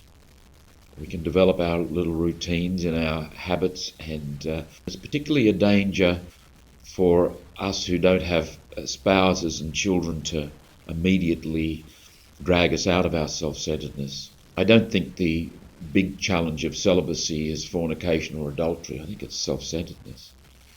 We end up loving nobody if we're not careful. Adrian Van Kaam stopped me in my tracks very early when I went to Duquesne University in 1977. He said, I think most priests don't love anybody. I beg your pardon? He said, I think most priests don't love anybody. I'm not going to say whether he's right or wrong, but it certainly made me think, what's the value of my priesthood if I end up loving nobody or not being loved? And there can be a danger we encase ourselves in our religious life and we make ourselves unreachable. We make ourselves unlovable. Sure, there are people care about us, our families do, and so forth, but genuine human affection, that one person can care about another person deeply. Because you love somebody, you don't have to marry them, for God's sake. I'd like to finish with a reference to two gospel passages. One is chapter 15 of Luke's Gospel, and I invite you to go there if you will. And the other is chapter 8 of John's Gospel. In chapter 15 of Luke's Gospel, he has three stories of lost and found. There's the sheep, there's the coin, and then there's the remarkable story of the so-called prodigal son. A little exercise you might do, especially with the prodigal son, is what would you call that story? What name would you give it? The name I give it is Story of the Dysfunctional Family. In a way, it's such a normal dysfunctionality. Complexities of that story are just remarkable. But it's a story of limits, and it's a story of God's love revealed in the limits. But the particular story that I would like to conclude with is the story of the so-called woman caught in adultery. 8 verses 2 through 11 of John's Gospel. You know the story well. This woman is brought, Jesus is teaching in the temple, and this woman is brought into their midst, and she's made to stand there. What sort of human beings would do that to another human being? They're humiliating her. And they're humiliating her, what's more, to get at him. They are using her to hurt him because they know he's a loving man. And they know he's not their kind of man. He's not nasty enough to join in their games. Jesus bends down. The physicality of this story is quite remarkable too. He bends down. I see that as Jesus simply... You ever watched cricket and the fast bowler bowls bounces? What does the batsman do? He just bends down. He bows out of the way. They're throwing down some bounces at Jesus. He just bends down. I don't know what he wrote on the soil, but that might be an excuse for ducking and letting them stew in their own juices. As a friend of mine says, let them get cold in the water they got hot in. So Jesus says, all right, you fellas want to push this? Let the one who's without sin cast the first stone. And it's the elder person leaves first, and it's the younger ones leave later. Was that a situation of reconciliation for those men? I like to think it was for at least some of them. They came up against their limits, the limits of their own pettiness, and it liberated them. Maybe at least one. I'd be more inclined to think the younger ones would go away angry and full of revenge. We're going to get this character. He can't humiliate us like that. They've just tried to humiliate the woman, and when the tables are turned, you can imagine. And you'd have to ask, where's the bloke? And there are cultures today in the Middle East where this still happens. Women are stoned to death for this supposed crime. So Jesus turns to her, and imagine, if you will, the electricity in the air. What you wouldn't give for a minute standing face to face with Jesus. What brought her face to face with Jesus? I don't know. Let's assume that she was having an affair and it wasn't within the bounds of what she should have been doing. It's this whole broken situation that has her in an incredible, privileged moment. To let Jesus' eyes look at her eyes, to let Jesus speak personally to her and say, what's happened to them? Where have they gone? Can you imagine the gentleness, the power, the healing in his whole demeanour towards her? And he says, neither I won't condemn you either. Go away and sin no more. Now, an obvious interpretation of that is, yes, she was committing adultery, and the sin means the adultery, go away and don't commit adultery again. I choose to interpret that differently. A lot of the sexual mores that we have inherited, incidentally, are not so much about the gospel and the good news and the moral vision of the gospel. They're more about cultural sorts of things. Maybe she was just in a relationship with some bloke from another tribe. This happens, and that's called adultery. So maybe he was just telling her to be practical. Look, stick within the rules of the culture. Don't sin. I don't think we have to assume that she was necessarily at fault in the eyes of God. So I encourage you to go to one or other of those stories, or all of them if you wish, and think about them in terms of you and your limits, and how your limits open you up to greater freedom. That in your limits there are enormous possibilities. They are not threat, they are promise.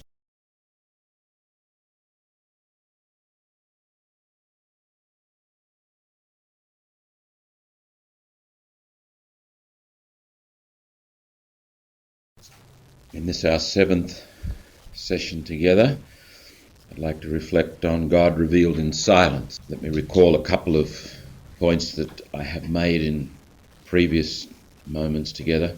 I suggested the 2 qualities that we might look for in ourselves, particularly, but also in other people, when we are thinking about a truly religious spirit, where there's a depth of spirituality operating. I think you'll always find grace and freedom. A truly religious person, someone who's living into those relationships and building communion in their lives, will have a measure of graciousness about them. They'll have a graceful quality about their lives, and there will be a freedom about them. They will bring freedom with them. They will bring a sense of possibility to the moment. There are people who, because of their self-centeredness and their self-absorption, when they come to a group or a relationship, it's like water being poured on a dry wet-ex. They suck the energy out of the system. Everything comes back to them. The conversation has to return to them. And the axis of the world is somewhere inside them. And it's the very opposite with a truly mature person. And I believe that a deeply human person is a deeply religious person, whether or not they are religious in an organisational, institutional sense of that word. Secondly, recalling that basic way of thinking of spirituality, religion and mysticism. At the core of our humanity is relationship. We come to be human through our relationship with God, however we name God, our relationship with ourselves, our relationship with other human beings, and our relationship with the world. Spirituality is living relationships. It's when those 4 relationships interact and are alive. That's spirituality. Religion is the concretization of that in symbols and ritual and structure and authority and so forth. And mysticism is the fulfillment of that. We come into communion, we have the sense of being one with the one. Christian mysticism specifically is that experience of being one with the God of our ancestors, of Abraham, Isaac and Jacob, in and through and with Jesus, who is the Christ, the Messiah. That is Christian mysticism. All else that we say about spirituality and the spiritual life, I think, relates back to that. As we mentioned this morning in the homily, you can understand sin in that context. Sin with a capital S, not the sins that you and I commit, but the sin that God is dealing with in Jesus Christ on the cross. St. Paul describes that, or Jerome Murphy O'Connor says St. Paul describes that as the world of alienation. It's sin's role, as it were, to disconnect, to fragment, to tear apart, to rent asunder. And the whole work of creation is to bring together, to bring healing, to recognise the contribution of each part and keep it in its diversity and its difference, to contribute to the colour and the magnificence of creation. When we contribute to the disconnectedness within ourselves and in the community, that's what we call sin.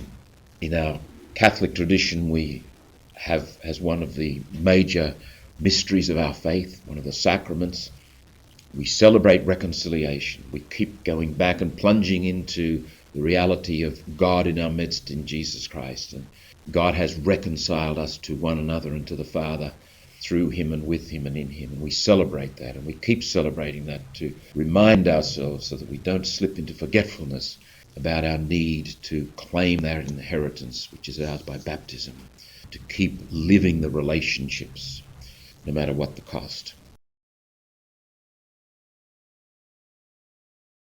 Silence, I think, is part of that whole context of living relationships. And again, one of the other principles that I articulated early on, when you talk about religion or spirituality, look for the human ground, for the human ground of prayer. What's the human ground of silence? Think of the human experience of silence. Sometimes it's good to approach a subject like silence by thinking of its opposite.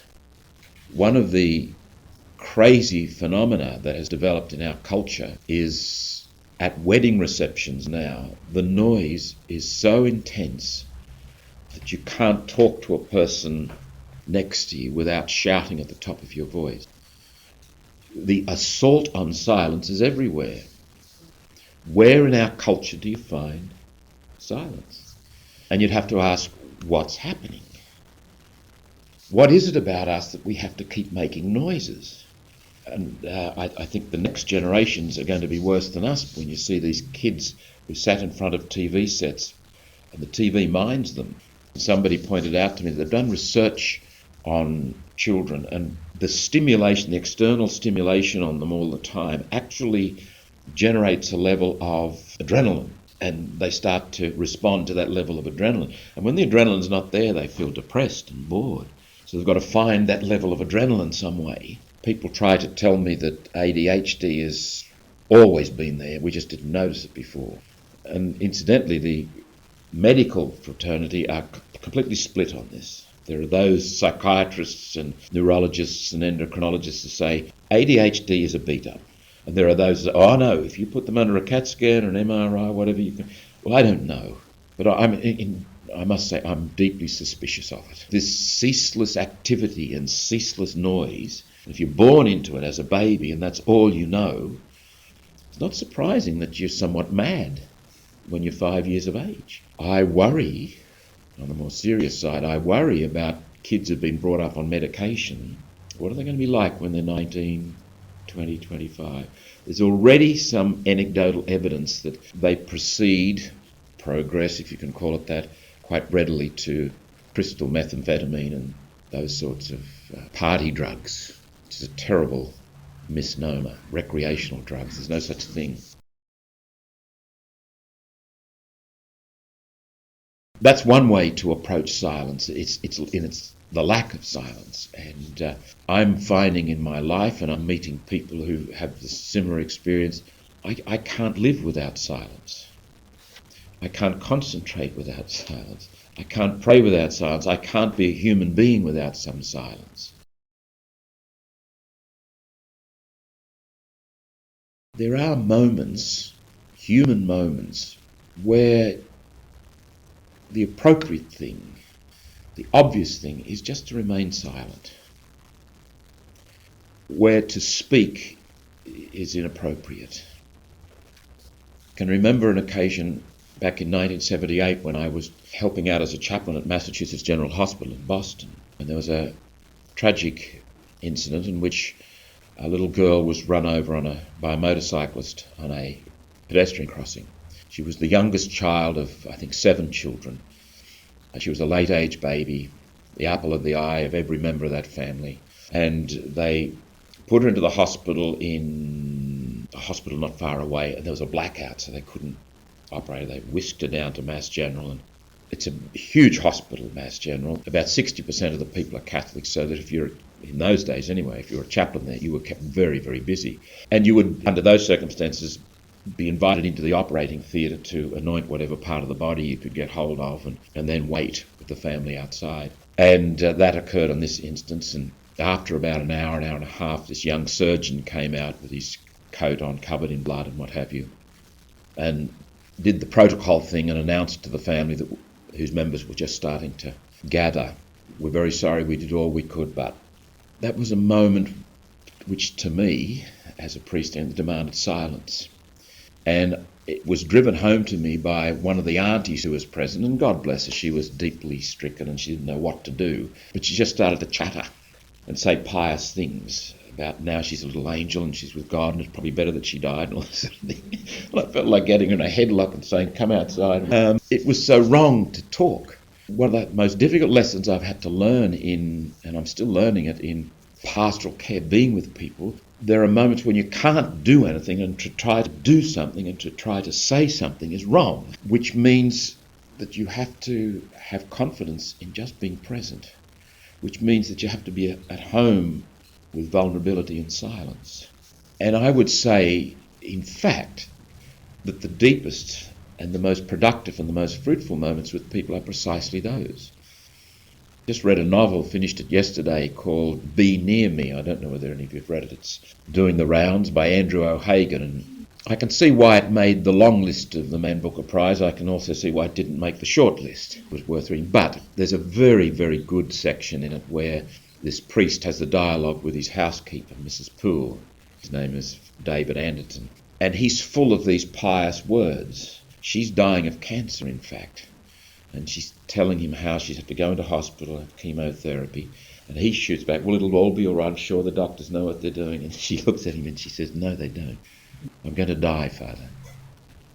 And it's quite striking, quite powerful. Even at the end of the novel, I'm not sure he's learnt his lesson, but I think the novelist intended me to think that he had learnt his lesson.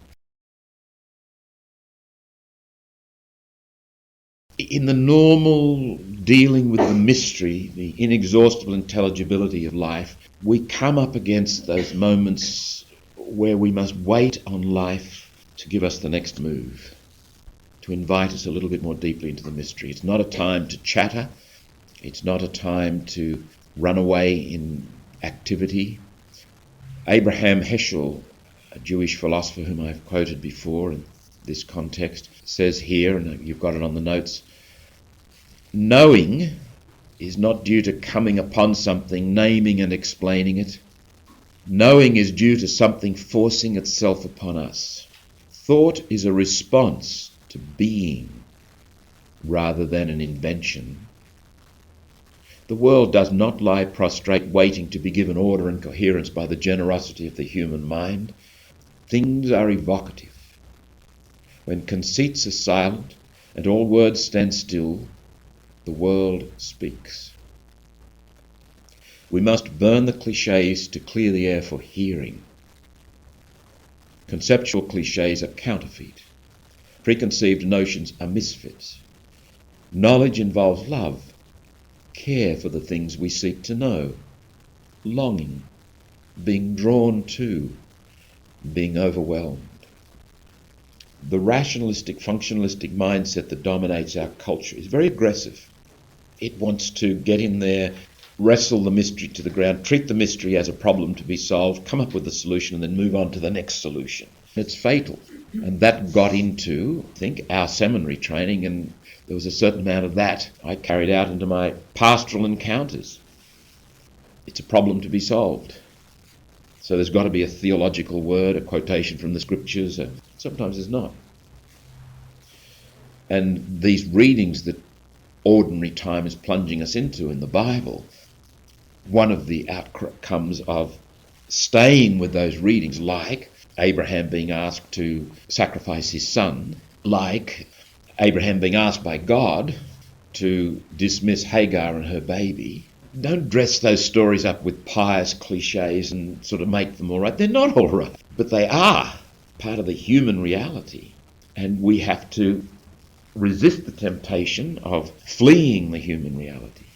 Incarnation says, go, be there. And it seems to me that if we haven't learnt the lesson of silence, learnt the lessons that silence can teach, we won't be able to stay there. We'll get too fidgety. We'll want to say something and make it all right.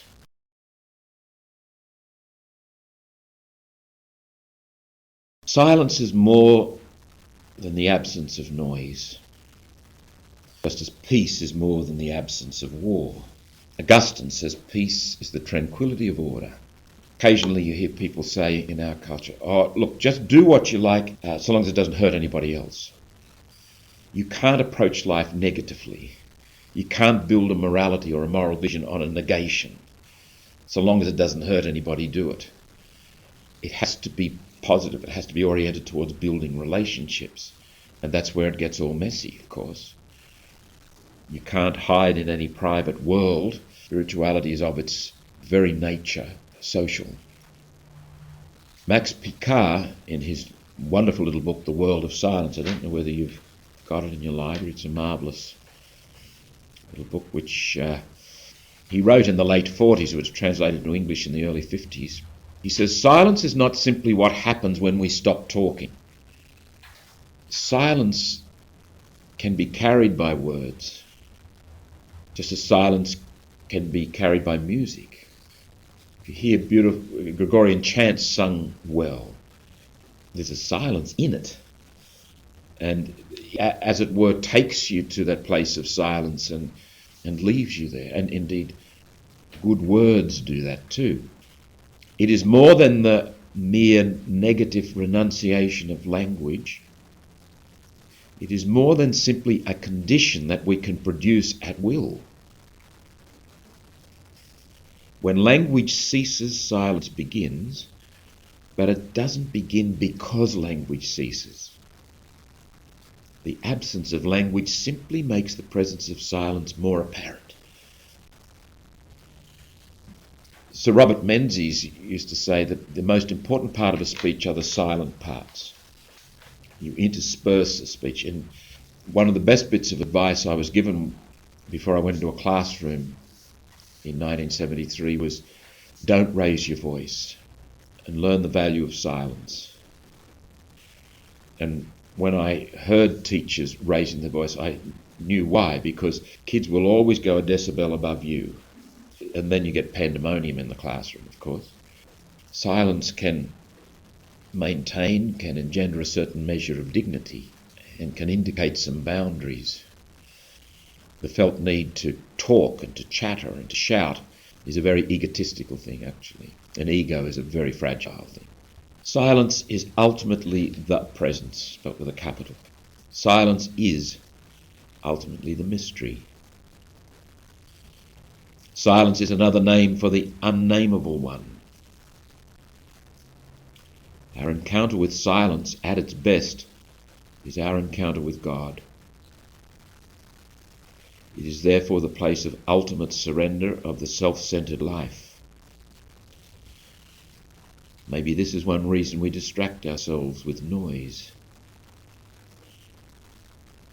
You can create the illusion that you're actually not troubled, that you're really not anxious, that you really are happy, by shielding yourself with noise and activity.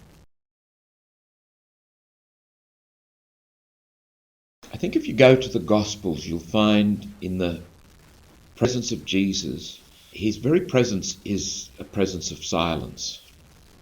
His words are vehicles of silence. His actions engender silence. He keeps seeking out silence. In Matthew 7:29, the people say, there's something special about the way this man teaches. He teaches with authority. It's not like the scribes and the Pharisees. Now, I don't think that can be explained just in terms of the silence, but I think silence is part of one of the ingredients there. This is a man of mystery, a man that you meet him, you meet more than him. You meet the more than, you are summoned. You are invited. Indeed, you are challenged by his very presence. There's something going on here. Luke, one of his themes about Jesus is the way Jesus would seek out places of silence and solitude. We already referred yesterday to the experience of the lady caught in adultery being brought into the presence of Jesus. That whole event is redolent with silence. And in the silence, those men are accused. In the silence, that woman is set free. John 18:28 through 19:16, Jesus before Pilate. Not only does he not speak, but his whole presence challenges Pilate, carries with it a whole aura of silence. And of course, the references to Jesus' time in the desert. Matthew and Luke describe it at some length. Mark simply refers to it in passing. John doesn't refer to it. But you've got to ask, what's happening here? He's only got 30 years. The first 27 he doesn't seem to do anything. And then the last 3, when he really has a chance to do something, he goes off for 40 days into the desert. What's happening? Where are the priorities? One of the major thrusts of the gospel stories, and it's particularly evident in Mark's gospel, so much so that scholars refer to it as a secret, the messianic secret. Jesus does not want people to be distracted by the miracles or distracted by the political possibilities of his presence. He's not there for that. Jesus wants to, in his very being, and it's who he is that is the most important. He is the God-man. He is divine and human. And in his very being, he's going to bring about our reconciliation. He's going to bring about the possibility that the relatedness that we hunger for which we may, can be fulfilled. That's the essence of the incarnation. That's the purpose of the cross. That's what the Paschal mystery is all about. The human experience of the depths of love is also an experience of silence. Love and silence seem to go hand in hand. We may chatter when we are with somebody who we may feel an attraction to them. Love hasn't yet emerged, but in nervousness, and how often it is in nervousness that chatter is born. Silly words, useless words, pointless talk. When love is real and deep, it eventually slips out of reach of words. The mature person respects this and submits. And a mature relationship treasures moments of silence and can cope with moments of silence. In fact, demands moments of silence. And there's a lot of communion happens, and a lot of communication happens precisely in the silence. Again, Max Picard reminds us of the place silence has in genuine human relationships when he writes, when 2 people are conversing with one another, a third is always present. Silence is listening. And again, in another place, in love there is more silence than speech. Now, silence is both a gift and a task, like all the wonderful things to which we aspire in life. It's given, it's of God, like love, like compassion, like mercy, but it involves a response from us. I would like to try a little thought experiment to link up several things here in exploring silence, using the rule of Benedict and the way that Origen divided up the spiritual life, or the spiritual journey, where he talked about the purgative way leads to the illuminative way, leads to the unitive way. Now, he's not saying that there's some linear progress that happens here. You get purged, and once you've gotten rid of sin, then you move to the illuminative way, and once you've handled that, you move on to the unitive way. It's more of a spiral. You keep coming back up against the same issues and the same challenges, but there's a deepening happens in our lives. When Benedict talks about silence, there's no doubt that he sees in silence a curative and a purgative process.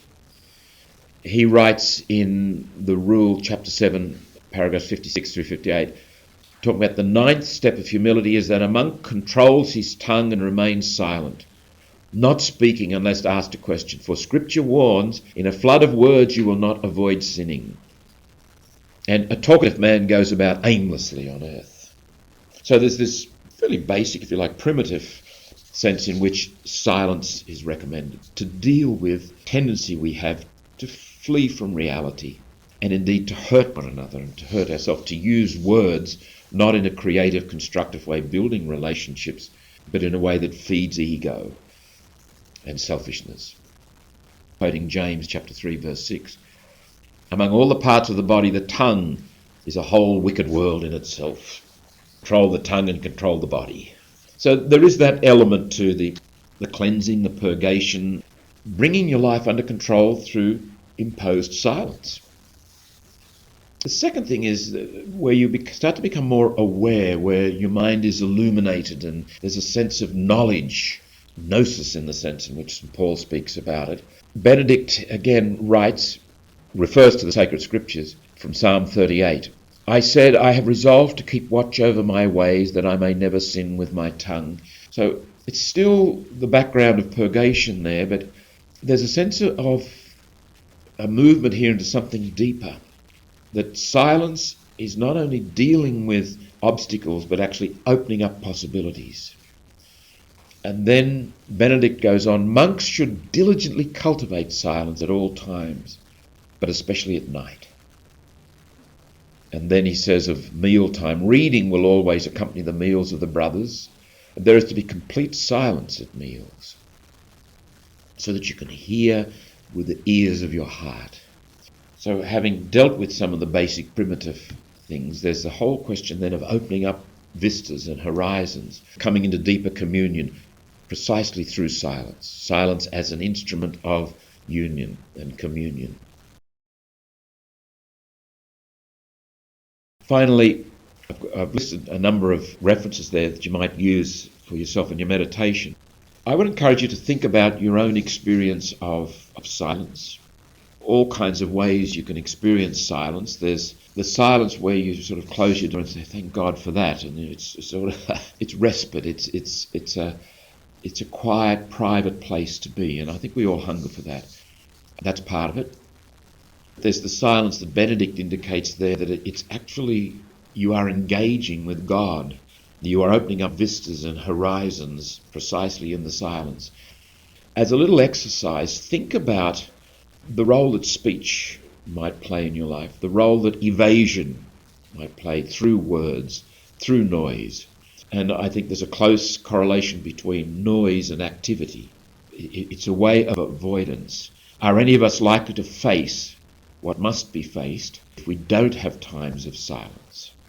In religious life, one of the central rules is the rule of silence. When I went to the seminary in 1965, we used to have the grand silence after night prayers until after breakfast in the morning. And I've spoken with a number of religious now in active religious congregations, and they regret the absence of some of those structures because there are no boundaries anymore.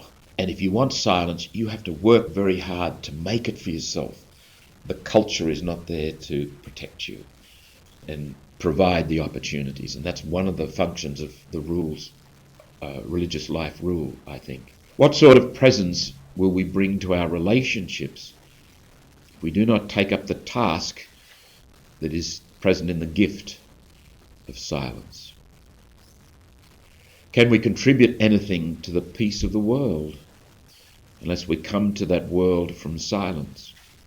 Let me say, one of my experiences of living in a noisy, fast-paced world and visiting monasteries and monks and nuns, whether or not you realize it, one of the most obvious facts when you come into a monastery is a mood of gentleness. And I think it's something that you probably wouldn't notice because you're living with it all the time. And maybe from the inside of your own lives, you're thinking, well, I wished I was more gentle. But compared with the aggressive, functionalistic, rationalistic, fast-paced and noisy world, there is a gentleness in monasteries typically. And I think it's related with silence. I think it's related with the whole lifestyle, but I think silence has a big part in it. And the aggression of the world is related with the lack of silence, not the only issue. And this afternoon we'll look at solitude, and I think the two go hand in hand actually. Is it possible to know ourselves as companions of God, which is our true vocation, if we're never still, if we're never silent?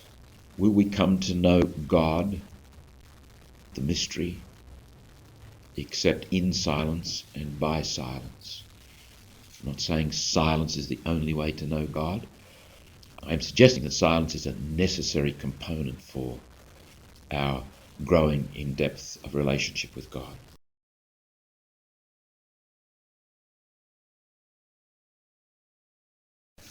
In this, our 8th session, we'll be looking on God revealed in solitude. Again, I keep coming back to the notion of God being revealed. The initiative is God's, and it is a question of our becoming increasingly aware of God and who God is and what God is for us. And nothing much else matters, actually. The issue of solitude is a crucial one and goes hand in hand with the issue of silence, as indeed it goes with the issue of stillness.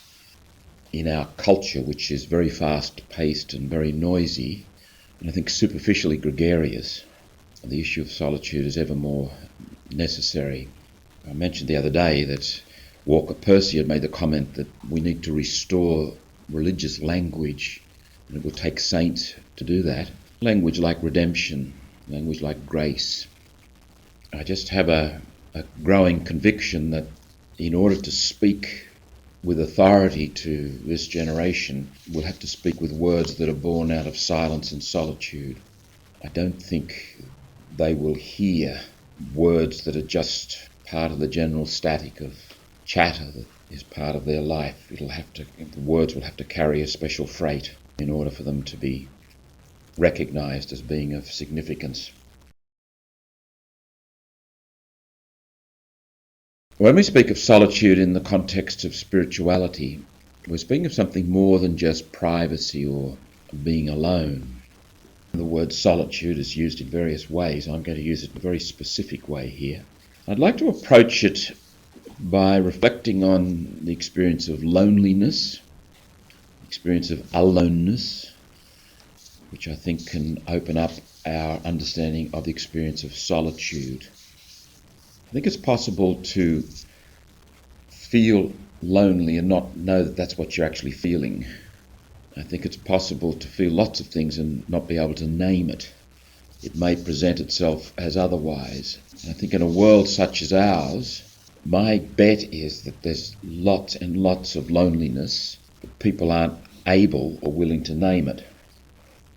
What happens is we find ourselves rushing off and doing something to escape it and never quite facing it.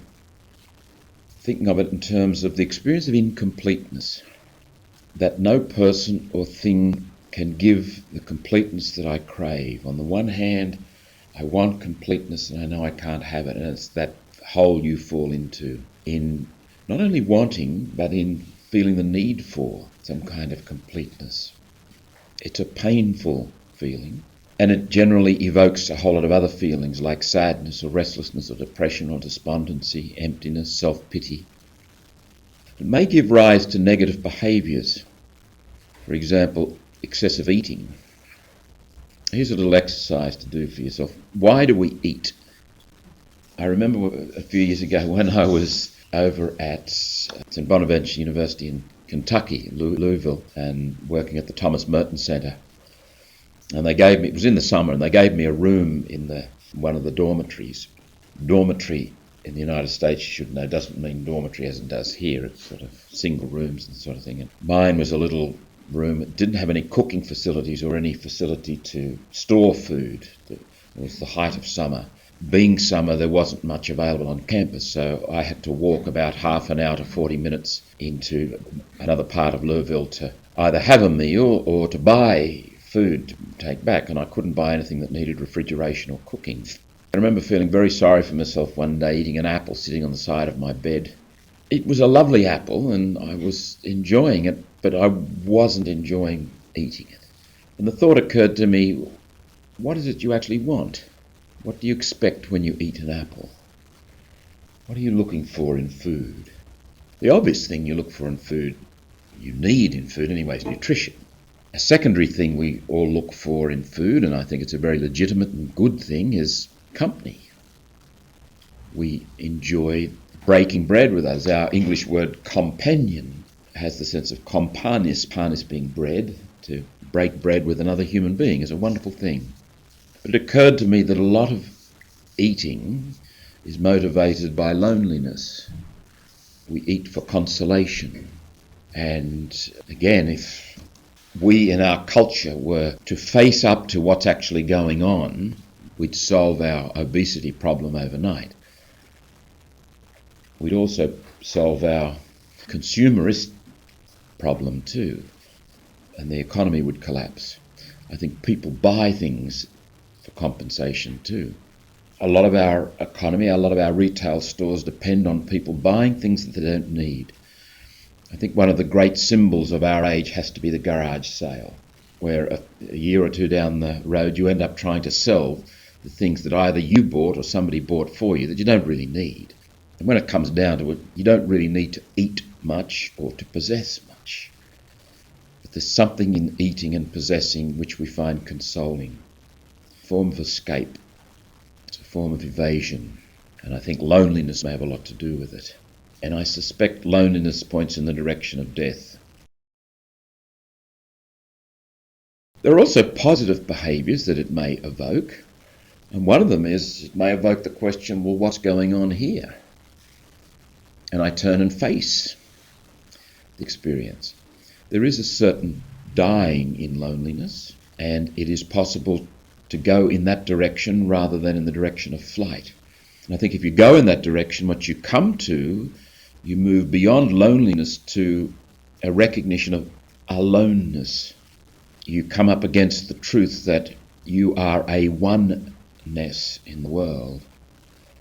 Yes, we can love and be loved, and we're built for that, and that's how we thrive. But no amount of loving this side of the grave is going to complete us. I will always be a one. And one of the great paradoxes of love, of course, is that if it's true love, it sets the person free to be that one. The very desire for community and for being one with the other actually, in a profound way, has the very opposite effect. When you are loved, you are set free to be who you are, this one alone. Love doesn't mean avoidance of the truth, and a lot of what is passed off as love is, I think, a desire to avoid aloneness and loneliness. Paradoxically, we begin in that experience of oneness, aloneness, to discover our connectedness with humanity at depth. When we're in flight and we flee into a relationship, I couldn't think of a more sure formula for a relationship that's bound to break down. Two people engage each other on the basis of neediness. The very neediness that draws them together in time will blow them apart. There has to be a sense of transcendence and a sense of realism in order for a relationship to thrive, people to grow in genuine love and communion. aloneness, and there is an aloneness even in the most loving relationship, provides a context in which we can do the facing that we must face. We feel a connectedness with all humanity in this aloneness and a sense of pathos and compassion. And this begins to point us in the direction that is most wonderful and most paradoxical, that it's in facing myself and moving into the depths where I alone must face what I alone can face, that I forge my deepest sense of communion with other human beings. I emerge from that solitude one with other human beings. So aloneness, if we stand our ground and we keep submitting to the truth of who and what we are, leads us into that place of solitude. Solitude comes from the Latin word solus, meaning alone, and it points in the direction of not only the inherent aloneness of your being, but that there is a whole process of living that only you can do. You have to do it on your own. Yes, in the context of love, with the support of others, and God can't even do it for you. God says, I'm with you. You know, in the Enlightenment of the 18th century, it wasn't an issue of God's existence that brought people up against the church. And most of those men, and they were men, were deists. They believed in some kind of an eternal watchmaker that set things in motion, and they were quite contented with that sort of a notion. What they objected to was the notion of revelation, that there was a God who was part of human history and was actively engaged there, and that God had human agents. And there was a good reason why they objected to that, because a lot of the human agents were claiming authority and status that they didn't have. They were arrogant. So a lot of the so-called Enlightenment conflict with religion wasn't about the existence of God, but about the presence of God and how God is present in our midst. It was in the 19th century that what we know as modern atheism began to come to birth. John Courtney Murray, in that book that I quoted the other day, in the series of lectures from Yale, makes the observation that really when it comes down to it, the issue is not does God exist, but so what? If God exists, what does that mean? And that was too the issue for the people of the Old Testament. It wasn't an argument whether God exists. And what comes out of that is the faith in the promise, I am with you. That this God who does exist is a personal God who forges a loving relationship with us and cares about us infinitely and unconditionally. So that God is with us in the solitude. Aloneness tends to draw us into that place. And solitude is the result of a fruitful inner conversation in which we submit graciously to our aloneness. Solitude is the place or state of oneness within. Perhaps the best description I can come up with is that in the depths of our beings, we begin to face what we alone can and must face. I think of solitude as more a process than a place, and certainly more than a geographical place. Sometimes it helps to have a geographical place where you're not distracted, where you can engage in the process of facing in yourself what must be faced and submitting to the truth of it. You don't face it so that you can figure out what the problem is, analyze it, find the answer, the solution, get on with your life. It's not that kind of knowing and facing. It's facing so that you can receive the truth and be shaped by the truth. One of the great moments of human history, one of the axial moments that has changed the course of human history, is the discovery that truth is a person. I face the truth within my being. I am face to face with truth itself, truth himself. I'm face to face with God. We also begin to taste and experience the unity of all beings in that experience of solitude. Richard Rohr has made the comment that if we don't transform our pain, we'll transmit it. There's no doubt in my mind that, just judging my own experience and watching others, the petty disputes and conflicts we human beings have are the result of unaddressed agendas that each of us has within us. And that's related to the whole business of being judgmental, It's autobiographical. Pascal made the comment that we wouldn't need to go to war and fight each other if we knew how to be alone, if we could go to our room and face ourselves. One of the quotations I've got there from Noel Dermot O'Donoghue: man cannot really escape from the fundamental conditions of existence. Like contingency, loneliness is always there, always, so to speak, at our back, challenging us to turn round and face it. It is paradoxically one of our constant companions. In that same place, Noel Dermot O'Donoghue makes the observation: it would be interesting and valuable to discover how far loneliness and the fear of it lie at the root of war and aggression. I suspect that it is deeper and more important than the factors isolated by Freud or by behaviourists like Lorenz. There's a Gaelic proverb which says, strife is better than loneliness. Better be in a fight than be lonely. And I think it expresses a general truth about men and groups of men. And incidentally, there may be a gender difference here, I don't know. Maybe women deal with loneliness differently from men. What he's saying here, I think, is probably more applicable to the male of the species. If strife is better than loneliness, it is only to be expected that the option for strife is unconsciously an attempt to escape from loneliness. Strife unites people. Not only the people who fight side by side, but the belligerents themselves. Strife fills up the void of loneliness, or rather seems to promise to do so. It's amazing how, when a people is persecuted, how united they become, when they've got a common enemy to fight. Probably nothing has been more damaging to the church than not having an enemy, not having a sense of we're persecuted. Catholicism had a tremendous sturdiness and resilience and energy to it in Australia coming into the middle of the 20th century. And I think a lot of that was a sense of being under siege. We were, in many ways, an oppressed group. Or if we carry that memory anyway. When people say, you're okay, you're not a threat anymore. I'm not suggesting that we ought to invite persecution or get a fight going.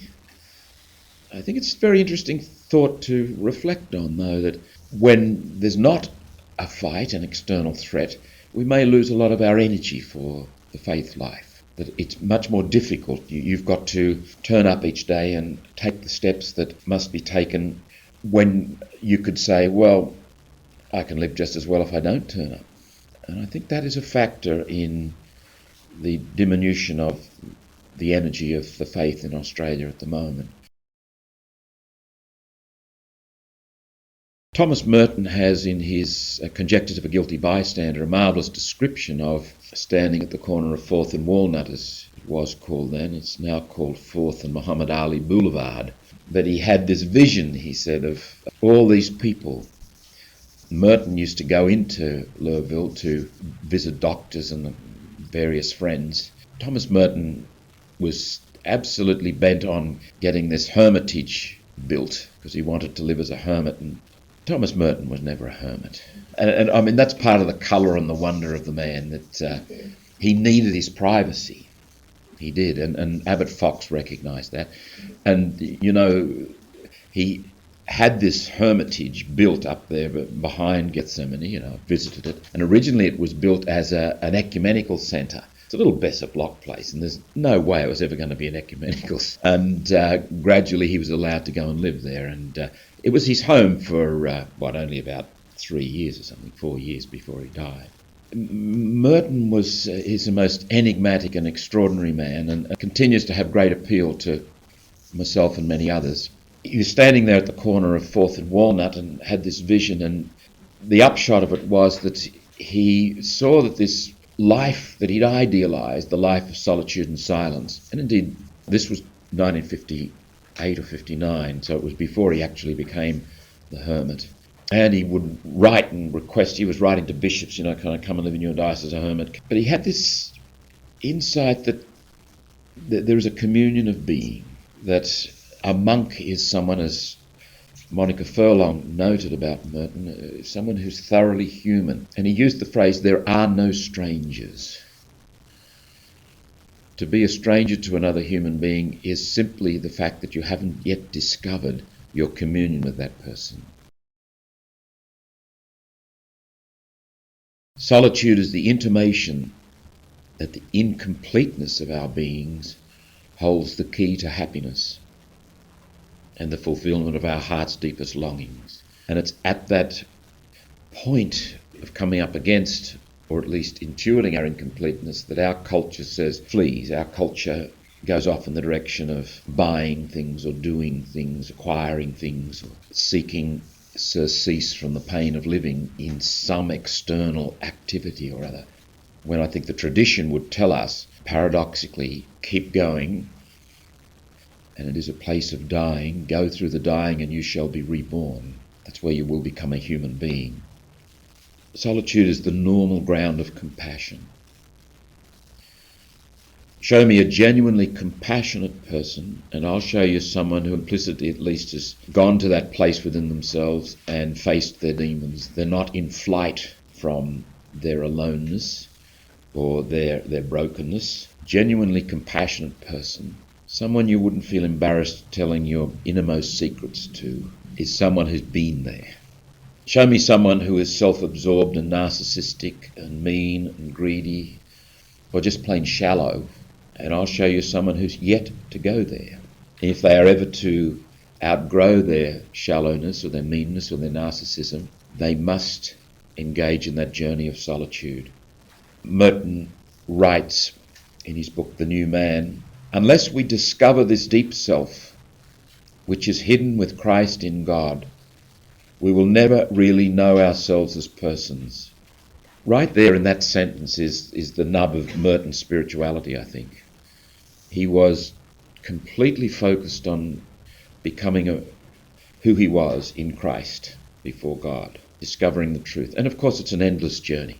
It's not a project that you set out on and know that one day you'll get there. It's a constant engagement with mystery. The inexhaustible intelligibility is imprinted on your very being and keeps summoning you and keeps drawing you. Merton goes on, nor will we know God, for it is by the door of this deep self that we enter into the spiritual knowledge of God. And indeed, if we seek our true selves, it is not in order to contemplate ourselves, but to pass beyond ourselves and find Him. The self to which grace is opposed is not merely the passionate, disordered, confused self, the rambling and dishevelled ego, but much more the tyrannical superego, the rigid and deformed conscience, which is our secret God, and which with an infinitely jealous resourcefulness defends its throne against the coming of Christ. Self-awareness, as we noted yesterday, referring to Teresa of Avila and Bernard of Clairvaux, John of the Cross, and you could name others, is absolutely critical. And Merton puts his finger on why it is critical. It is only by facing myself and going in that path of solitude, however I do it, that I will come to know God. I will pass beyond the idols, the pseudo-God that I set up within myself. I think it is possible, it's always possible, the religious journey, if we avoid solitude, go the way of the Stoic template, draw up all the qualities of the good religious person and just use our willpower to make sure that that happens, we end up with a tragic pseudo-existence. We end up praying to ourselves, thinking we're praying to God. We end up with what Merton has called, and it's the title of the essay from which that is taken, a Promethean theology. And his reference there is to the Greek myth of Prometheus. Prometheus has to go and wrest the fire from the gods. It's a very willful project. It's a mastery, conquering sort of a idea.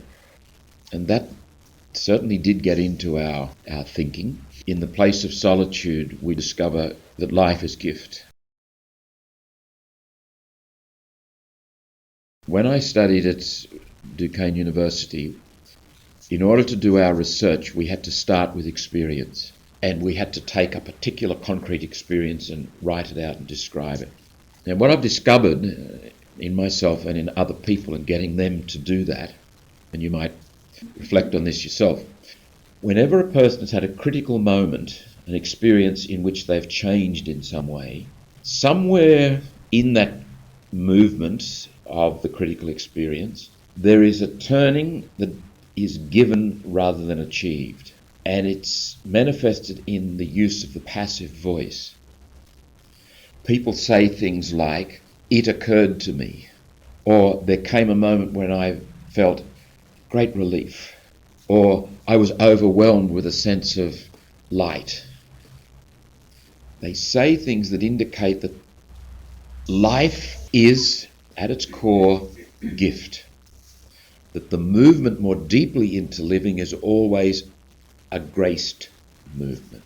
And that is one reason why I say the truly religious and the truly deeply human person is someone who's submitted to this again and again and again, so the grace permeates their very being. They are graced people. They are gracious people. Again, Thomas Merton, writing in his book Contemplation in a World of Action, union with God is not the whole of the mystery, because the experience is at the same time communion with people. Solitude, in which there is no other activity at all, becomes for Merton, this is the introduction by Jean Leclerc.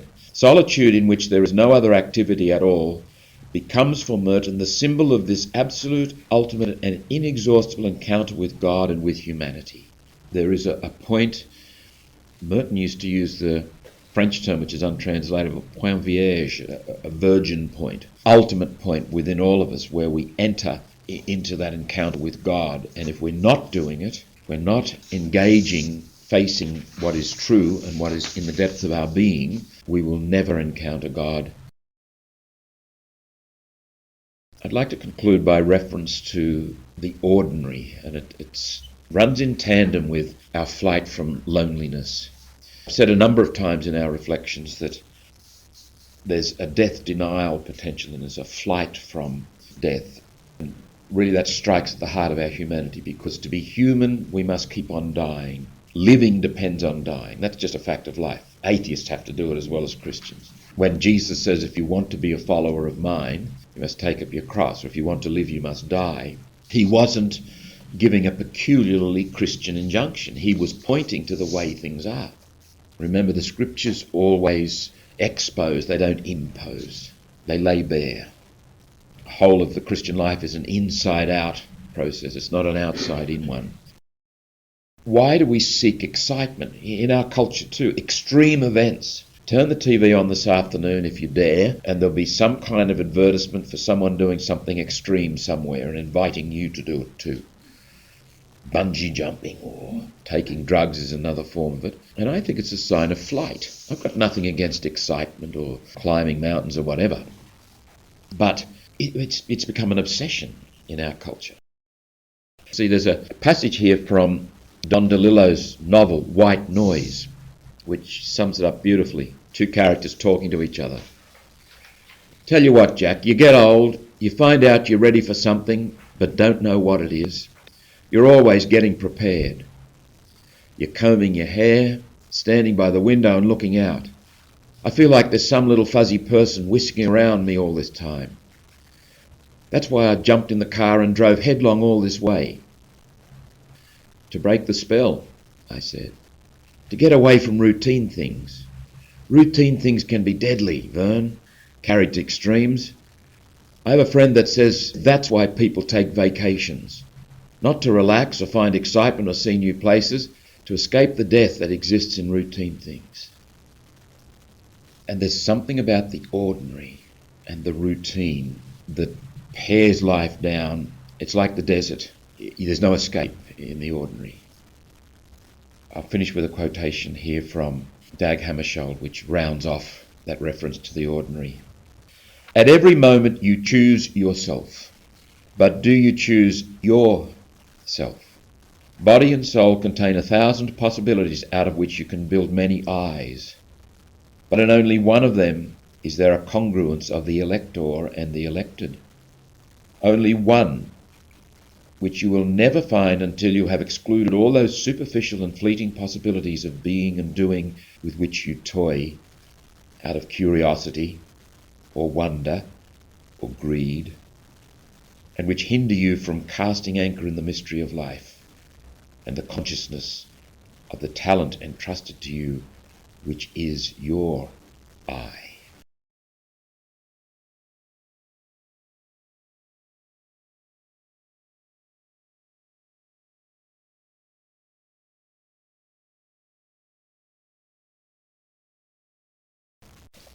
This is our 9th session, and we're looking at God revealed in our knowing. In our culture, we are faced with a very particular way of knowing which dominates. It's the way of rationalism. It's the way of knowing that actually fits nicely in the laboratory and if you're doing hard scientific research. But there are lots of spheres of life where it doesn't make any sense to limit knowing to that. The tide began to turn in this regard with the scientific discoveries, first of all, of Copernicus's heliocentrism. The sun is the centre of the universe, picked up by Galileo, who was condemned by church officials, and not all. Incidentally, the Pope of that time, before he became Pope, actually wrote a letter and congratulated Galileo on his discoveries. So it was quite a mixed bag, and people like Augustine and St. Thomas Aquinas said, well, you can't make a judgment of truth in this sphere by the same measure that you make a judgment of truth in this sphere. When we go to the Bible, we're looking at stories, we're looking at culture, we're looking at literary forms and so forth. When you go to the laboratory, you've got a whole other way of knowing the truth. The irony of it is, of course, that the mistake church officials made, using their particular way of knowing the truth to condemn Galileo, is now being made by scientists to condemn religion.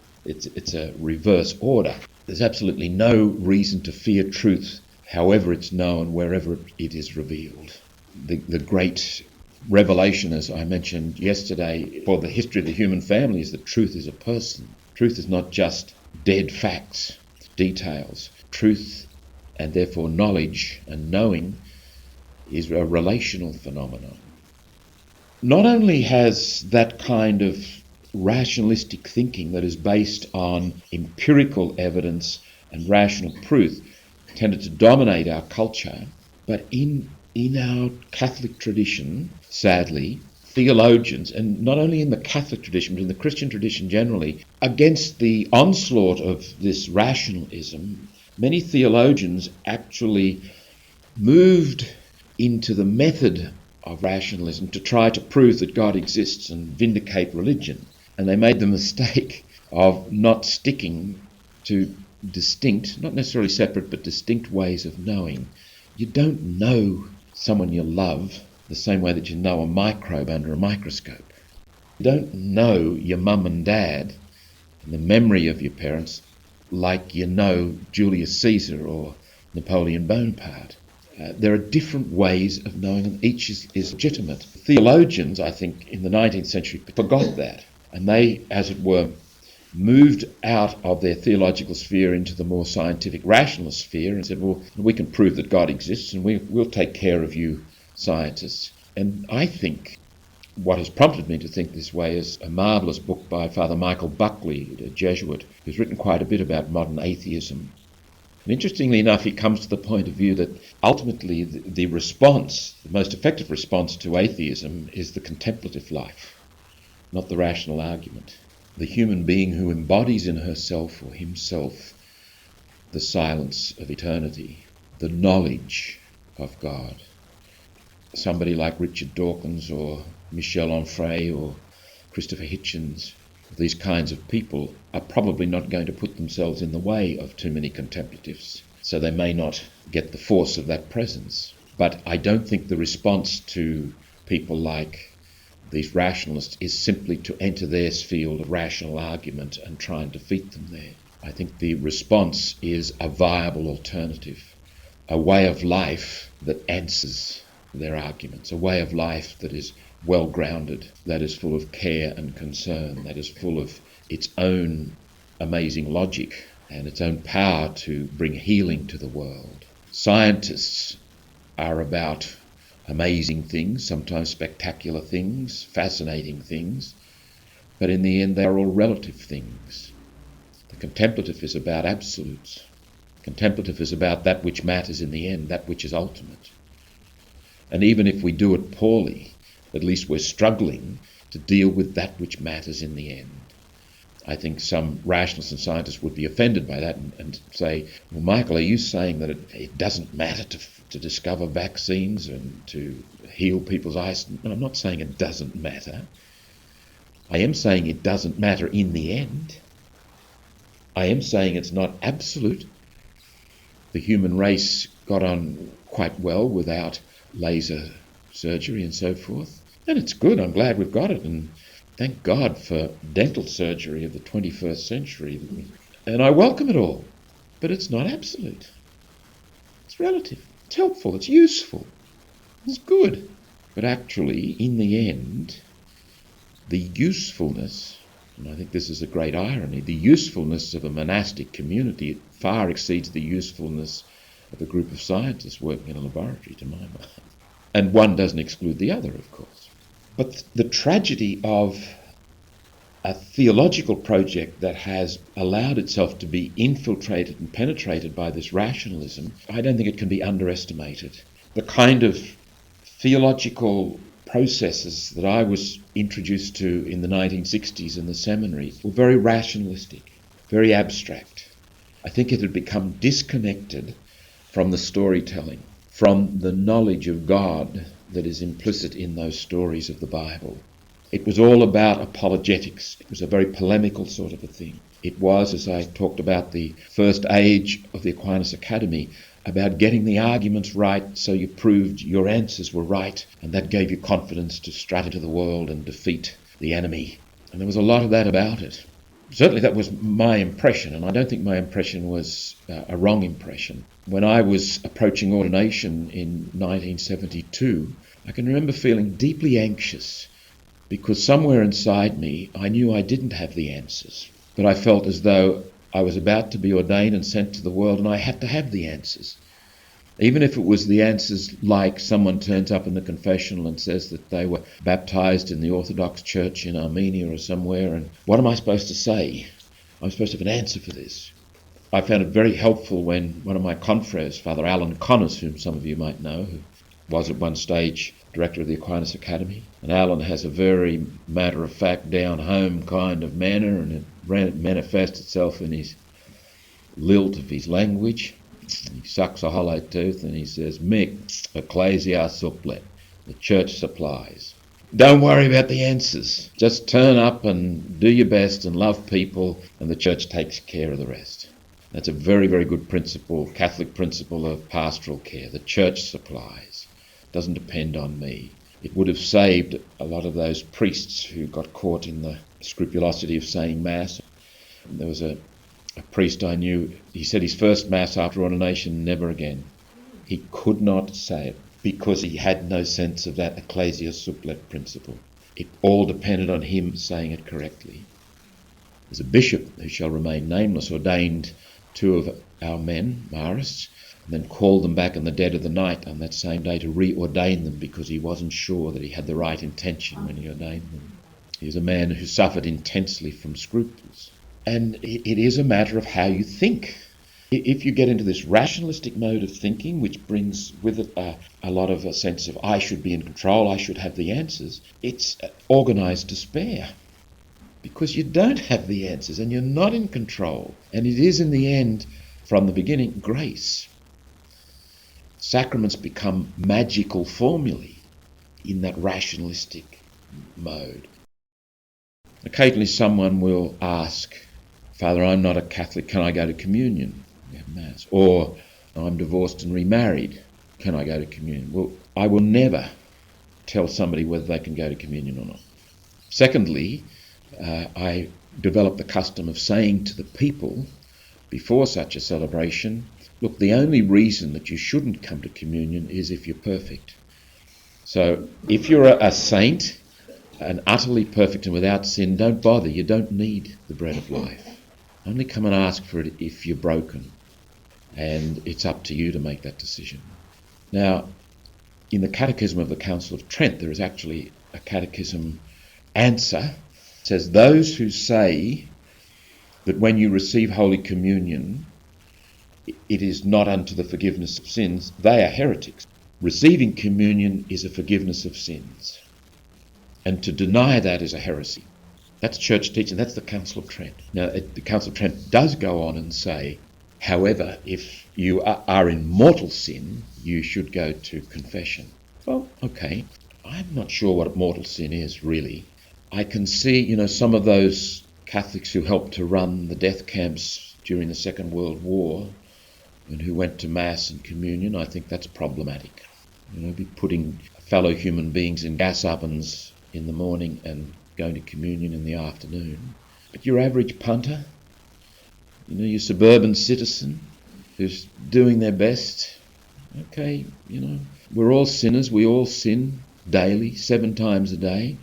And I was talking to some of you on the first night I arrived about Father Van Hout, one of my confreres who was very famous at St. Patrick's. He was there for over 50 years. A reporter from the Sydney Morning Herald was interviewing him when he was celebrating his 50th year at St. Patrick's. And this reporter said something like, "I suppose you've heard a lot of mortal sins, Father." And Van, who was a lovely old sort of grandfatherly Dutchman, said, "Oh, no, I never heard a mortal sin in my life." I think a lot of that kind of thinking that had it all measured and numbered came out of this very rationalistic, we borrowed from science, the quantifying mindset.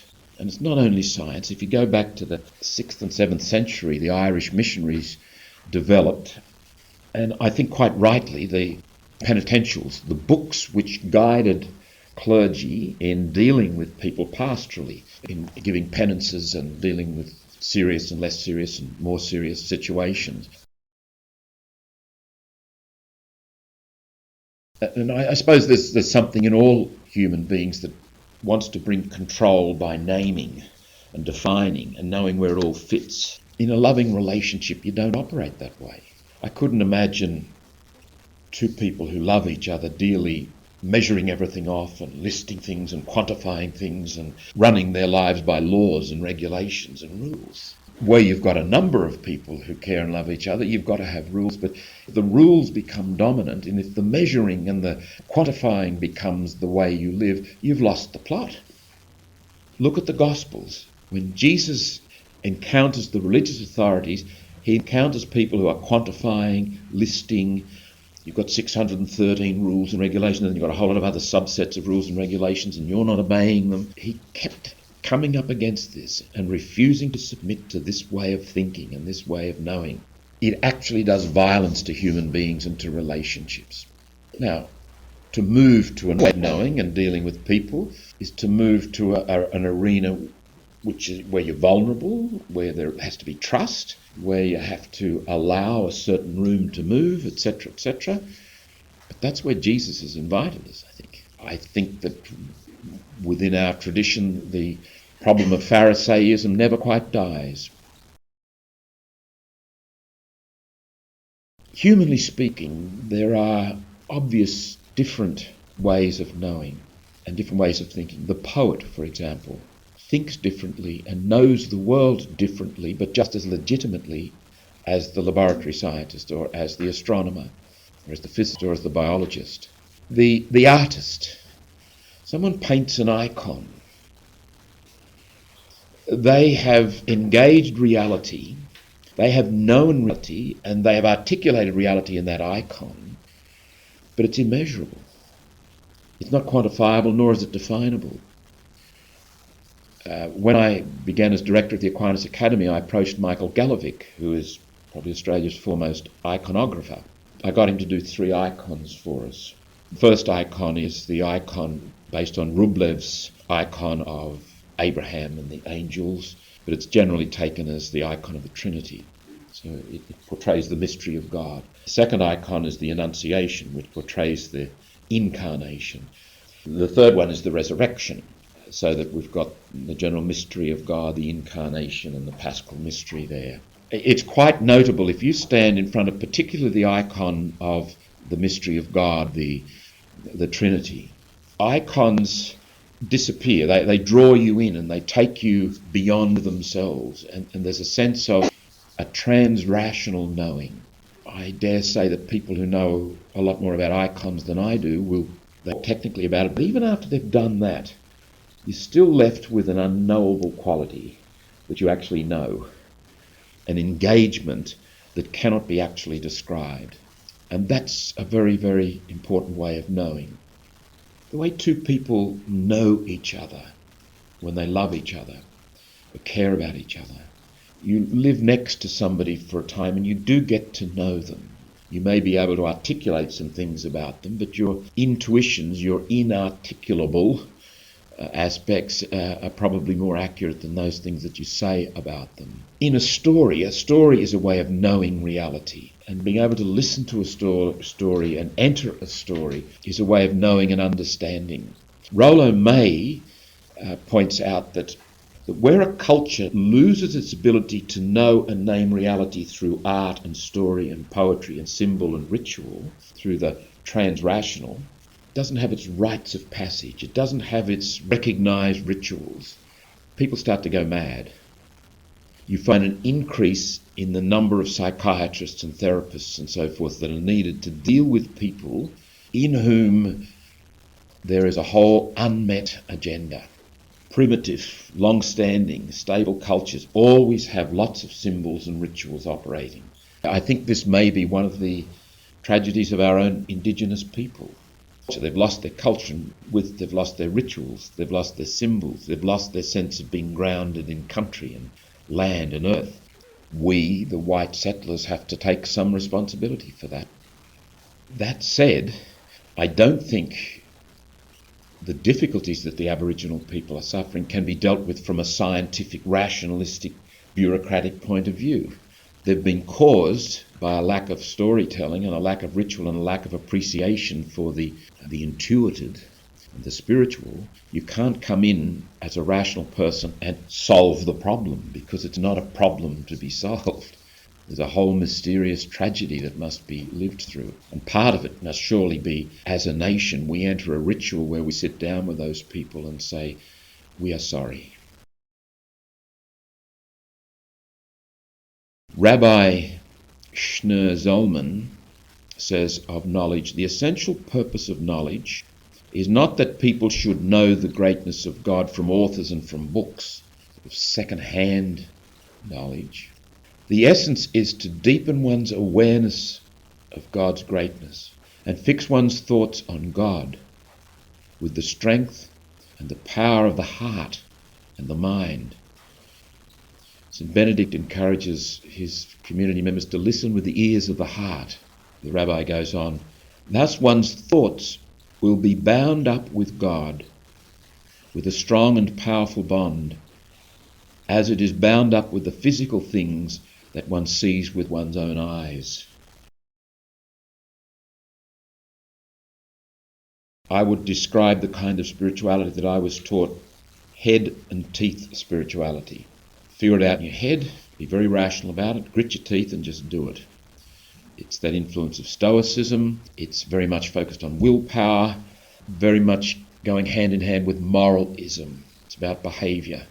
And it doesn't ever get to deal with what's going on inside a person. It doesn't ever get to form relationships. You can't promote living relationships in that rationalistic way. There's a graced quality to that process whereby you must surrender. You turn up, you sit and you wait and you listen and you yield.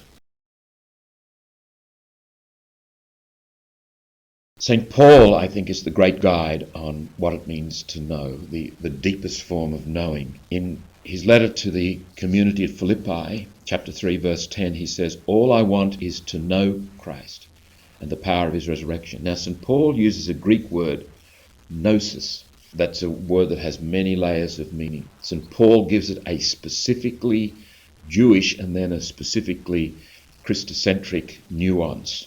It is not a Greek word after St. Paul has finished with it, or it's not a Greek concept. For St. Paul, it is profoundly relational. To know Christ is to be in communion with Christ, is to put on the mind of Christ, as he says to that same community, is to become one with Christ, as he tells the Galatians, I live now, not I, but Christ lives in me. And in the first chapter of Philippians, chapter 8, verses 8 through 11, he says, "For God will testify for me how much I long for you all with the warm longing of Christ Jesus." And Paul is identifying himself with Christ. If you go back to chapter 9 of the Acts of the Apostles, St. Paul is on his way on the Damascus Road, and he's bent on persecuting the Christians. And Jesus appears to him.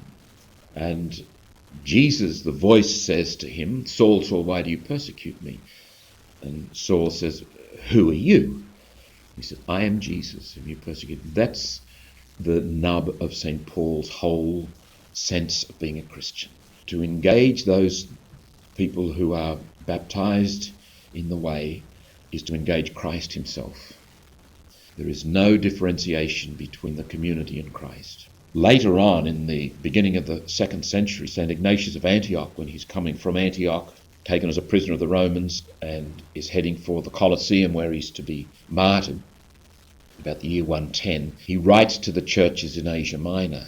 And when he writes to the church in Smyrna, he talks about the Catholic Church. He says, where there is Christ Jesus, there is the Ecclesia Catholica. There is the Catholic Church. I think that's a pretty good way of understanding what it means to be church. That's a pretty good way of explaining what St. Paul knew, that to be identified with Christ, to be one in Christ, that is church. That is the reality. That's the communal reality. He goes on talking to the Philippians. "It is my prayer that your love for one another may grow more and more with the knowledge and complete understanding that will help you to come to true discernment." You start to see the world with the eyes of Jesus. You start to think with the mind of Jesus. You start to hear with the hearing of Jesus, because you have been incorporated into Christ. Your baptism has given you that, but your response through contemplation, through daily submitting to the paschal rhythm of life, the duties of state, the little moments of dying that give birth to living, that rhythm, you become Christ in the world. Christ becomes you in the world. The incarnation is continued. And we have the beautiful prayer, St. Paul writing to the community in Ephesus. "In the abundance of his glory, may he through his Spirit enable you to grow firm in power with regard to your inner self, so that Christ may live in your hearts through faith, and then planted in love and built on love with all God's holy people, you will have the strength to grasp, to know, to understand, to comprehend, to grasp the breadth and the length, the height and the depth, so that knowing the love of Christ, which is beyond knowledge, you may be filled with the utter fullness of God." The word gnosis forms the basis of the word Gnostic. And in early Christian literature, it's a bit confusing because that word Gnostic is used to describe the really good Christian. The Gnostics were a whole other kettle of fish. Gnostics were a syncretic group. They gathered together different religious streams, and the essential thing about Gnosticism, which St. Irenaeus at the end of the 2nd century wrote much about, Gnosticism said we're basically saved through knowledge, through esoteric knowledge. There are them that know and there are them that don't know. And at the heart of this whole process is this dichotomy between matter and spirit. And the belief in a God who creates spirit is a good God. A God who creates matter is a bad God. That Gnosticism is a heresy. St. Irenaeus quite rightly condemned it. Most of Irenaeus' writings are against the heresies. But it didn't stop the early Christians, for example, St. Clement of Alexandria at the end of the 2nd century, writing about the Christian Gnostic. That is, the one who knows Christ Jesus and the power of his resurrection. St. Paul was a Gnostic in that sense. It's probably better not to use this language. I'm only using it because it was used in the early church. Carl Jung is a Gnostic, but not in the sense in which it's been said here. Jung was a Gnostic in the heretical sense of the word. And I think there's a lot of Gnosticism in the New Age, so-called New Age spirituality. But St. Clement of Alexandria, and I've got the quotation there, he had this catechetical school in Alexandria and instructed people. He said, what are the marks of the notes that characterize our Gnostic? That is, the one who knows Christ Jesus in the power of his resurrection. And he gives three very interesting notes or attributes. First of all, this person will be a contemplative. The true Gnostic, the one who actually knows Jesus Christ, will be a contemplative. Secondly, this person will fill all the moral precepts. They will be loving rather than hating. They will be people of peace rather than violence. They'll be people who worship God rather than not, etc. So you've got the mystical, contemplative, is the basis for and complemented by the moral, which is observing the precepts. And then the next one is finally, they'll instruct others. They'll bear witness. They'll give testimony to this life in whatever way they can. When these qualities are encountered in a person, says Clement, that person is a perfect Gnostic. But if one of them is missing, then his gnosis is crippled. We in the church today, I think, need to listen to that very carefully. The mystical, the moral, the witnessing, the evangelizing. Now, each of us is going to live out that threefold path in different ways, but at the centre of it is going to be the knowledge of Christ Jesus, that we have formed a relationship with Christ, and our knowledge is one of love, not just one of detail or facts or information. There are people, I believe, who call themselves theologians but are atheists. One of the most peculiar phenomena of the 1960s and 70s, of the latter part of the 20th century, was this dichotomy between being a theologian or a biblical scholar on the one hand and being a person of faith on the other. In the Eastern tradition, it is simply accepted as a given that if you are a theologian, you are also a contemplative. Karl Rahner railed against this, dichotomized that so much because it became so abstract, it didn't impinge on your life. Rahner's point is that the theologian must be a saint, the true theologian. The one who talks of God must talk of God as one whom she or he knows personally, so that the instruction, the bearing witness, is as of one who speaks of a loving relationship, of the beloved, not just information and facts. I think it's a profound and terribly sad commentary on the state of the church when you've got theologians who don't believe in God, biblical scholars who don't believe in God, in whom there is no loving relationship with the one about whom they speak. Obviously, they don't talk about the one. They're talking about facts, information, literary forms, languages, culture, and they can be very erudite on all that. But what's the point?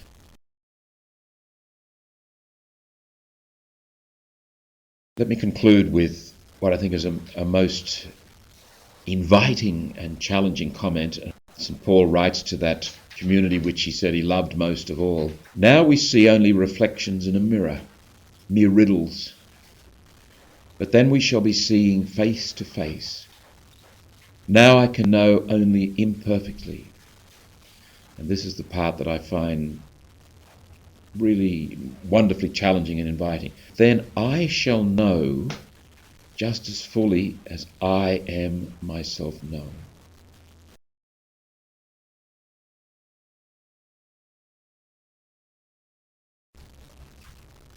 Our 10th session together, we're going to reflect on God revealed in prayerfulness. Let me preface my remarks in regard to prayerfulness by recalling something I think you are probably very aware of, is how all the great themes of spirituality coincide eventually, and you'll find all the great themes present in all the great themes. So in prayerfulness you'll find the great themes of abandonment and of detachment and of love and of God's saving action and of grace. In all of those you'll find prayerfulness.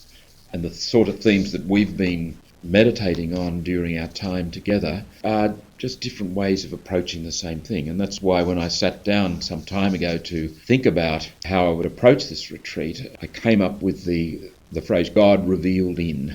The reason why all the great themes are present in all the great themes is ultimately it's about our relationship with God. So that when we emphasize the core of our humanity as relationship, those fourfold relationships with God, however we name God, ourselves, with other people and with the world. The ultimate relationship, the relationship that gives context to all our relationships, is our relationship with God. Concretely, it's our relationship with ourselves needs attention and needs to be dealt with, because that's where the relationships are going to fall over or not. They're going to thrive or not.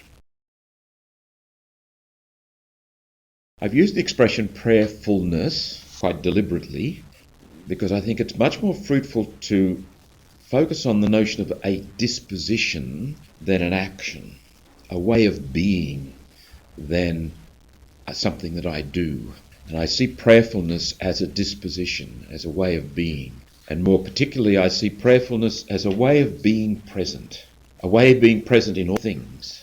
Now, if we were to go around this room and each write a definition of prayer, we'd all, I think, be roughly in the same horse paddock, but we'd all say something slightly different, and we'd all be right. It's not a question of definitions here, it is a question of approaching an aspect of the mystery, the inexhaustibly intelligible, and doing it in a way that promotes, facilitates, enables our engagement with that mystery. And I would like to approach it in terms of prayerfulness as a way of being present. I'm going to use as a starting point for this a novella, a little story that was written by Henry James in 1903 called The Beast in the Jungle. It's a story that actually focuses on a particular individual, a man by the name of John Marcher. John Marcher has a very marked sense that he's been chosen by life for something. Got a sense of destiny, he says, and he must wait for the fulfilment of this. Now, he has a close friend, a lady by the name of May Bartram, who actually cares a lot about him and loves him. John Marcher's difficulty is, however, that he's self-absorbed. He's so caught up with this sense of his own destiny, he's not present to the woman who loves him. In fact, he's not present to himself. He's not present to the world because he's caught in a pathology of waiting and expectation. Not entirely unlike those people in Thessalonica that St. Paul wrote about. People started to sit around and wait for the second coming, and they lived with their focus on the second coming, and so focused were they on the second coming, they said, well, there's no need to work or do anything. St. Paul said, if they don't work, don't feed the blighted. In other words, ground them. There's a job to be done. You can't just sit around waiting. That's a pathological existence. John Marcher actually embodies this. And the effect is that he's not present. And even when he's with May Bartram, he's not with her. He's wondering about what's going to happen. And she, in her very gentle and loving way, probes and questions and tries to connect with him in that. But he's so far out in orbit, it's like a crackly radio signal from outer space. May Bartram dies in the story and leaves him on his own. And he's lost.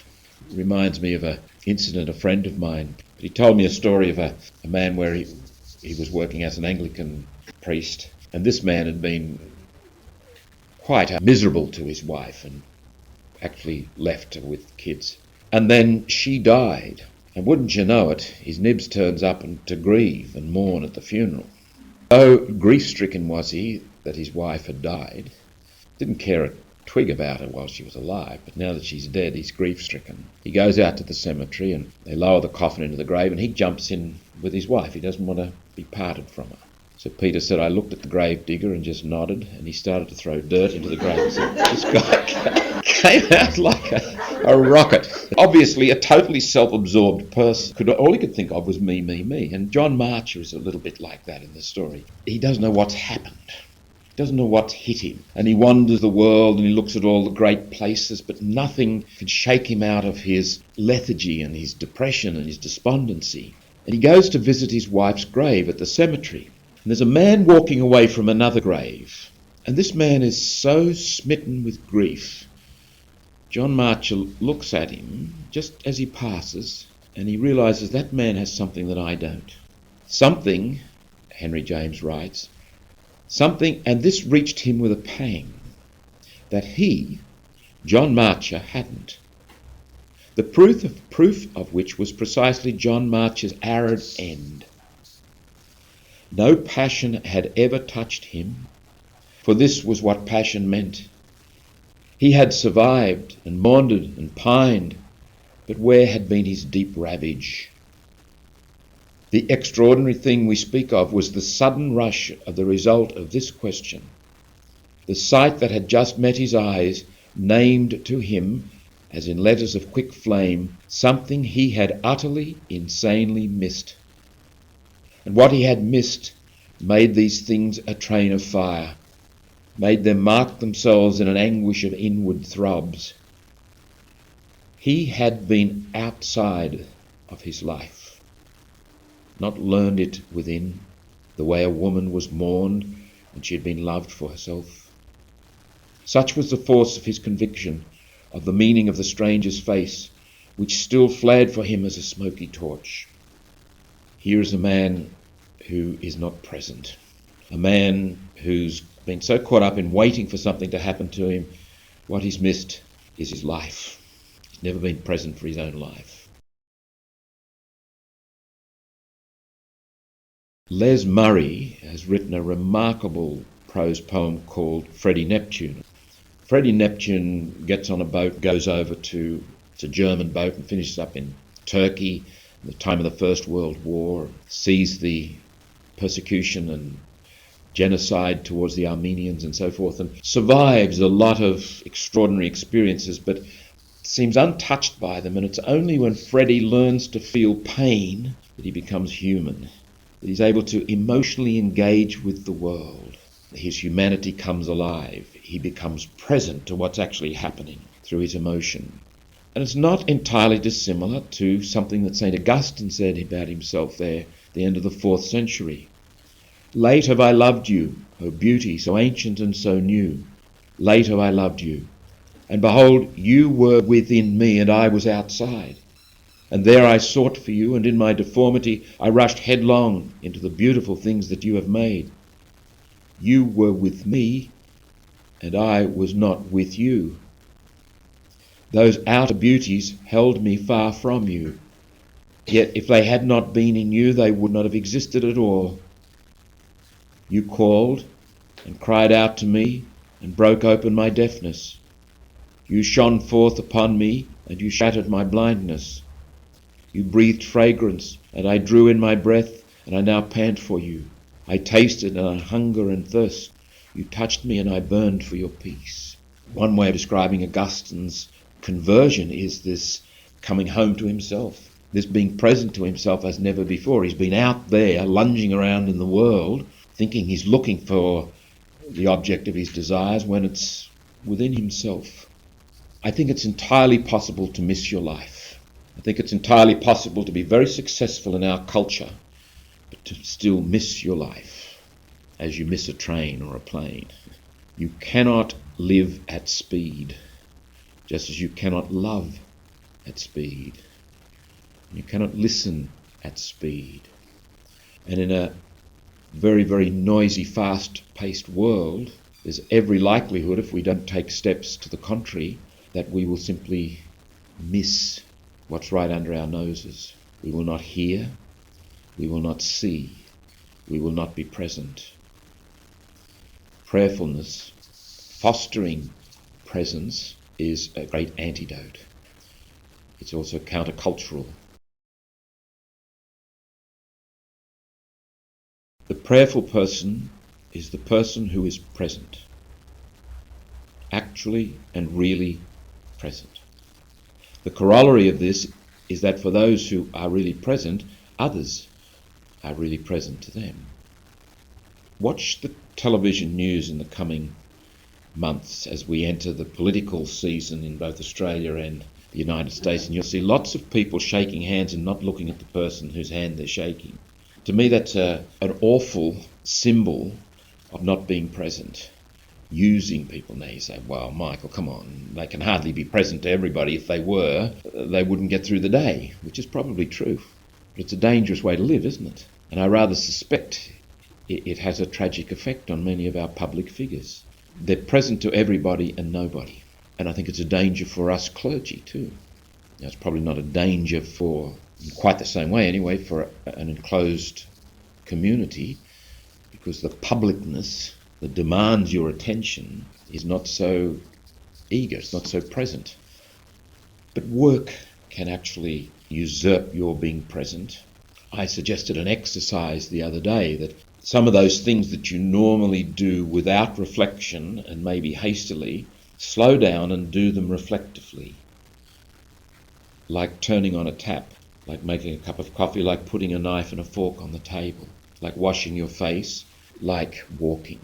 Just to remind yourself that you are here, the trees are there, the walls are here, you are where you are.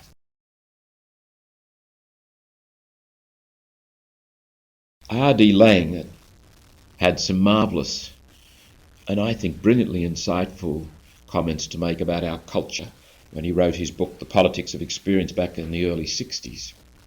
He says we are, and I think it's gotten more so since he made this comment, we are bemused and crazed creatures, strangers to our true selves, to one another, and to the spiritual and material world, mad even from an ideal standpoint we can glimpse but not adopt. We're born into a world where alienation awaits us. We are potentially human beings, but are in an alienated state. And this state is not simply a natural system. Alienation as our present destiny is achieved only by outrageous violence perpetrated by human beings on human beings. He's not talking there about the alienation of original sin. It's part of our nature. We're born into a world of disconnectedness. He's talking about a culture that actually fosters and promotes and shields us from connections, promotes disconnectedness and disconnecting from ourselves and from other people. And you can't be connected to yourself and not be connected to others, and you can't be connected to others and not be connected to yourself. I think it's the corollary of what John's first letter says. How can you say that you love God if you don't love your brothers and your sisters? More pointedly, and further on in that same book, R.D. Laing says, as men of the world, we hardly know of the existence of the inner world. Our capacity to think, except in the service of what we are dangerously deluded in supposing is our self-interest, and in conformity with common sense, is pitifully limited. I think that's fair comment about our culture. How often do we stop and stare? How often does our culture set aside times for silence and stillness, for solitude and contemplation? Just next door to the Aquinas Academy is the Belgian Beer Hall. Not a bad place for a plate of mussels and a glass of beer, although if you want to buy the Cistercian beer in there, it'll cost you $27 a glass, let me tell you. Needless to say, I've never tasted Cistercian beer there or anywhere else. But that used to be the parish hall, incidentally, which is a sign of the times. That place is just spilling out onto the street on Thursday nights and Friday nights, and if you go down into George Street, 5 minutes walk away, there's a place down there called Est. You can't walk along George Street there on Friday night. The people, these kids, the noise just throbs, and the strobe lights or the flashing lights, I don't know what they are. And I hear tell from young adults and from their families that it's not uncommon for a lot of these kids to regard as their way of entertainment and socialising and relaxation to get themselves wasted, as they say. There's a wantonness, a dissipation about that. And I don't want to be gloomy and doomy about the world in which we live, and I'm not condemning all young people. I also, in fact, given my work in there, I bump into some extraordinarily fine young men and women. But there is that other element, and generally our culture, I think it is fair to say, doesn't foster inwardness, doesn't encourage people to be still, to be quiet. Father Ross Jones, I think his name is, the Jesuit who was the first principal of the Jesuit school out at Mount Druitt, or Rooty Hill, wherever it is out there in the western suburbs, Loyola High School. And as they were building the school numbers up, there were all sorts of people applying to become part of trying to get into the school. And one day this young boy from Thailand turned up. He was about 16, I think. And he wanted to come to the school. His parents had encouraged him to go down and enrol. Ross interviewed him and put him through the normal questioning and comments and said, this is a Catholic school, and if you come here, you'll be expected to participate in religious worship. And the boy said, that's not, I'll do that, Father. We do have prayers to begin the day, and we have religious education classes, and it's focused on the Christian tradition and according to the teachings of the Catholic Church. Oh yes, that's all right, Father, I'll do that. And Ross said, and each year you'll be expected to go on a retreat where there's some silence and you can't take your radio with you. And the boy looked at him and said, Father, I spent 6 months in a monastery in Thailand last year. I don't think I'll find that difficult. Different culture. I think it'd be a marvellous thing if we got our 14-year-olds to spend 6 months in a monastery. I think it might do them the world of good. It can do society the world of good too. Dag Hammarskjöld, who must have been an extraordinary man, he writes, a heart pulsating in harmony with the circulation of sap and the flow of rivers? A body with the rhythms of the earth in its movements? No. Instead, a mind shut off from the oxygen of alert senses that has wasted itself on treason, stratagems and spoils, of importance only within four walls. A tame animal, in whom the strength of the species has outspent itself to no purpose. Pretty heavy stuff. Prayerfulness is about waking up. Prayerfulness is about staying awake. Prayerfulness is about obedience, and obedience is listening that we may hear, that we may heed, or that we may submit. Prayerfulness is being present. The awakened person, the present person, the person who's attentive and alert, liberates their deepest desire. They know, when I'm present to myself, I know I'm made for love, to love and be loved, and I will settle for nothing less than that. And the more alert I am, the more awake I am, the more present to myself, the more I know that, and the more that desire becomes the desire of my life. I'm talking about genuine love in the sense in which Jesus talks about it. Greatest love is to lay down your life. Love is a transcending thing. It's self-forgetful, takes you beyond yourself towards ecstasy. Prayerfulness is, I think, another way of talking about being in love. Restores us to ourselves. Thomas Merton has a lovely way of describing the Christian vocation. Beautifully speaks of the prayerful life. Indeed, he says, we exist solely for this, to be the place where he has chosen for his presence. A person who is present to herself, in whom the depths come forth, shine forth, is a person in whom the world can meet that presence. My presence to myself is a presence to the presence. And if I am present to myself, there'll be a transparency about me. There'll be a being available to others. To meet me will be to meet more than me. Without my telling the world that they're meeting more than me, they will know that I am not just a superficial, egotistical person if I am present to the presence, if I've tasted that relationship at depth. To be the place he has chosen for his presence, his manifestation in the world, his epiphany. The incarnation is God being manifest in the flesh forever. Not only through Jesus in Nazareth, preeminently through Jesus, but also through us, to be the place where God enters the world. When we act in a way that is alienating, disconnecting, hateful, untruthful, the ways that we describe as sin, what we do is prevent the incarnation from happening. Maybe in minute sorts of ways. That's goodness that we talk about in people, mercy and compassion and forgiveness and patience and kindness. These are other names of God. When people experience you as patient, they're actually tasting the presence of God. Because that quality we call patience is an epiphany. And we like it. And we want more of it. When you encounter a human being where you come up against this goodness and truthfulness and forgiveness and mercy, it's good, it's right, it's what we desire. And it's the heart's desire for God that is encountered in that. That is God right there. Merton goes on to describe how it's the love of others that can recall us to ourselves and recall us to this presence. Fortunately, the love of our fellow man is given us as the way of realizing this, to bring us home to ourselves. The forgiveness of another, the patience of another. We help each other along the way by being the place where God is present to them.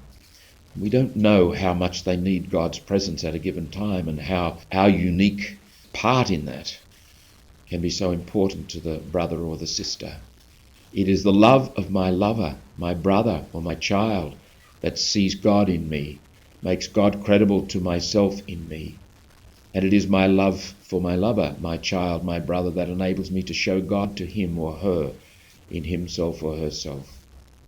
Love is the epiphany of God in our poverty. In all of this, you recalls feeling, recalls the incarnational reality. This all happens in the flesh, recalls yielding and abandonment and submission, recalls the centrality of God, that the life we seek to lead is the life of God. We are being divinized. This is how the kingdom shall come. Bernard writes, the love of God gives birth to the love of the soul for God. His surpassing affection fills the soul with affection, and his concern evokes concern. Again, getting back to the issue that we spoke about a couple of days ago, the Christ life that we seek is not the same as the life of virtues that is promoted out of the Greek tradition, out of the rational philosophical tradition. Now, I've got nothing against the life of virtue, except this, that if I'm seeking the Christ life, I shouldn't be seeking the life of virtue. I should be seeking my relationship with Christ. And I think that focus on virtues and the philosophical understanding of the virtues and dividing them and categorizing them and quantifying them and so forth was an awful distraction. Yes, we're called to be loving people, patient people, forgiving people, merciful people. These are all other names for Christ at work in us. These are all other names for how God will be manifest in the world if that relationship with God is alive and well. So I think in fostering the good life, in the best sense of that word, we keep trying to open ourselves up to God, to listen, to be present. And in terms of the inner work on ourselves, we pay attention to what's going on, what's actually happening, and listen and submit to the truth of it, and outgrow the very roots of our impatience, and outgrow the very roots of our anger, and outgrow the very roots of our tiny-mindedness. There's a beautiful description of prayer in the New Catechism. It's one of the finest little statements I've ever read on prayer, and it fits this notion of prayerfulness. If you knew the gift of God, writes John chapter 4, verse 10, it's talking to the woman at the well. The wonder of prayer is revealed beside the well, where we come seeking water. There, Christ comes to meet every human being. It is he who first seeks us and asks us for a drink. Jesus thirsts. His asking arises from the depths of God's desire for us. Whether we realize it or not, prayer is the encounter of God's thirst with ours. God thirsts that we may thirst for God. I have come to think of prayer and time to foster this prayerfulness as a need. When I was going through the seminary, and for years as a young priest, I used to think it as my duty. And people would say to you in the seminary, oh, so-and-so left the ministry because they stopped praying. You know, it's your duty to keep praying. And I don't think it's a healthy way to think of prayer at all. Prayerfulness, to be a prayerful person, is a human need, like the need to sleep and to eat.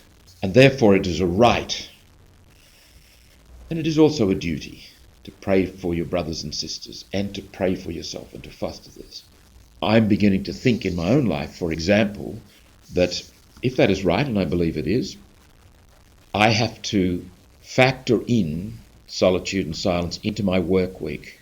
It has to be part of my commitment to the ministry, because it's a commitment to me, to being present to people, and I can't be present to them if I'm not present to myself, and I'm useless as a priest if I'm not present to God.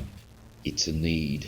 And I dare say that there come times in a contemplative group where you need to remind yourself of that. I've never lived in a contemplative community, but I'm sure there are moments when work can overrun you, busyness, if you're not careful, and you can tend to diminish the whole point of being a contemplative group. A final reference to Andre Louf's description of prayer, and this too is quite remarkable. He talks about the state of prayer, and it complements that piece from the Catholic Catechism. It's a gift.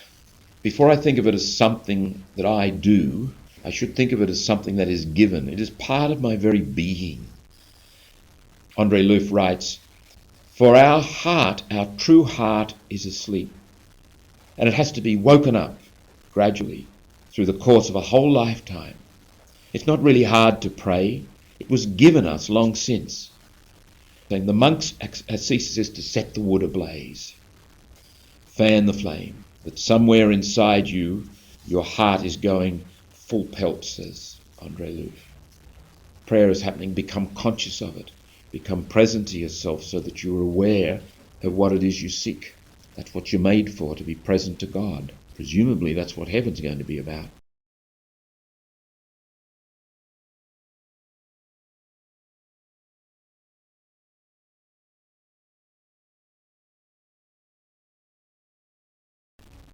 In this session, we reflect on God revealed in beauty.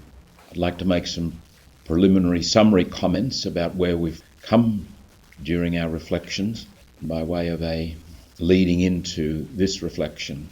One of the themes that has been present in everything that I've said is the primacy of being. Human beings need to take care of who and what they are. My being precedes my doing. In the spiritual life, this in effect means that mysticism precedes the moral vision. The moral vision, the behavioural side of our life, only makes sense as an expression of, and in the context of, emerging from the ground of, our being in Christ. Often throughout the history of the Church, we've forgotten that grounding. If you focus on the behavioural, you end up focusing on laws and institutions. You end up slipping into legalism and authoritarianism and kind of a lifestyle that is actually not very beautiful. The beauty of the Christian life emerges primarily from the being of Christ, who is the being of God. In being, we find our identity and we find our ground. Given the fact that we can't move and live in the world without some grounding, we look elsewhere for the grounding. And often enough we find the grounding, or we think we find the grounding, in right behaviour, or in our roles, or in our place in the system, our status and so forth. We become very vulnerable to those sorts of pseudo second-hand derived lives. The only true ground, the only place within which you find your identity is in your being, which is an expression of and a participation in the being of God. One of the great challenges of religious, and I think probably most especially clergy in the last 50 years, 40 years particularly, has been to make that transition from what we used to be in the system and what we are now, where we used to be in the world and where we are now. And speaking as a priest, many clergy found their identity and their ground in a particular structural, cultural arrangement, which gave them a lot of authority and identity. And history delivered notice and said that doesn't work anymore. That cultural, structural arrangement henceforth is gone. That presented most serious psychological and spiritual problems for many, because who am I now? Now that you've taken my role away, who am I? What's my identity? Many actually discovered that their identity lay elsewhere than in priestly ministry, and for at least some of those it was probably the first fully adult decision they ever made in their lives was to leave. Some, I think, are still struggling with the question. Show me an authoritarian clergyman and I'll show you someone who hasn't settled this issue. Someone who's trying to find the ground in the system rather than the ground in being. If I am grounded in the system, whether it's a church system or any other system, doesn't much matter. If I'm grounded in the system, I'm beholden to the pressures and the dynamics of that system. And if they let me down, my whole life comes into question. But I can operate in any system, virtually, if I'm grounded beyond it. And that applies to the system, the church as an institution, as an incarnational structure. As I said very early on in our reflections, you can't do without institution. You have to have structure, but you don't find your grounding there. You don't find your identity there, not your ultimate identity. You find your identity elsewhere, and the only way you will thrive in any institution today, and the only way you will thrive in the Catholic Church today, is if you're grounded beyond it. I'm not interested in surviving. I'm interested in thriving. I don't want to just get through to tomorrow. I mean, there are times in my life where that's been my aim, to survive. But I would much rather live on the basis of seeking to thrive. And psychologically and spiritually, I do not think you can thrive if you derive your identity and your grounding from the institution. Too vulnerable, not only to the dynamics, but you're too vulnerable to ecclesiolatry. I see this in people, clergy, who make a career out of being a churchman. I think it's a tragic way to live. The best leaders, the best ministers, the best pastoral people in the church are those who don't depend on the role or the institution to tell them who they are. So our focus is on being. And when you come back to that and keep that in mind, it will not only protect you from some of those fairly obvious pitfalls of moralism and legalism and authoritarianism and institutionalism, but more positively, it will help you to thrive, and it will open up to you what in traditional Catholic philosophy we have called the four transcendentals. Being expresses itself in four obvious ways: in truth, in goodness, in beauty, and in oneness. And when we say being, we mean being with a capital B. We mean God. Truth and God are one. Goodness and God are one. Beauty and God are one. One, unity and God are one. And if we seek God, and the more we become aware and release that deeper participation in being in our lives, the more goodness and truth and beauty and unity shine forth in our presence. The more we become what we are called to be. This is the coming of the kingdom in our hearts and through us in our world. I think St. Augustine was profoundly aware of this, and I've got two references there to St. Augustine, both from his Confessions. And what is this, says St. Augustine? I asked the earth, and it said, I am not he. This is in the context of Augustine recollecting how he searched for what his heart desired. And Augustine was intellectually and spiritually just a giant. He strode the horizons and was clumsy and, like a bull in a china shop in a way, until he got focused, this enormous intellectual and spiritual energy crying out for God. He wanted the infinite, and he kept on grabbing hold of finite things. Well, there's one issue in the life of Augustine which I think has been badly interpreted to my mind, and that's his relationship with the woman whom he took as his partner, as we would say these days. It was the custom in those times for a bright young chap his family would find a woman for him. She wouldn't be his wife, but she would live with him as his wife.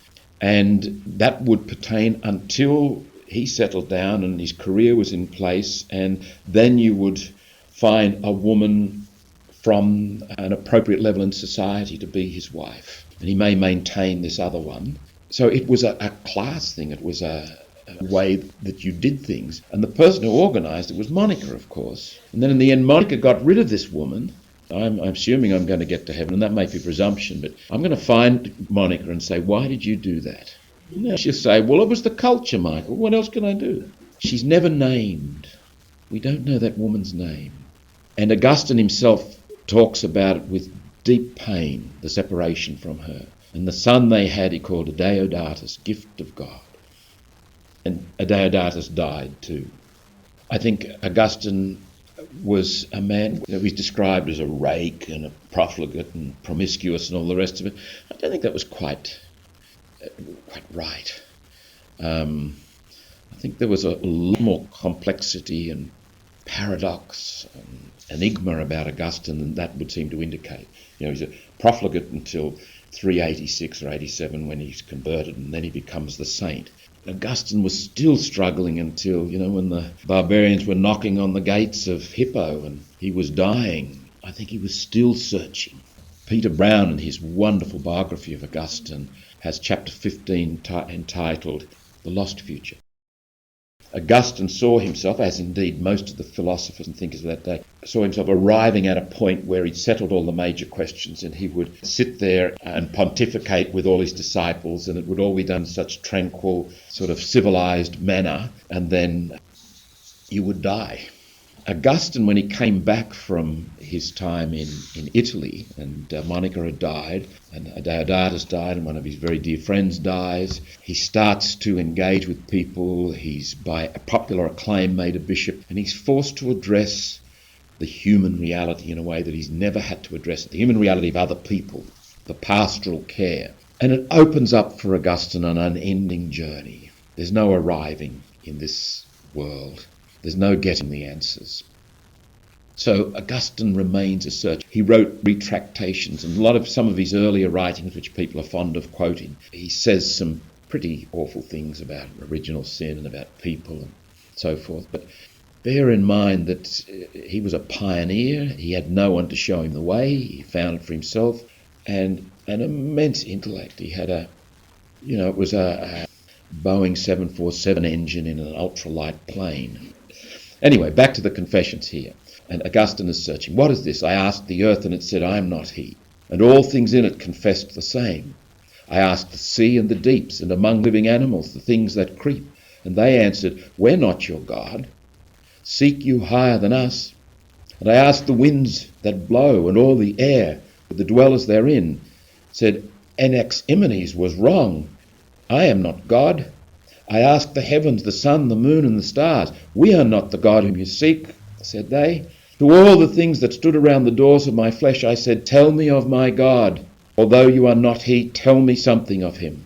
The mighty voice they cried out, He made us. This next sentence is just remarkable. My question was the gaze I turned on them. The answer was their beauty.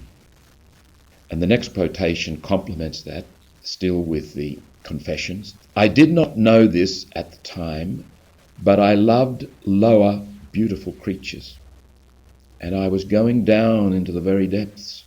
I said to my friends, do we love anything except what is beautiful? What then is a beautiful thing? What is beauty? What is it that attracts us and wins us to the things that we love? Unless there were a grace and beauty in them, they could in no wise move us. This is a very interesting line of thinking of Augustine. Elsewhere he says, love is the gravity that moves you, even to do evil. So he says, be careful what it is you love. Now, evil doesn't exist. Evil has no being. Evil is the absence of being. Evil is a vacuum. Evil sucks being out of the world because it is a vacuum. But we seek evil. When we do seek it, we seek it under the guise of the good and the beautiful. When the terrorist stands at the door of the plane with a gun at the head of the pilot, is he going to say, look, I'm an evil man, and I'm about to do something evil, so you better do as I tell you? No, they all say, I'm a freedom fighter. Don't you make me kill him. You will be responsible. Human beings are repelled by the notion of evil. And the only way, it seems, unless we're utterly pathological, the only way we can espouse evil is by dressing it up as the good, by rationalising it. And we are brilliant at rationalising it. We're all born geniuses at one thing, self-deception. We're brilliant at that. It's one of our most obvious talents, all of us. We seek the beautiful, and therefore if we put snow on the dung heap, it looks very attractive. and that allows us to seek it. The next reference is a definition, if you like, or a description of the beautiful, and it's by Albert the Great. He says, the nature of the beautiful consists in general in a resplendence of form, whether in the duly ordered parts of material objects or in people or in action. A man by the name of Robert Grosseteste says something similar. For beauty is a concordance and a fittingness of a thing to itself, and of all its individual parts to themselves, and to each other, and to the whole, and of that whole to all things. The integrity of being is what beauty is. When being is released to shine forth, when the fragmentary and the illusory and the delusory are removed, this shines forth in sculpture, in painting, in human beings physically, but spiritually and morally too. When the being is released, when being is set free. Hans Urs von Balthasar, in his The Glory of the Lord, a Theological Aesthetics, says something here which is very insightful. It's dense, but stay with it. It's most wise what he says, because he's talking about what I've just said about grounding your life in being rather than in doing. The more profound concept of sanctity rests on the fact that the proper life of the will, in its innermost power and fullness of energy, doesn't simply consist in orienting and directing the will to that which is objectively good and beautiful on the basis of a certain acknowledgement of the worth of the objectively good and beautiful, and with the aim of conforming the will to them. In other words, it's not focused on my willpower saying, oh, that's good, I'm going to go after it and make it happen. I'm going to get it, I'm going to achieve it, I'm going to master it. That's the Stoic way. Von Balthasar says, and he's talking about sanctity, remember, rather, the proper life of the will consists in its transformation into the objectively good and beautiful. Transformation which, in the case of our will, appears to be partly the root and source of its striving, but partly also the goal and the perfection of this striving. Such transformations would appear to be, as it were, the very soul of all of the will's further activity. In other words, the life of the will consists of love, insofar as love, being a delight in that which is objectively good and beautiful, binds the lover to this object, steeping him or her in it and moulding him or her into it. Love so penetrates and fills the lover with the object of his or her love that lover and object, as it were, grow together. And the objectively good and beautiful is like a principle immanent in the lover himself or herself, impelling him or her to act and strive, and making him or her overflow with joy and bliss. I think in sum what he's pointing to is that it is our being that is summoned by the moral vision. To be who and what I am is to be one with beauty and love and goodness and truth. And in that opening myself to it, I am transformed, so it becomes the source and the goal, and it becomes a never-ending resourcing of my life. There is a writer from the East, Gregory Palamas, who says, we are to be made beautiful by the creative and primordial beauty and illumined by the radiance of God. We are to be made beautiful by the creative and primordial beauty and illumined by the radiance of God. I think that's the heart of the moral vision. Not we are to become right, that I am to make myself good by my willpower, by a regimen of discipline. I am to act in a facilitative way, to do whatever I can to remove whatever obstacles prevent my being from emerging and shining forth, because my being is beautiful, is good, is true, is one. If you turn to the sacred scriptures, there's an enlightening distinction that scholars make between two different words that are used for good. There's the word kalos and the word agathos. We may best of all see the meaning of kalos if we contrast it with agathos, which is the common Greek word for good. Agathos is that which is practically and morally good. Kalos is not only that which is practically and morally good, but that which is also aesthetically good. When a thing or a person is agathos, it or he is good in the moral and practical sense of the term, and in the result of its or his activity. Kalos adds to the idea of goodness the idea of beauty, loveliness, graciousness, winsomeness. Agathos appeals to the moral sense, but kalos appeals also to the eye. It's William Barclay. Frederick Osen was either himself or St. Vincent, said, if you don't love the poor, they won't forgive you for helping them. Have you ever heard the saying, it's as cold as charity out there? What's happening there? What's going on? We've brought that kind of perception on ourselves that charity is somehow a pejorative word, a negative thing, a cold thing, because it's the expression of moralism rather than mysticism, because it's the expression of ego rather than a manifestation of being. Caritas, as Pope Benedict in his marvellous encyclical points out, it's not, first of all, a moral thing, it's an expression of God. It is God in you bursting forth. And genuine charity is pleasing. It's beautiful. It's lovely to see. Great to be part of it. When it's a moralistic thing, there's a certain manipulation. There is that Velcro love phenomenon, strings attached, one up, one down.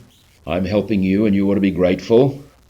Now, there's a certain occasion, I suppose, when you can say, well, if somebody needs a feed and I give them a feed in a moralistic sense, well, I've given them a feed. Chalk one up. But don't call it charity. Don't call it godliness, because there's something essential missing. The charitable act is a self-transcending one. It's a self-forgetful one. It's one in which the person doesn't meet you, they meet more than you. And in meeting more than you, they actually meet the real you, rather than the egotistical or the needy you. Again, William Barclay goes on, clearly it is not enough that the Christian life should be good, it must also be attractive. A grim and unlovely goodness is certainly goodness, but it's not Christian goodness. For Christian goodness must have a certain loveliness in it. Real Christianity must always attract and never repel. There is such a thing as a hard, austere, unlovely and unlovable goodness, but such a goodness falls far short of the Christian standard. In all his efforts to be good, in all his strivings towards moral holiness, the Christian must never forget the beauty of holiness. Did you ever see that film Babette's Feast? I think it's a good example. The people that looked after her, they were good people, morally good people. But God, pains in the neck, some other part of the anatomy. Whereas there was something in that woman that was quite beautiful, and generosity and a prodigality. Moralism will never understand the prodigality of God and the amazing message of the prodigal son, that parable, prodigal father or the dysfunctional family, however you name it. Love doesn't count the cost. Moralism counts and measures. Love is love. Love is just eternal, and it is what it is. And love of its nature is unconditional. Mysticism has to come first. Our communion with God in Christ has to be the ground of our moral vision. It's not a question of either mysticism or morality. It's a question of both. But I would suggest to you that if your mysticism is real, if you're being one with the one in Christ, if that is fair dinkum, when you reach out to people, you will want to be caring. You will be caring and kind and forgiving. And if you're not, it will make you sick. It will upset you. Part of your being is that thing we call conscience. Part of your being is that thing we call vocation, that must, that cry that comes deep within you. And the more you come home to yourself, the more total will be your perception and your alignment with what is good and what is true. I think it is a great compliment to someone if, when they do the wrong thing, they get very shaken by it. It shakes their being because they're out of step with who they are. And if you persist in doing the wrong thing, you literally get diseased. It wouldn't be surprising if you got some kind of physical illness. Now, I'm not saying all physical illness is spiritual illness, but I am saying that there is sometimes a connection. And if we think of ourselves functioning as a whole organism, it's not surprising that being at times asserts itself, and being demands that we pay attention, and being cries out, and being expresses itself through depression or despondency just to get our attention, to get us to come home to ourselves and to be real. Let's look at some of the uses of the word kalos as distinct from agathos, and see if we can find some tried and true phrases of the New Testament which would normally be translated simply as good, and translate them as beautiful and hear them differently. For example, John the Baptist demands beautiful fruit of those who wish to enter the kingdom. That's in Matthew 3:10. In the parables of Matthew, for example, 13:24, he talks about the beautiful seed that is sown on beautiful ground. Matthew chapter 13 verse 48, beautiful fish, as distinct from those that aren't beautiful. Mark chapter 9 verse 50, beautiful salt. And Luke 6:38, beautiful measure that is generously given. Matthew 5:16, Jesus calls people to beautiful works. And in John chapter 10, Jesus is the beautiful shepherd. And Jesus does many beautiful works. John chapter 10 verse 31. And the name of Christ is beautiful, says James 2:7. And the word of God is beautiful, says Hebrews 5:14. In the pastoral epistles, pastoral letters, the word is used frequently. For example, in 1 Timothy 1:8, we know that the law is beautiful if anyone uses it lawfully. 1 Timothy 4:4, for everything created by God is beautiful. 4:6, the Christian teaching must be beautiful. 5:10, a widow must be well attested for her beautiful deeds. And in the letter of Titus, Paul to Titus, 2:7, show yourself in all respects a model of beautiful deeds.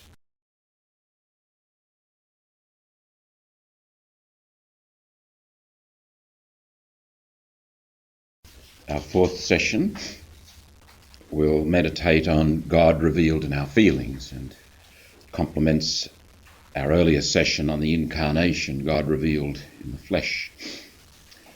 There's probably no site or no place in human experience where there is so much potential for good and harm, actually, in the common mundane business of daily living, as with regard to our emotions. I'd like to begin with a little reflection exercise. It's based on the work of an American psychologist by the name of Eugene Gendelin. I don't know whether you're familiar with Gendelin's work.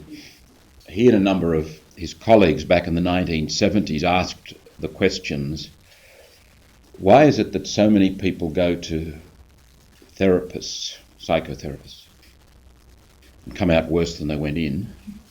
Second question, why is it that some people go to psychotherapists and aren't helped? But more importantly, why is it that some people go to psychotherapists and are helped?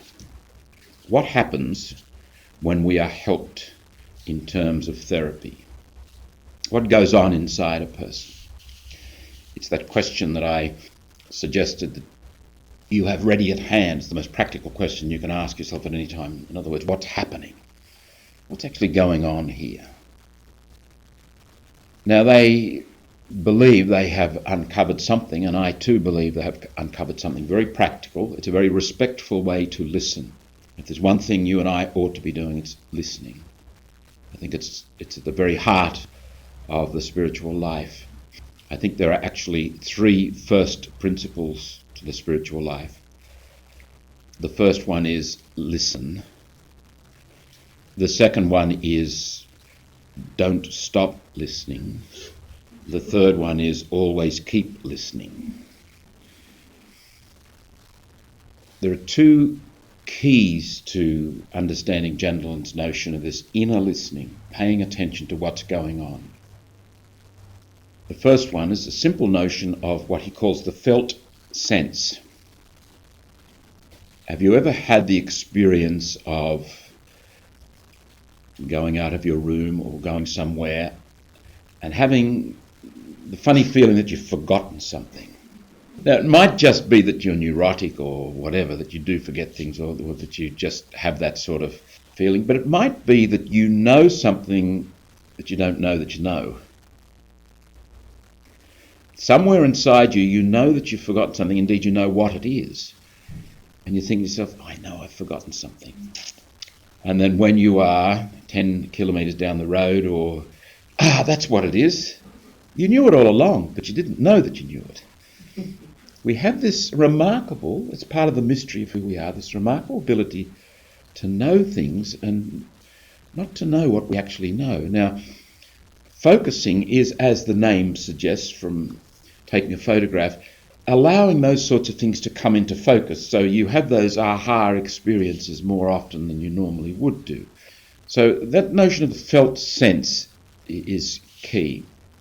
In terms of process and accessing it, Jandelen talks of open questions. An open question is a question that I ask with my head and answer with my tummy. Or to put it another way, it's a question I ask of myself and then I go inside where I do the deep listening. Somewhere in the region of my heart or my stomach, name it however you like, and you wait. And you refuse to let the analysing mind answer it because the analysing mind doesn't know. I'll give you an example from Jandelen's book. A young married couple. I've forgotten their names now. We'll call them John and Narelle, and they have a little boy. And they're living in a very tiny flat of necessity. They don't have the money to buy anything bigger, but they expect him to get the promotion somewhere in the next weeks or months, soon anyway, and they'll be able to move to something better and really set themselves up nicely. She's a part-time school teacher. He works for a banking company, and they have a little boy about 7. He comes home this particular afternoon, and he's very excited because the boss called him in and said, we want you to take this promotion and open up this bank, etc. Wonderful news. They're both excited. And in the course of the excitement, his elbow catches a vase or a plate on the sideboard of the table. He knocks it to the ground and it breaks. Narelle is furious. All of a sudden, the moment of joy is replaced by great hostility and anger. She can't understand how he could be so bloody clumsy. Why didn't you pay attention to what you were doing? And she, in effect, throws what the kids would call a tantrum. She'd been taught the focusing process, so she absents herself from the kitchen, goes to the bedroom, kicks her shoes off, takes the pillows, puts them up against the wall and sort of half lies in bed and sits down and says to herself, what's going on? She realises that this anger, this tanty, has more to it than a broken plate. This tanty carries a backlog of agenda. She's intuiting that there's more to this. And remember, that's one of the names we gave to the mystery, the more than. And it behoves us to listen, always listen to the more than. When it begs, you don't just ignore it. Cut a long story short, she starts to ask some open questions, like, what's been happening? What are the factors that might be influencing me at the moment? She starts to name, well, when I got home earlier on, young Johnny was sitting on the front doorstep. He had the flu. They sent him home early from school, and I was annoyed about that. I've been marking exam papers, and I'm tired and I'm fed up.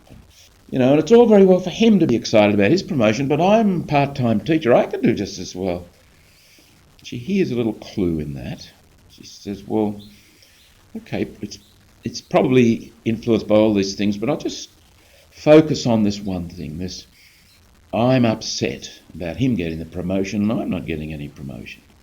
And as she starts to listen to that felt sense and ask open questions like, does this remind me of anything? Or what's the whole sense of this? is there more to this than anger?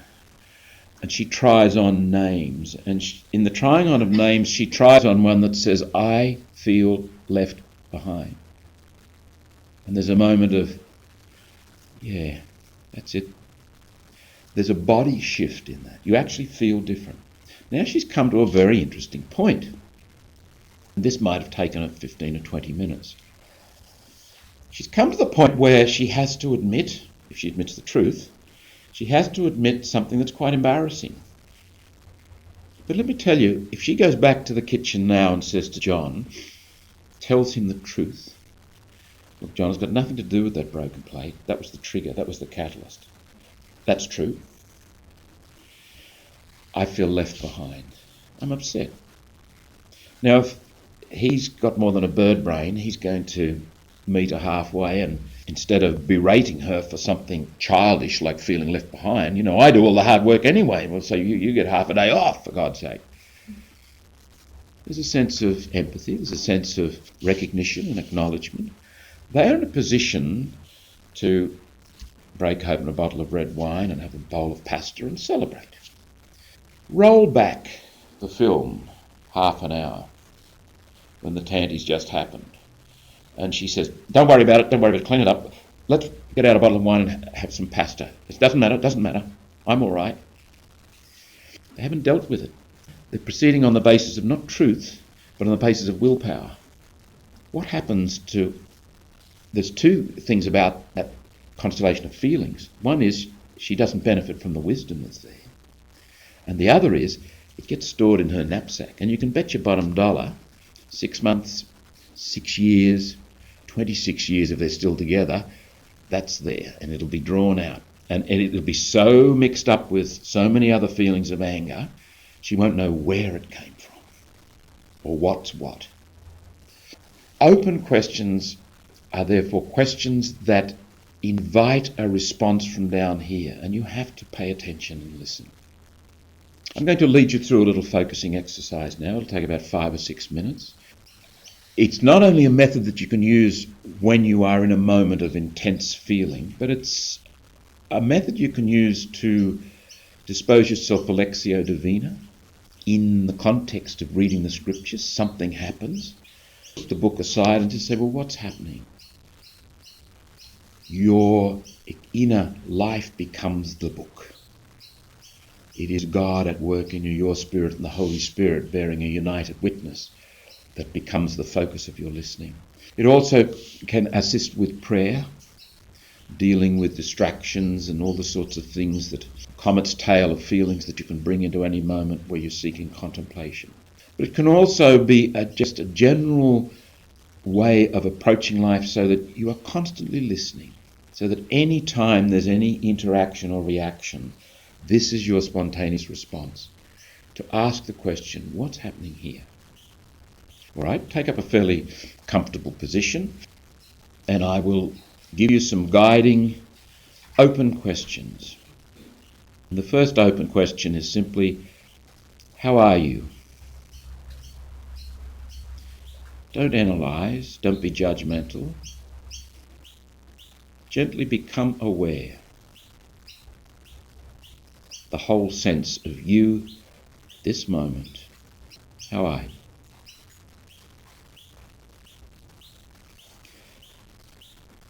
Let the inner part of you respond.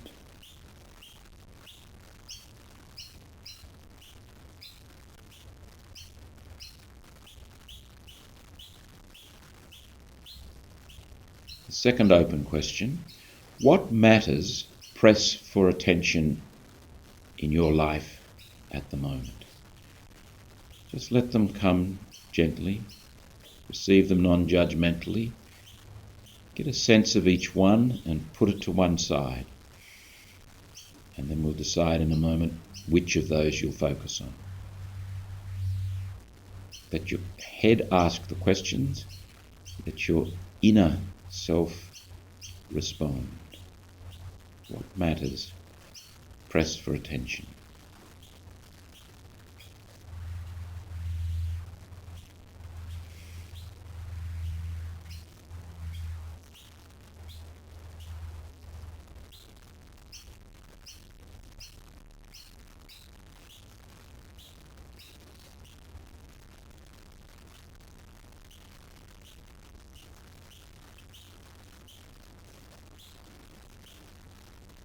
still being gentle and non-judgmental, which of those matters most presses for attention? Let the others be. What's it like? Get the whole sense of this one felt sense. Remember, your head asks the questions, it doesn't analyze.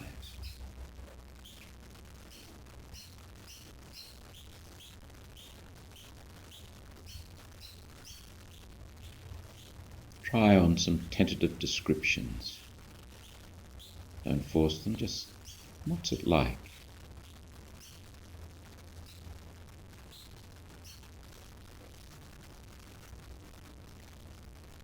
Does this remind you of any other time, experience?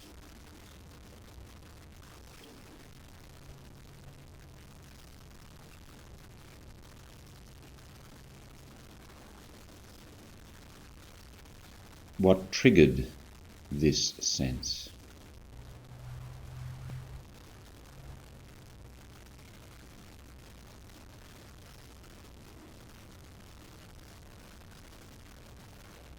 What feelings does it evoke?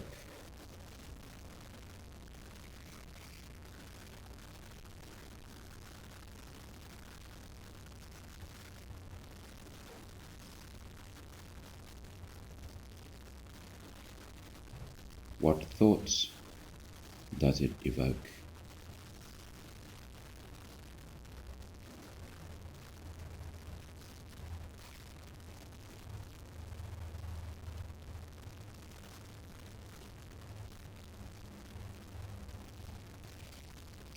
See if you can let the felt sense complete the sentence.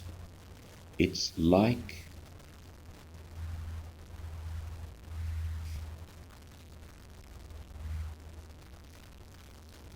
Try on some words, images.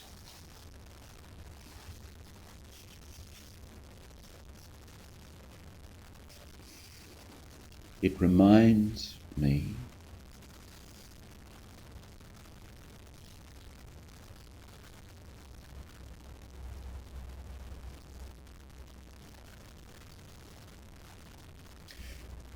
it feels like.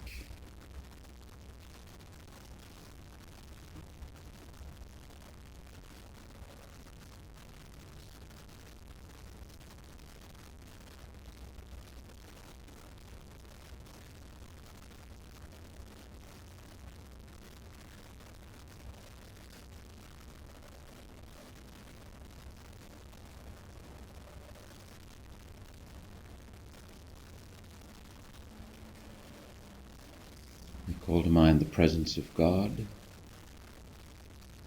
Give ourselves over to that all-loving, all-healing presence. Calling to mind the words of the psalmist, be still and know that I am God.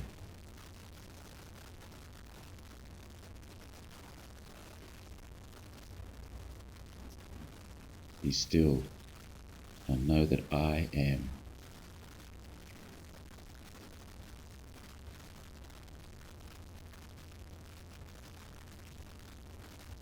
Be still and know.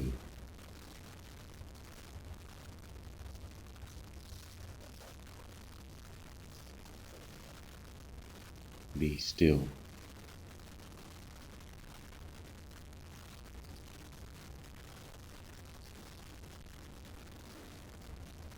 Be.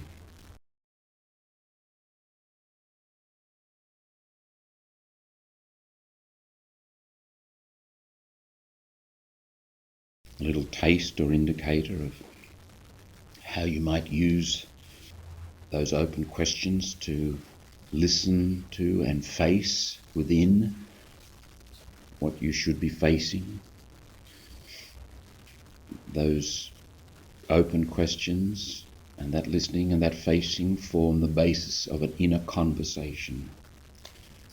And it's a very simple thing to place that in the presence of God, to place all your personal emotional experiences in the presence of God. As I said, emotions have amazing potential. And if you look at our Christian tradition, you will find that it's very feelingful. There is a darker side to it, which I'll mention, but you read people like Bernard of Clairvaux and St. Augustine, St. Gregory of Nyssa, St. Teresa of Avila, St. Therese of Lisieux, and the Franciscan tradition. For goodness sake, the sense of feeling in it is quite intense.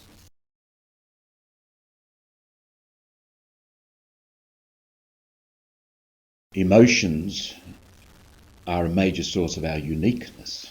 They are also a major source of the richness of personality. Think of someone who is emotionally dead. They've got no personality.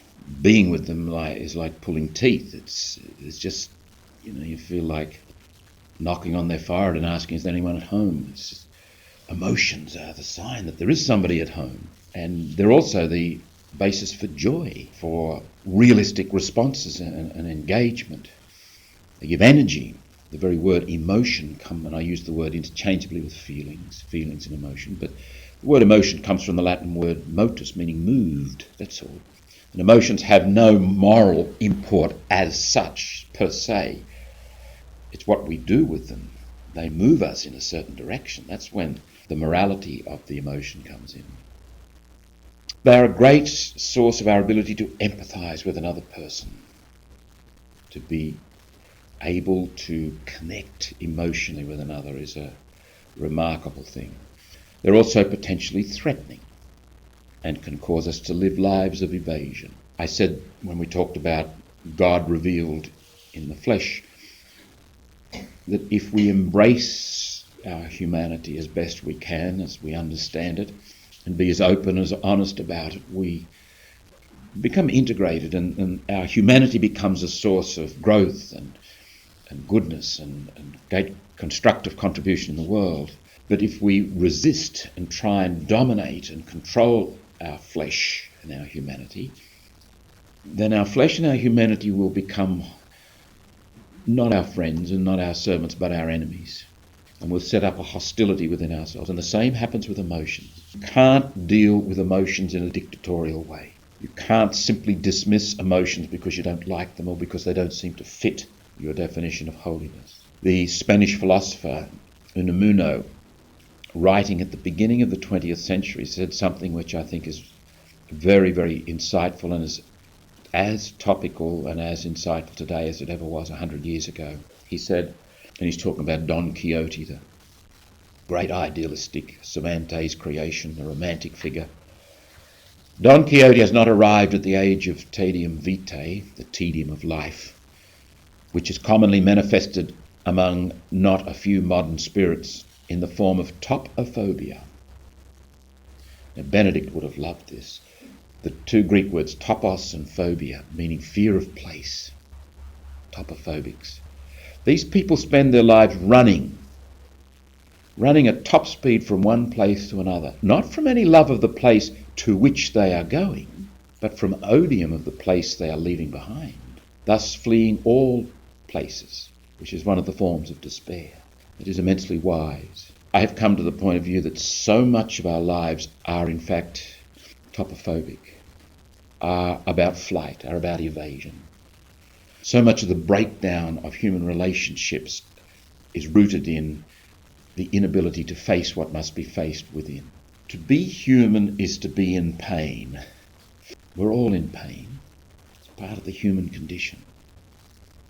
I've also come to the conviction that there's an enormous amount of grief in our society that goes unacknowledged. I'm not talking about grief that someone near and dear to me has died. I'm talking about the grief of living, the grief that comes with getting up in the morning, the grief of being human.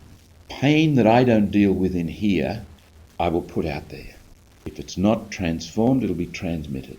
I think, and we'll discuss this more when we talk about solitude, so many of our broken relationships and the violence in the world could very simply be handled by teaching people how to be monks, nuns, teach them solitude, teach them silence, teach them how to live with themselves.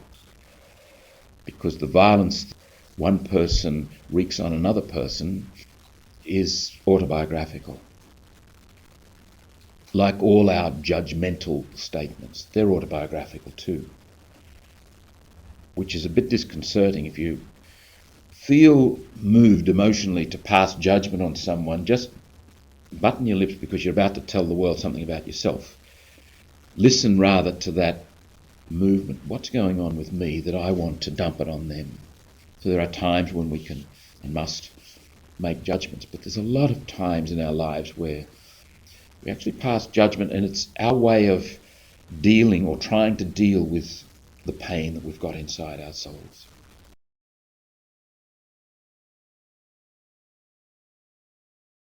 Now, I've said that our tradition actually is full of a great respect for feeling. And for example, one of the quotations I've given you there right towards the end is from Gregory the Great, the second last one. The language of souls is their desire. A life that has the feelings squashed out of it or simply mastered and controlled, what you're trying to do is to cage your soul. The language of the soul is desire. You are a desire for relationship. It's full of feeling and passion to want to be in love with God and people and the world and yourself, quite literally.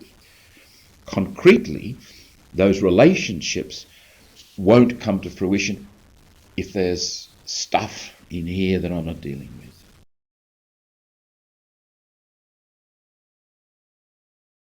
In the empire in which the Christianity developed, I'm talking about the Roman Empire of the 1st and 2nd centuries, they had come to an awful situation morally. They had no moral compass. It was a world coming asunder. And historians and commentators on the Roman Empire will tell you that it fell apart as much from forces within as it did from forces from without. It wasn't so much the barbarian invasions that destroyed the Roman Empire, it was their own loss of moral energy and direction. They had no reason to go on being an empire. Stoicism came into that from the Greeks and gave some moral cohesion. Now, Stoicism, to put it briefly, believed that it comes from the Greek word stoa, meaning the porch. That's where these guys gathered to talk about these weighty matters, so they were called Stoics. But they believed that there is this universal intelligence, the nous. You and I are made intelligent creatures. Our task, if we are to be intelligent, is to align our intelligence with the eternal universal intelligence. The great obstacle to that for the Stoics was what they called the passions. That you can't align your intelligence, your mind, with the eternal mind if passions play any role whatsoever in your life. So you must be beyond feeling. A number of scholars have drawn the contrast between the death of Socrates and the death of Jesus. Socrates wasn't a Stoic per se, they came after Socrates, but it was in that tradition of Socrates where you think things through, you're very rational, and you simply set aside any feelings of fear or anxiety or distaste, and you quietly and simply, without emotion, do what must be done. Now, there's something quite noble about that, actually. Something very appealing, and some of the early writers found in it an affinity with the teachings of Jesus. Evagrius of Pontus, for example, talks very much about apatheia, that deep peace that comes from integrated passion. I believe that the early Christian writers, at their best, borrowed from the Stoics, but saw in that ultimate experience of apatheia, that passionless existence, not literally to be without passion, but to have integrated one's passions, to have that energy invested as it was made to be invested. Perhaps the best and most enduring example of Stoicism is found in the writings of Marcus Aurelius, who was the Roman emperor towards the end of the 2nd century. And interestingly enough, he wrote in Greek. The Romans, the educated people of that world, spoke Greek, and they respected the Greek tradition. And that tended to get inside Christianity, and it became the language and the thinking of Christianity, the Greek way. And so we talk about virtues. Jesus never spoke of virtues. And it's that Greek rational philosophical approach that I think has in large measure, and the Stoic approach has in large measure displaced and done damage to the Christocentric approach. If you want a guide for how to be a good person, I wouldn't go to Aristotle and the virtues. I would go to St. Paul in his letter to the Galatians where he says, I live now, not I, but Christ lives in me. Or in his letter to the Romans, my spirit and the Holy Spirit bear united witness that I am a child of God. For St. Paul, he was so aware that it is Christ in us. That's our vocation, to be the place where Christ enters the world. To be Christocentric in our living. So that our relationship with God in Christ is completely permeated by the reality of Jesus Christ. You are baptized into him. And St. Paul again says in Romans, you are baptized into his death. This is the language of the good life. When we talk about the good life, we use Aristotle's language. St. Thomas Aquinas in the 12th century did too. It's this focus on the person and on the relational that is so Hebraic, so Jewish, so Christian. So much of our thinking has been very rational and very Greek. The Greeks and the Jews didn't think in the same way. And I think it's the Greek mindset that has largely gotten into our thinking. And in the context of this particular subject of God revealed in our feelings, it's the Stoicism that we inherited from the Greeks that dominated our spirituality.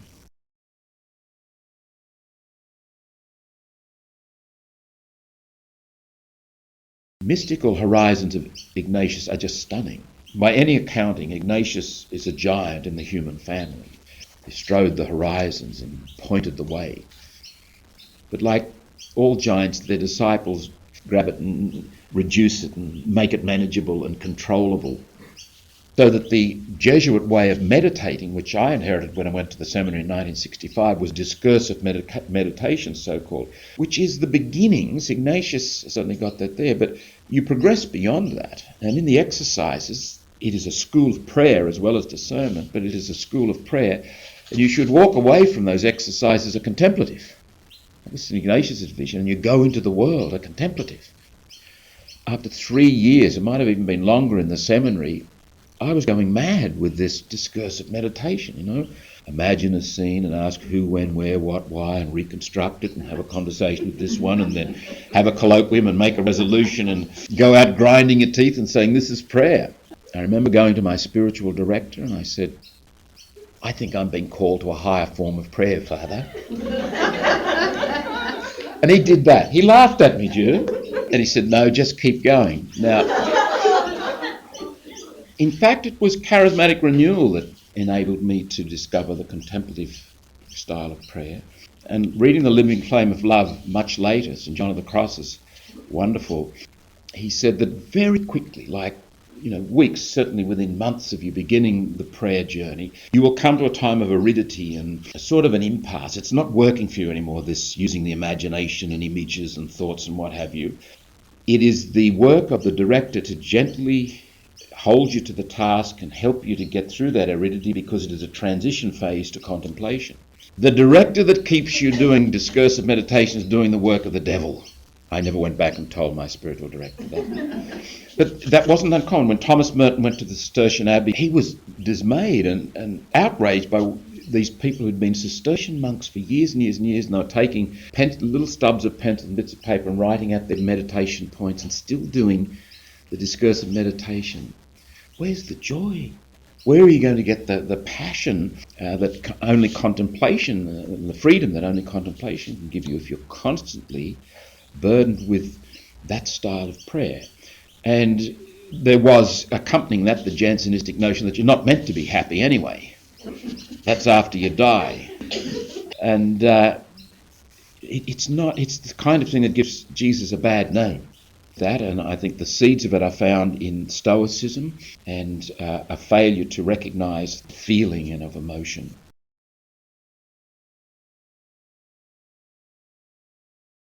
If you go to the Gospels, Jesus doesn't talk about feeling and emotion, but in his being and the way they describe him, This is a man of great depth of feeling and great emotion, and I've given a couple of instances there. Matthew 11:28. Feel the intensity, the pathos when Jesus says, learn from me, for I am meek and humble of heart. Now, we Christians can actually, we're at ease with the notion of meek and humble Jesus and gentle Jesus. But what about angry Jesus?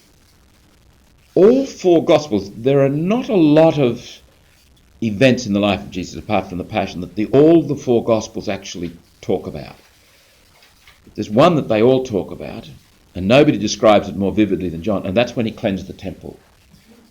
And he made a knotted cord. He doesn't say he actually whipped them, but they must have been so scared that they fled, and there were tables being upturned and pigeons going everywhere and money strewn over the floor. That was quite a turn. This is a human being full of emotional possibilities. When he was brought to the tomb of Lazarus, and he wept. He wept over Jerusalem. Socrates never wept over Athens. And again, in the Greek tradition, the gods are beyond feeling and beyond passion. You read the Bible and tell me God is beyond feeling and passion.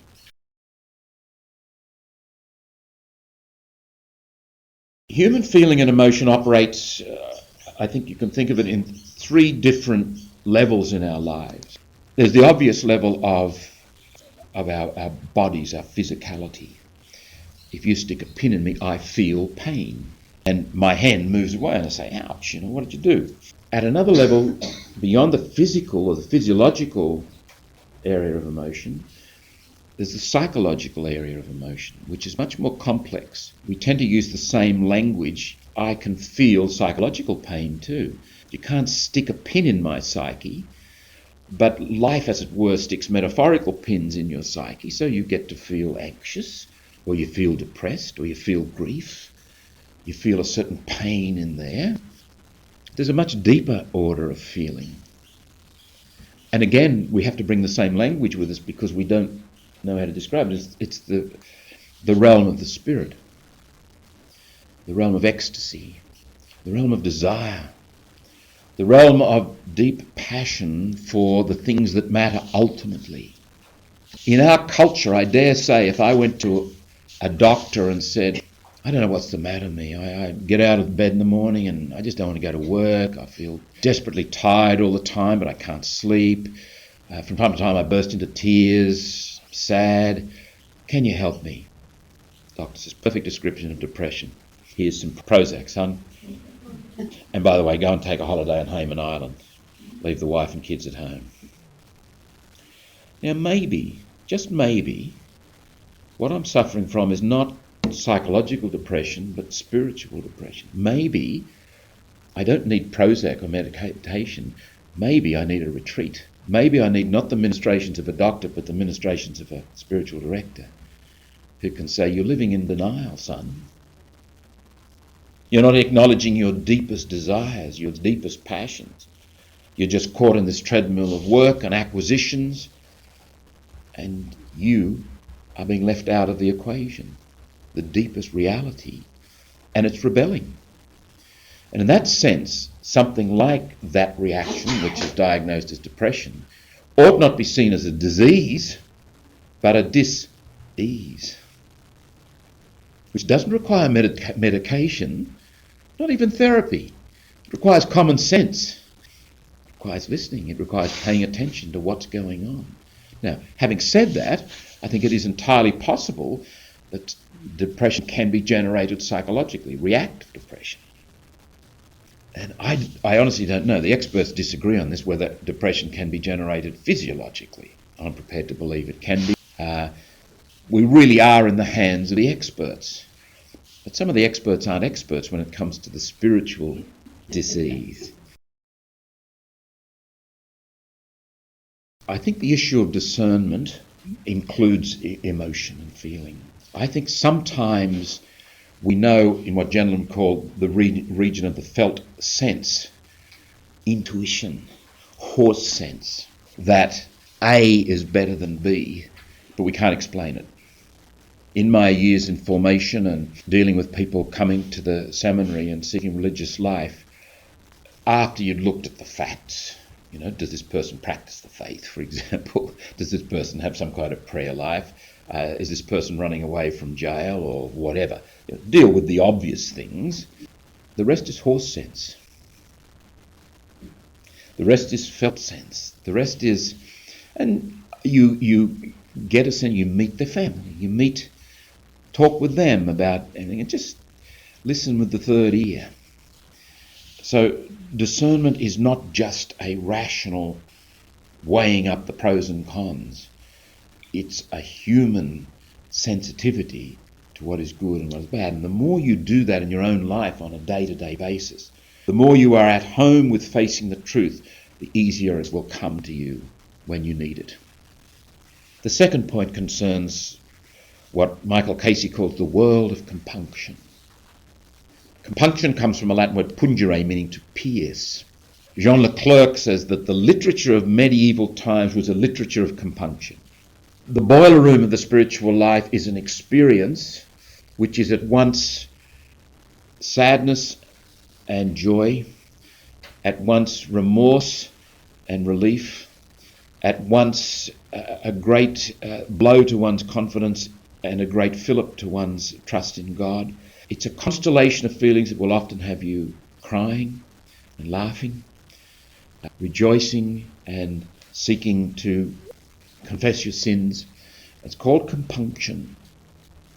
In some, it's an experience of my misery in the hands of God's mercy. Not my misery and then I go around looking for something, but mercy and misery in the one experience. And hence the colliding feelings. The deeper you grow into Christ, the deeper you grow in that relationship with God in Christ, the more you become aware of that which needs mending in your own soul. If you want to have real self-esteem, that's what you've got to recognize. That's part of the deal.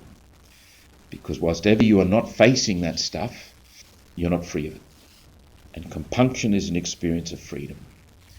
It's knowing that no matter what happens, God is merciful.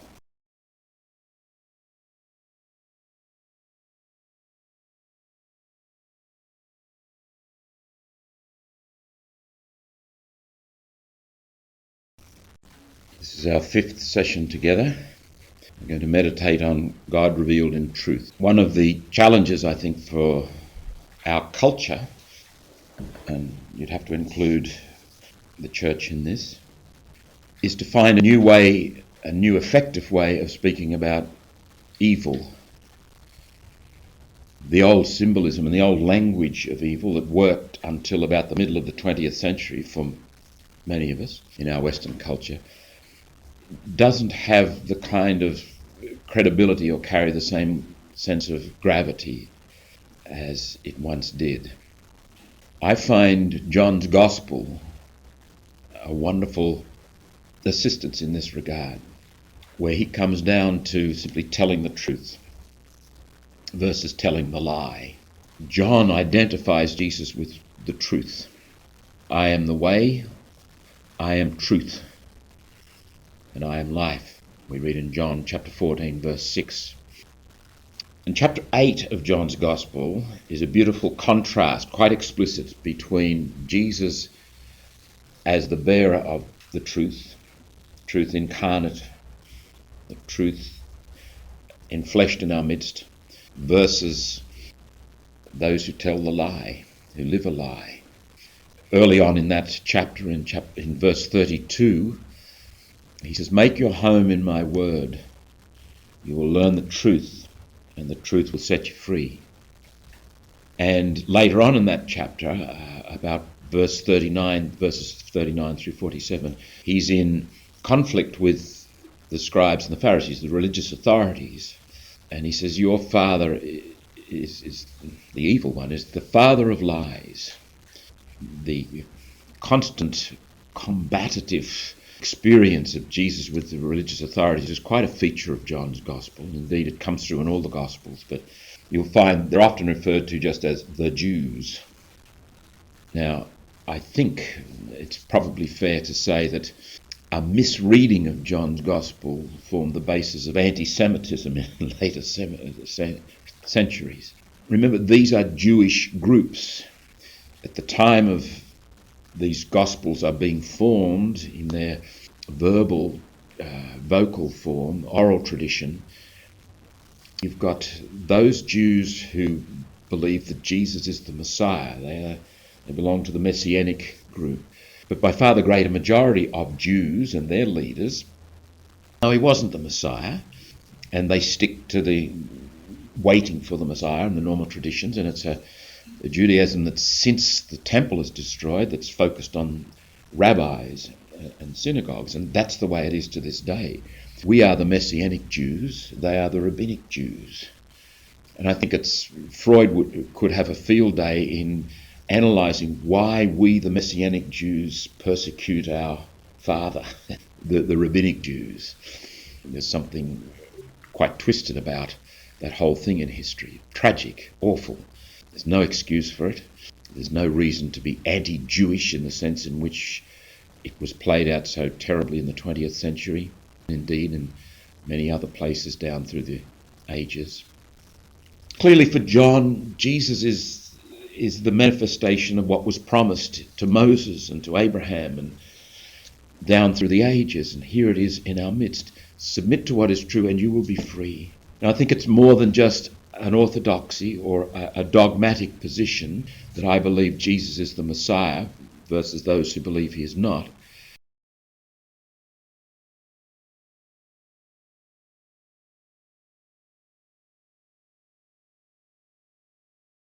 The truth, the Christ, appears in wherever you encounter what is real and what is true.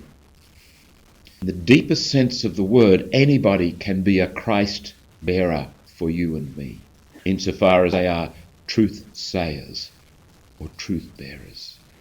Some of the most enlightening moments of my life have been through my encounters with atheists. And by way of a side little digression here, I believe that Jesus is the way. He is the truth. There is no other name by which we are saved. There is only one Redeemer for the whole of the cosmos, and it is Jesus who is the Christ. Now immediately the retort from out there in our culture says, well, are Buddhists then problematic? What about those who don't believe in Jesus? Well, I'll tell you a little story that makes that a more complex, ambivalent question than it actually appears. A number of years ago, about 8 or 9 years ago, I was doing some work in the Solomon Islands in Guadalcanal. It was during troubles there. I don't know how much you know of the cultural situation there, but you've got the Malaita people, who are a patrilinear culture, and you've got the Guales in Guadalcanal, who are a matrilinear culture. Now, if you go to the Solomon Islands, to almost all the people who are running things, owning things, organising things, are the Malaita people.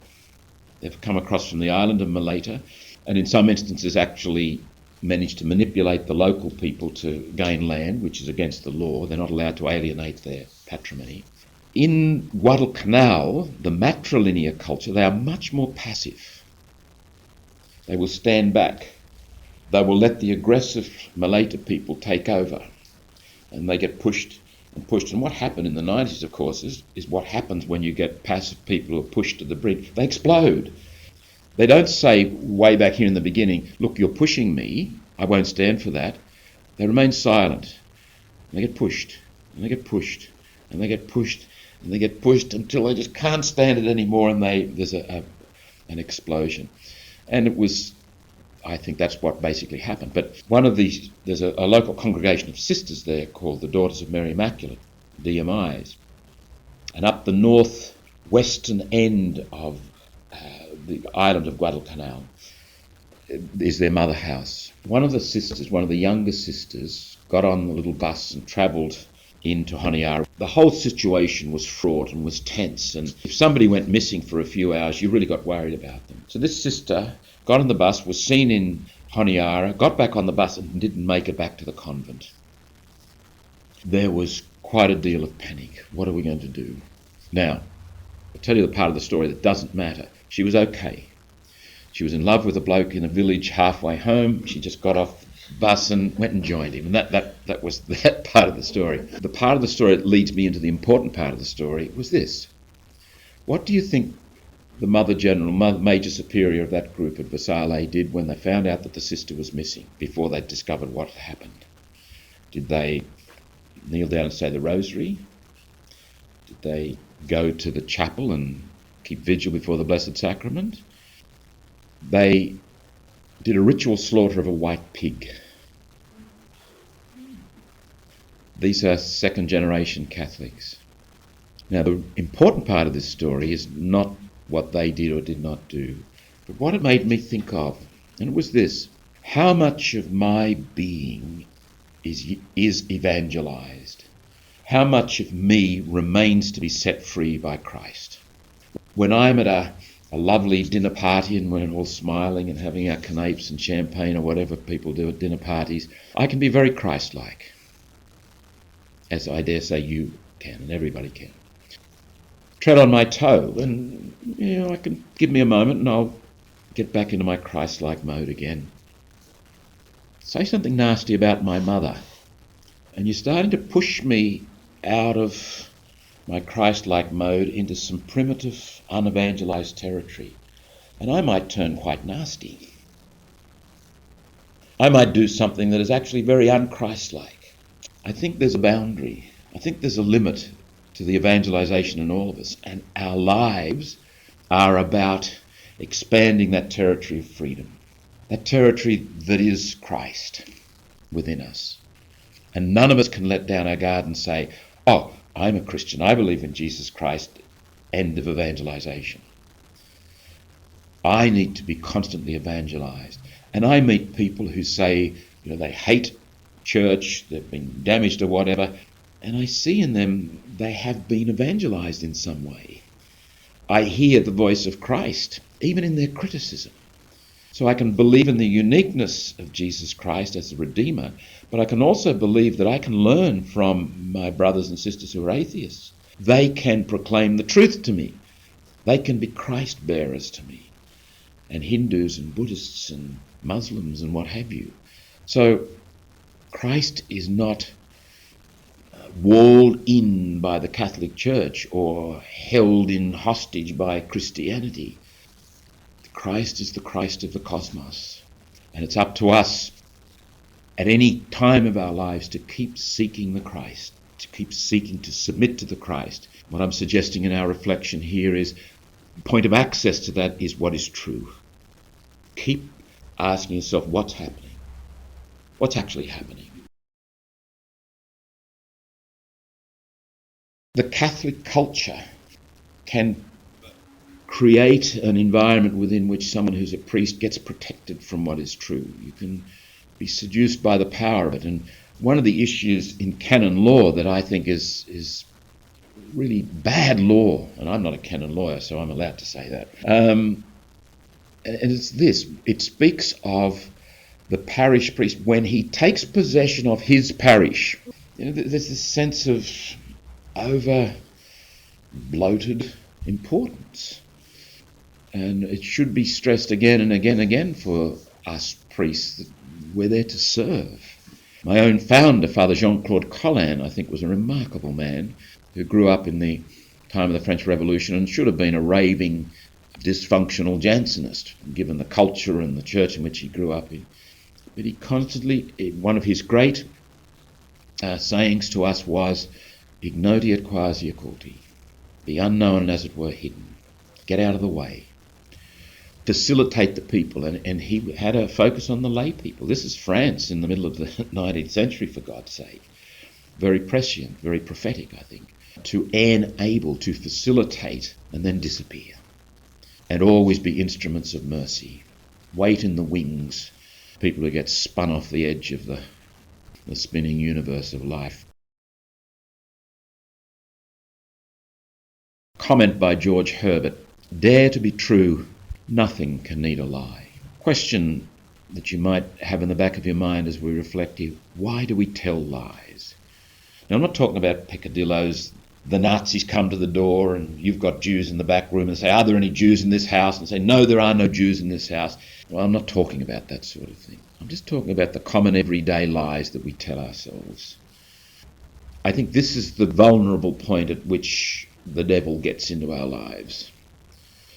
If you were in charge of evil in the world, how would you go about it? This is the thought behind C.S. Lewis's marvellous little books on the screw tape letters. It's not about exercise. And I think if you think in terms of truth, if I was the devil, I'd be trying to confuse people about what is true and what is not. I'd try and make it very, very uncertain. And I think that's where we're up to in our culture. I think it's a very, very dangerous situation. We've gotten so relativistic, so subjectivistic. People just shrug their shoulders and say, well, that's what you think, that's your opinion. That's no way to build a culture. That's no way to build a community. That's no way to build an individual life that's real. Bernard of Clairvaux, in his Steps of Humility and Pride, is marvellously wise. As I mentioned the other day, like Teresa of Avila later on, Bernard of Clairvaux identifies humility and truth. Humility is the truth, walking in the truth of who you are. He has a beautiful comment which I've put there on the sheet. When he has seen the truth about himself, or better, when he has seen himself in truth, such a man has come to a deep heart. Think about it. People who take the extreme of someone who's a total liar, you just cannot trust them. The more real a person is, the more transparent, the better company they are. The more you're likely to trust them, the more you're likely to feel free in their presence. Bernard talks about the search for the truth. We human beings desire to engage the truth in itself. That's God. But then he says, you can't know the truth in itself until you know the truth in your brother or your sister. And he said, how are you going to get to know the truth in your brother and your sister if you haven't faced and known the truth in yourself? And then he goes on to talk about compunction, which is what we mentioned all too briefly in our last session on feelings. To know who and what you are. And he uses a marvellous metaphor. How can you weep for your brother and sister in their brokenness if you've never wept for yourself?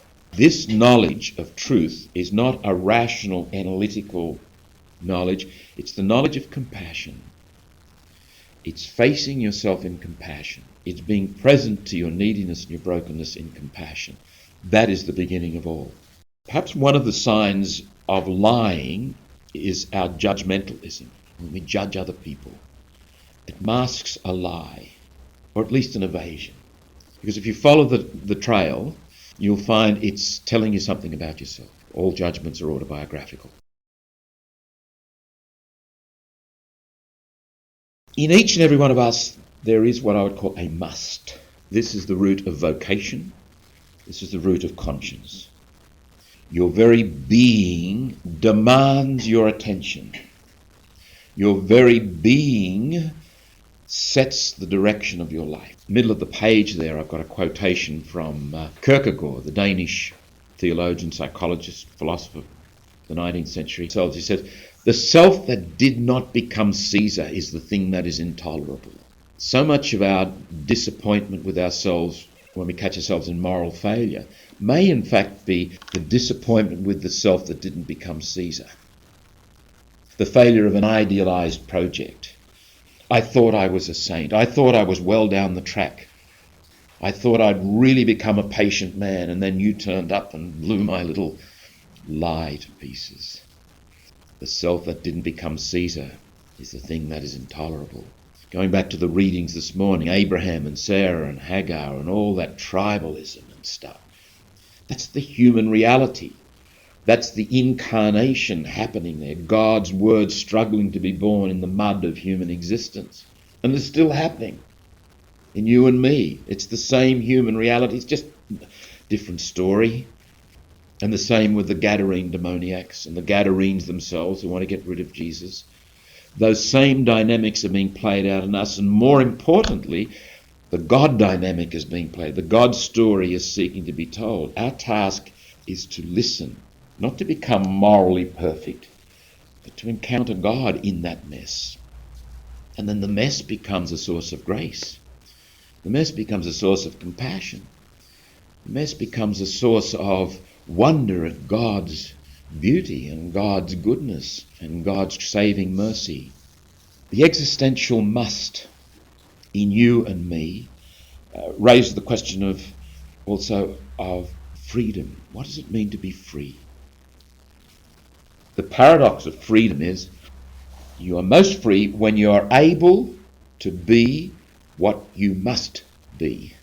Deepest human freedom is the ability to be what and who I must be. Thomas Merton talks about arriving at the Cistercian monastery to enter the four walls of his freedom. Merton needed the structure of religious life to stop him destroying himself and others, I think. I think he needed Abbot Fox for that too. That's another mistake Monica Furlong made. As Brother Patrick Hart told me when I was visiting Gethsemane, Monica Furlong had a hero, namely Merton. She needed a Nero, namely Abbot Fox. I think he's a much maligned man. I think he was a very, very wise and shrewd reader of human beings, especially Thomas Merton. By submitting to the rule, Thomas Merton became, or was well down the track to being, a free man. That is the function of the rule of religious life. Not to crush us, but to set us free, so that who and what we must be can blossom. Well, I think you find evidence of this in Jesus too, recorded in the three synoptics, most especially in Matthew's Gospel, chapter 16, where Jesus is walking along the road and he says, who do they say the Son of Man is? Apostles say, well, some say John the Baptist, some Elijah, one of the prophets. And then he says, but who do you say I am? And Peter speaks up and says, you are the Christ. I suggest that it's possible that what that reflects is Jesus' own growing consciousness of who he is, and therefore what he must do. Straight after that, immediately following Peter's articulation of you are the Christ, Jesus then says, Matthew has Jesus say, the Son of Man must go up to Jerusalem and suffer. And all four Gospels actually are stories about going to Jerusalem to suffer. They are preludes, all the Gospels are preludes to the Passion narrative. I'd just like to look a little bit more closely at what happens there, because it also gives us an insight into how we might understand a messy church. I choose to believe that there's a couple of lines left out of the creed, and they go something, I believe in God the Father, I believe in God the Son, I believe in the Holy Spirit. I believe in the Holy Catholic Church, always was a mess, is a mess, and shall ever be thus. I believe in, etc. Perfectionism is killing. And a lot of the renewal has focused on the political and the structural, and it's wasted time. Yes, we always need political renovation. Yes, we always need structural stuff, but that's not where the action is. That's so prone to egotistical stuff. I think the real renewal of the church will happen when we recover the mystical heart of our faith, our being in Christ. In this particular encounter, first of all, Jesus says to Peter, blessed are you, Simon, son of Jonah, for flesh and blood has not revealed this to you. He has announced the Messiah, but my Father in heaven. And I tell you, you are Peter, etc. There are two particular issues here. One is Simon is affirmed. He is the rock. Jesus says, you are the rock. Secondly, Jesus declares that the Father has spoken through him. And then Jesus says the Son of Man must go up to Jerusalem. This is immediately, I think these are part one and part two of the same story, actually. And Peter moves in, and what does he say? We won't let it happen to you.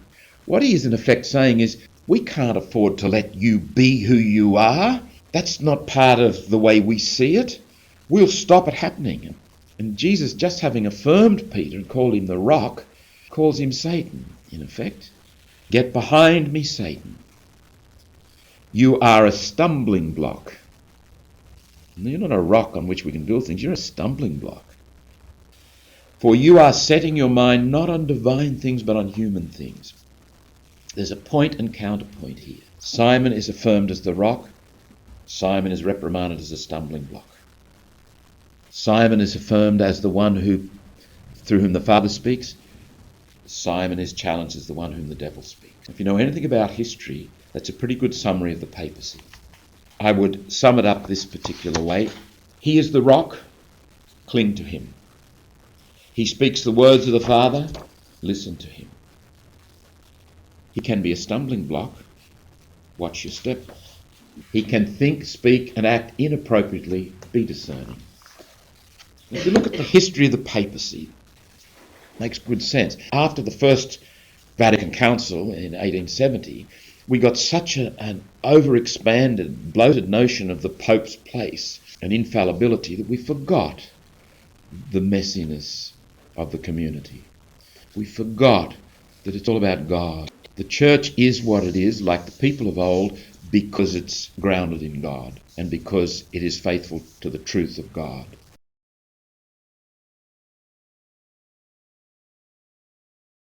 Some various quotations here, and these are on your sheet. Let's be honest about it. This is Kierkegaard. Let's be honest about it. We're more afraid of the truth than we are of death. Yesterday I spoke to you about the paschal rhythm of life. Whether you're a believer or a non-believer, you have to live out this dying and rising. It's the DNA of human existence. Night gives way to day, day gives way to night. Spring gives way to summer, summer gives way to autumn, gives way to winter. The cells in your body are constantly giving way to other cells. You are moving on and leaving behind. What was is not. Death and life are organically linked. In order to live, we must die. That's not just a gloomy view of life, that's a factual, realistic view of life. I think in that living and dying is the paradox. We have to live the dying. If we refuse to live the dying, we simply die.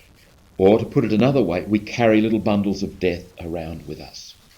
And we can become purveyors of death. In concrete terms, how does this manifest itself? If I refuse the dying that's involved in graciousness, patience, goodness and forgiveness and mercy, I will end up with these little bundles of death, and I'll become a purveyor of the sharp word. In my conversation, I'll be trying to score points. I'll be impatient. These are little arrows of death. These are little bundles of death that I just keep feeding into the community. And it's possible, if you've got enough people in a community doing that, it becomes a community of death. Imagine, sisters, if you were just a bunch of very nasty, impatient, unforgiving, uncompassionate people, it would be a place of death. No one wants to go to that sort of death. We're quite willing to go into the dying that leads to life because we seek life. People will go where there is life, and life begets life. Life gives us the courage to go on doing the dying. My question is this: why do we cling to the death? Why do we hold grudges? Why do we refuse forgiveness? Why do we have these angry, nasty sort of inclinations? Why do we cling to them? And there is a phenomenon: human beings cling to their pain and their dark side, get some twisted identity out of it. Could it be because we find death safer than freedom? That if I live through the dying, that's a movement into abandonment. That's a movement into surrender. That's a movement into being the person I must be. And that's out of control. I am not in charge of that. Whereas at least if I'm a nasty bugger, I'm in charge of it. And I can turn up and tell you, how they treated me, the church did me in. God, I don't want anything to do with God because, I had enough of Sunday school when I was a kid. People carry these little bundles of death with them all the time. Now, some people have got more reason to carry bundles than others because they've had shocking childhoods. But even so, as an adult, you are responsible for your life. You can't go on blaming your parents or God or priests or nuns or whatever. George Bernard Shaw said once, parents, he said, they're the very ones who shouldn't have children. We look for somebody to carry our bundle of death, someone to blame. We look for victim status. And let me tell you, victimhood is rampant in our culture. And it's got a lot to do with this unwillingness to graciously enter the dying. That's part of getting up out of bed each day and getting on with the business of living. So I think there's some truth in what Kierkegaard says, that we're more afraid of the truth than the truth of our being, the truth and the freedom of who we are. It'll take our breath away. We're much more at home in the tiny world of death. Aelred Squire, who has written one of the most remarkable modern books on spirituality that I've ever read, Asking the Fathers, I think is an outstanding book. He's talking about Lectio Divina, especially reading the Bible. Yet the living truth, the great breaker of idols and destroyer of false gods, is ultimately easier to live with than the most comforting of lies. It is better to lose the God we found it easy to envisage, and the faith that was only a protection from our fears, and stand naked and unknowing in the presence of the one who can only really be known when he is lived with. At least with that God we can, and indeed must, begin from where we are. There can be no becoming that doesn't start from that which really is.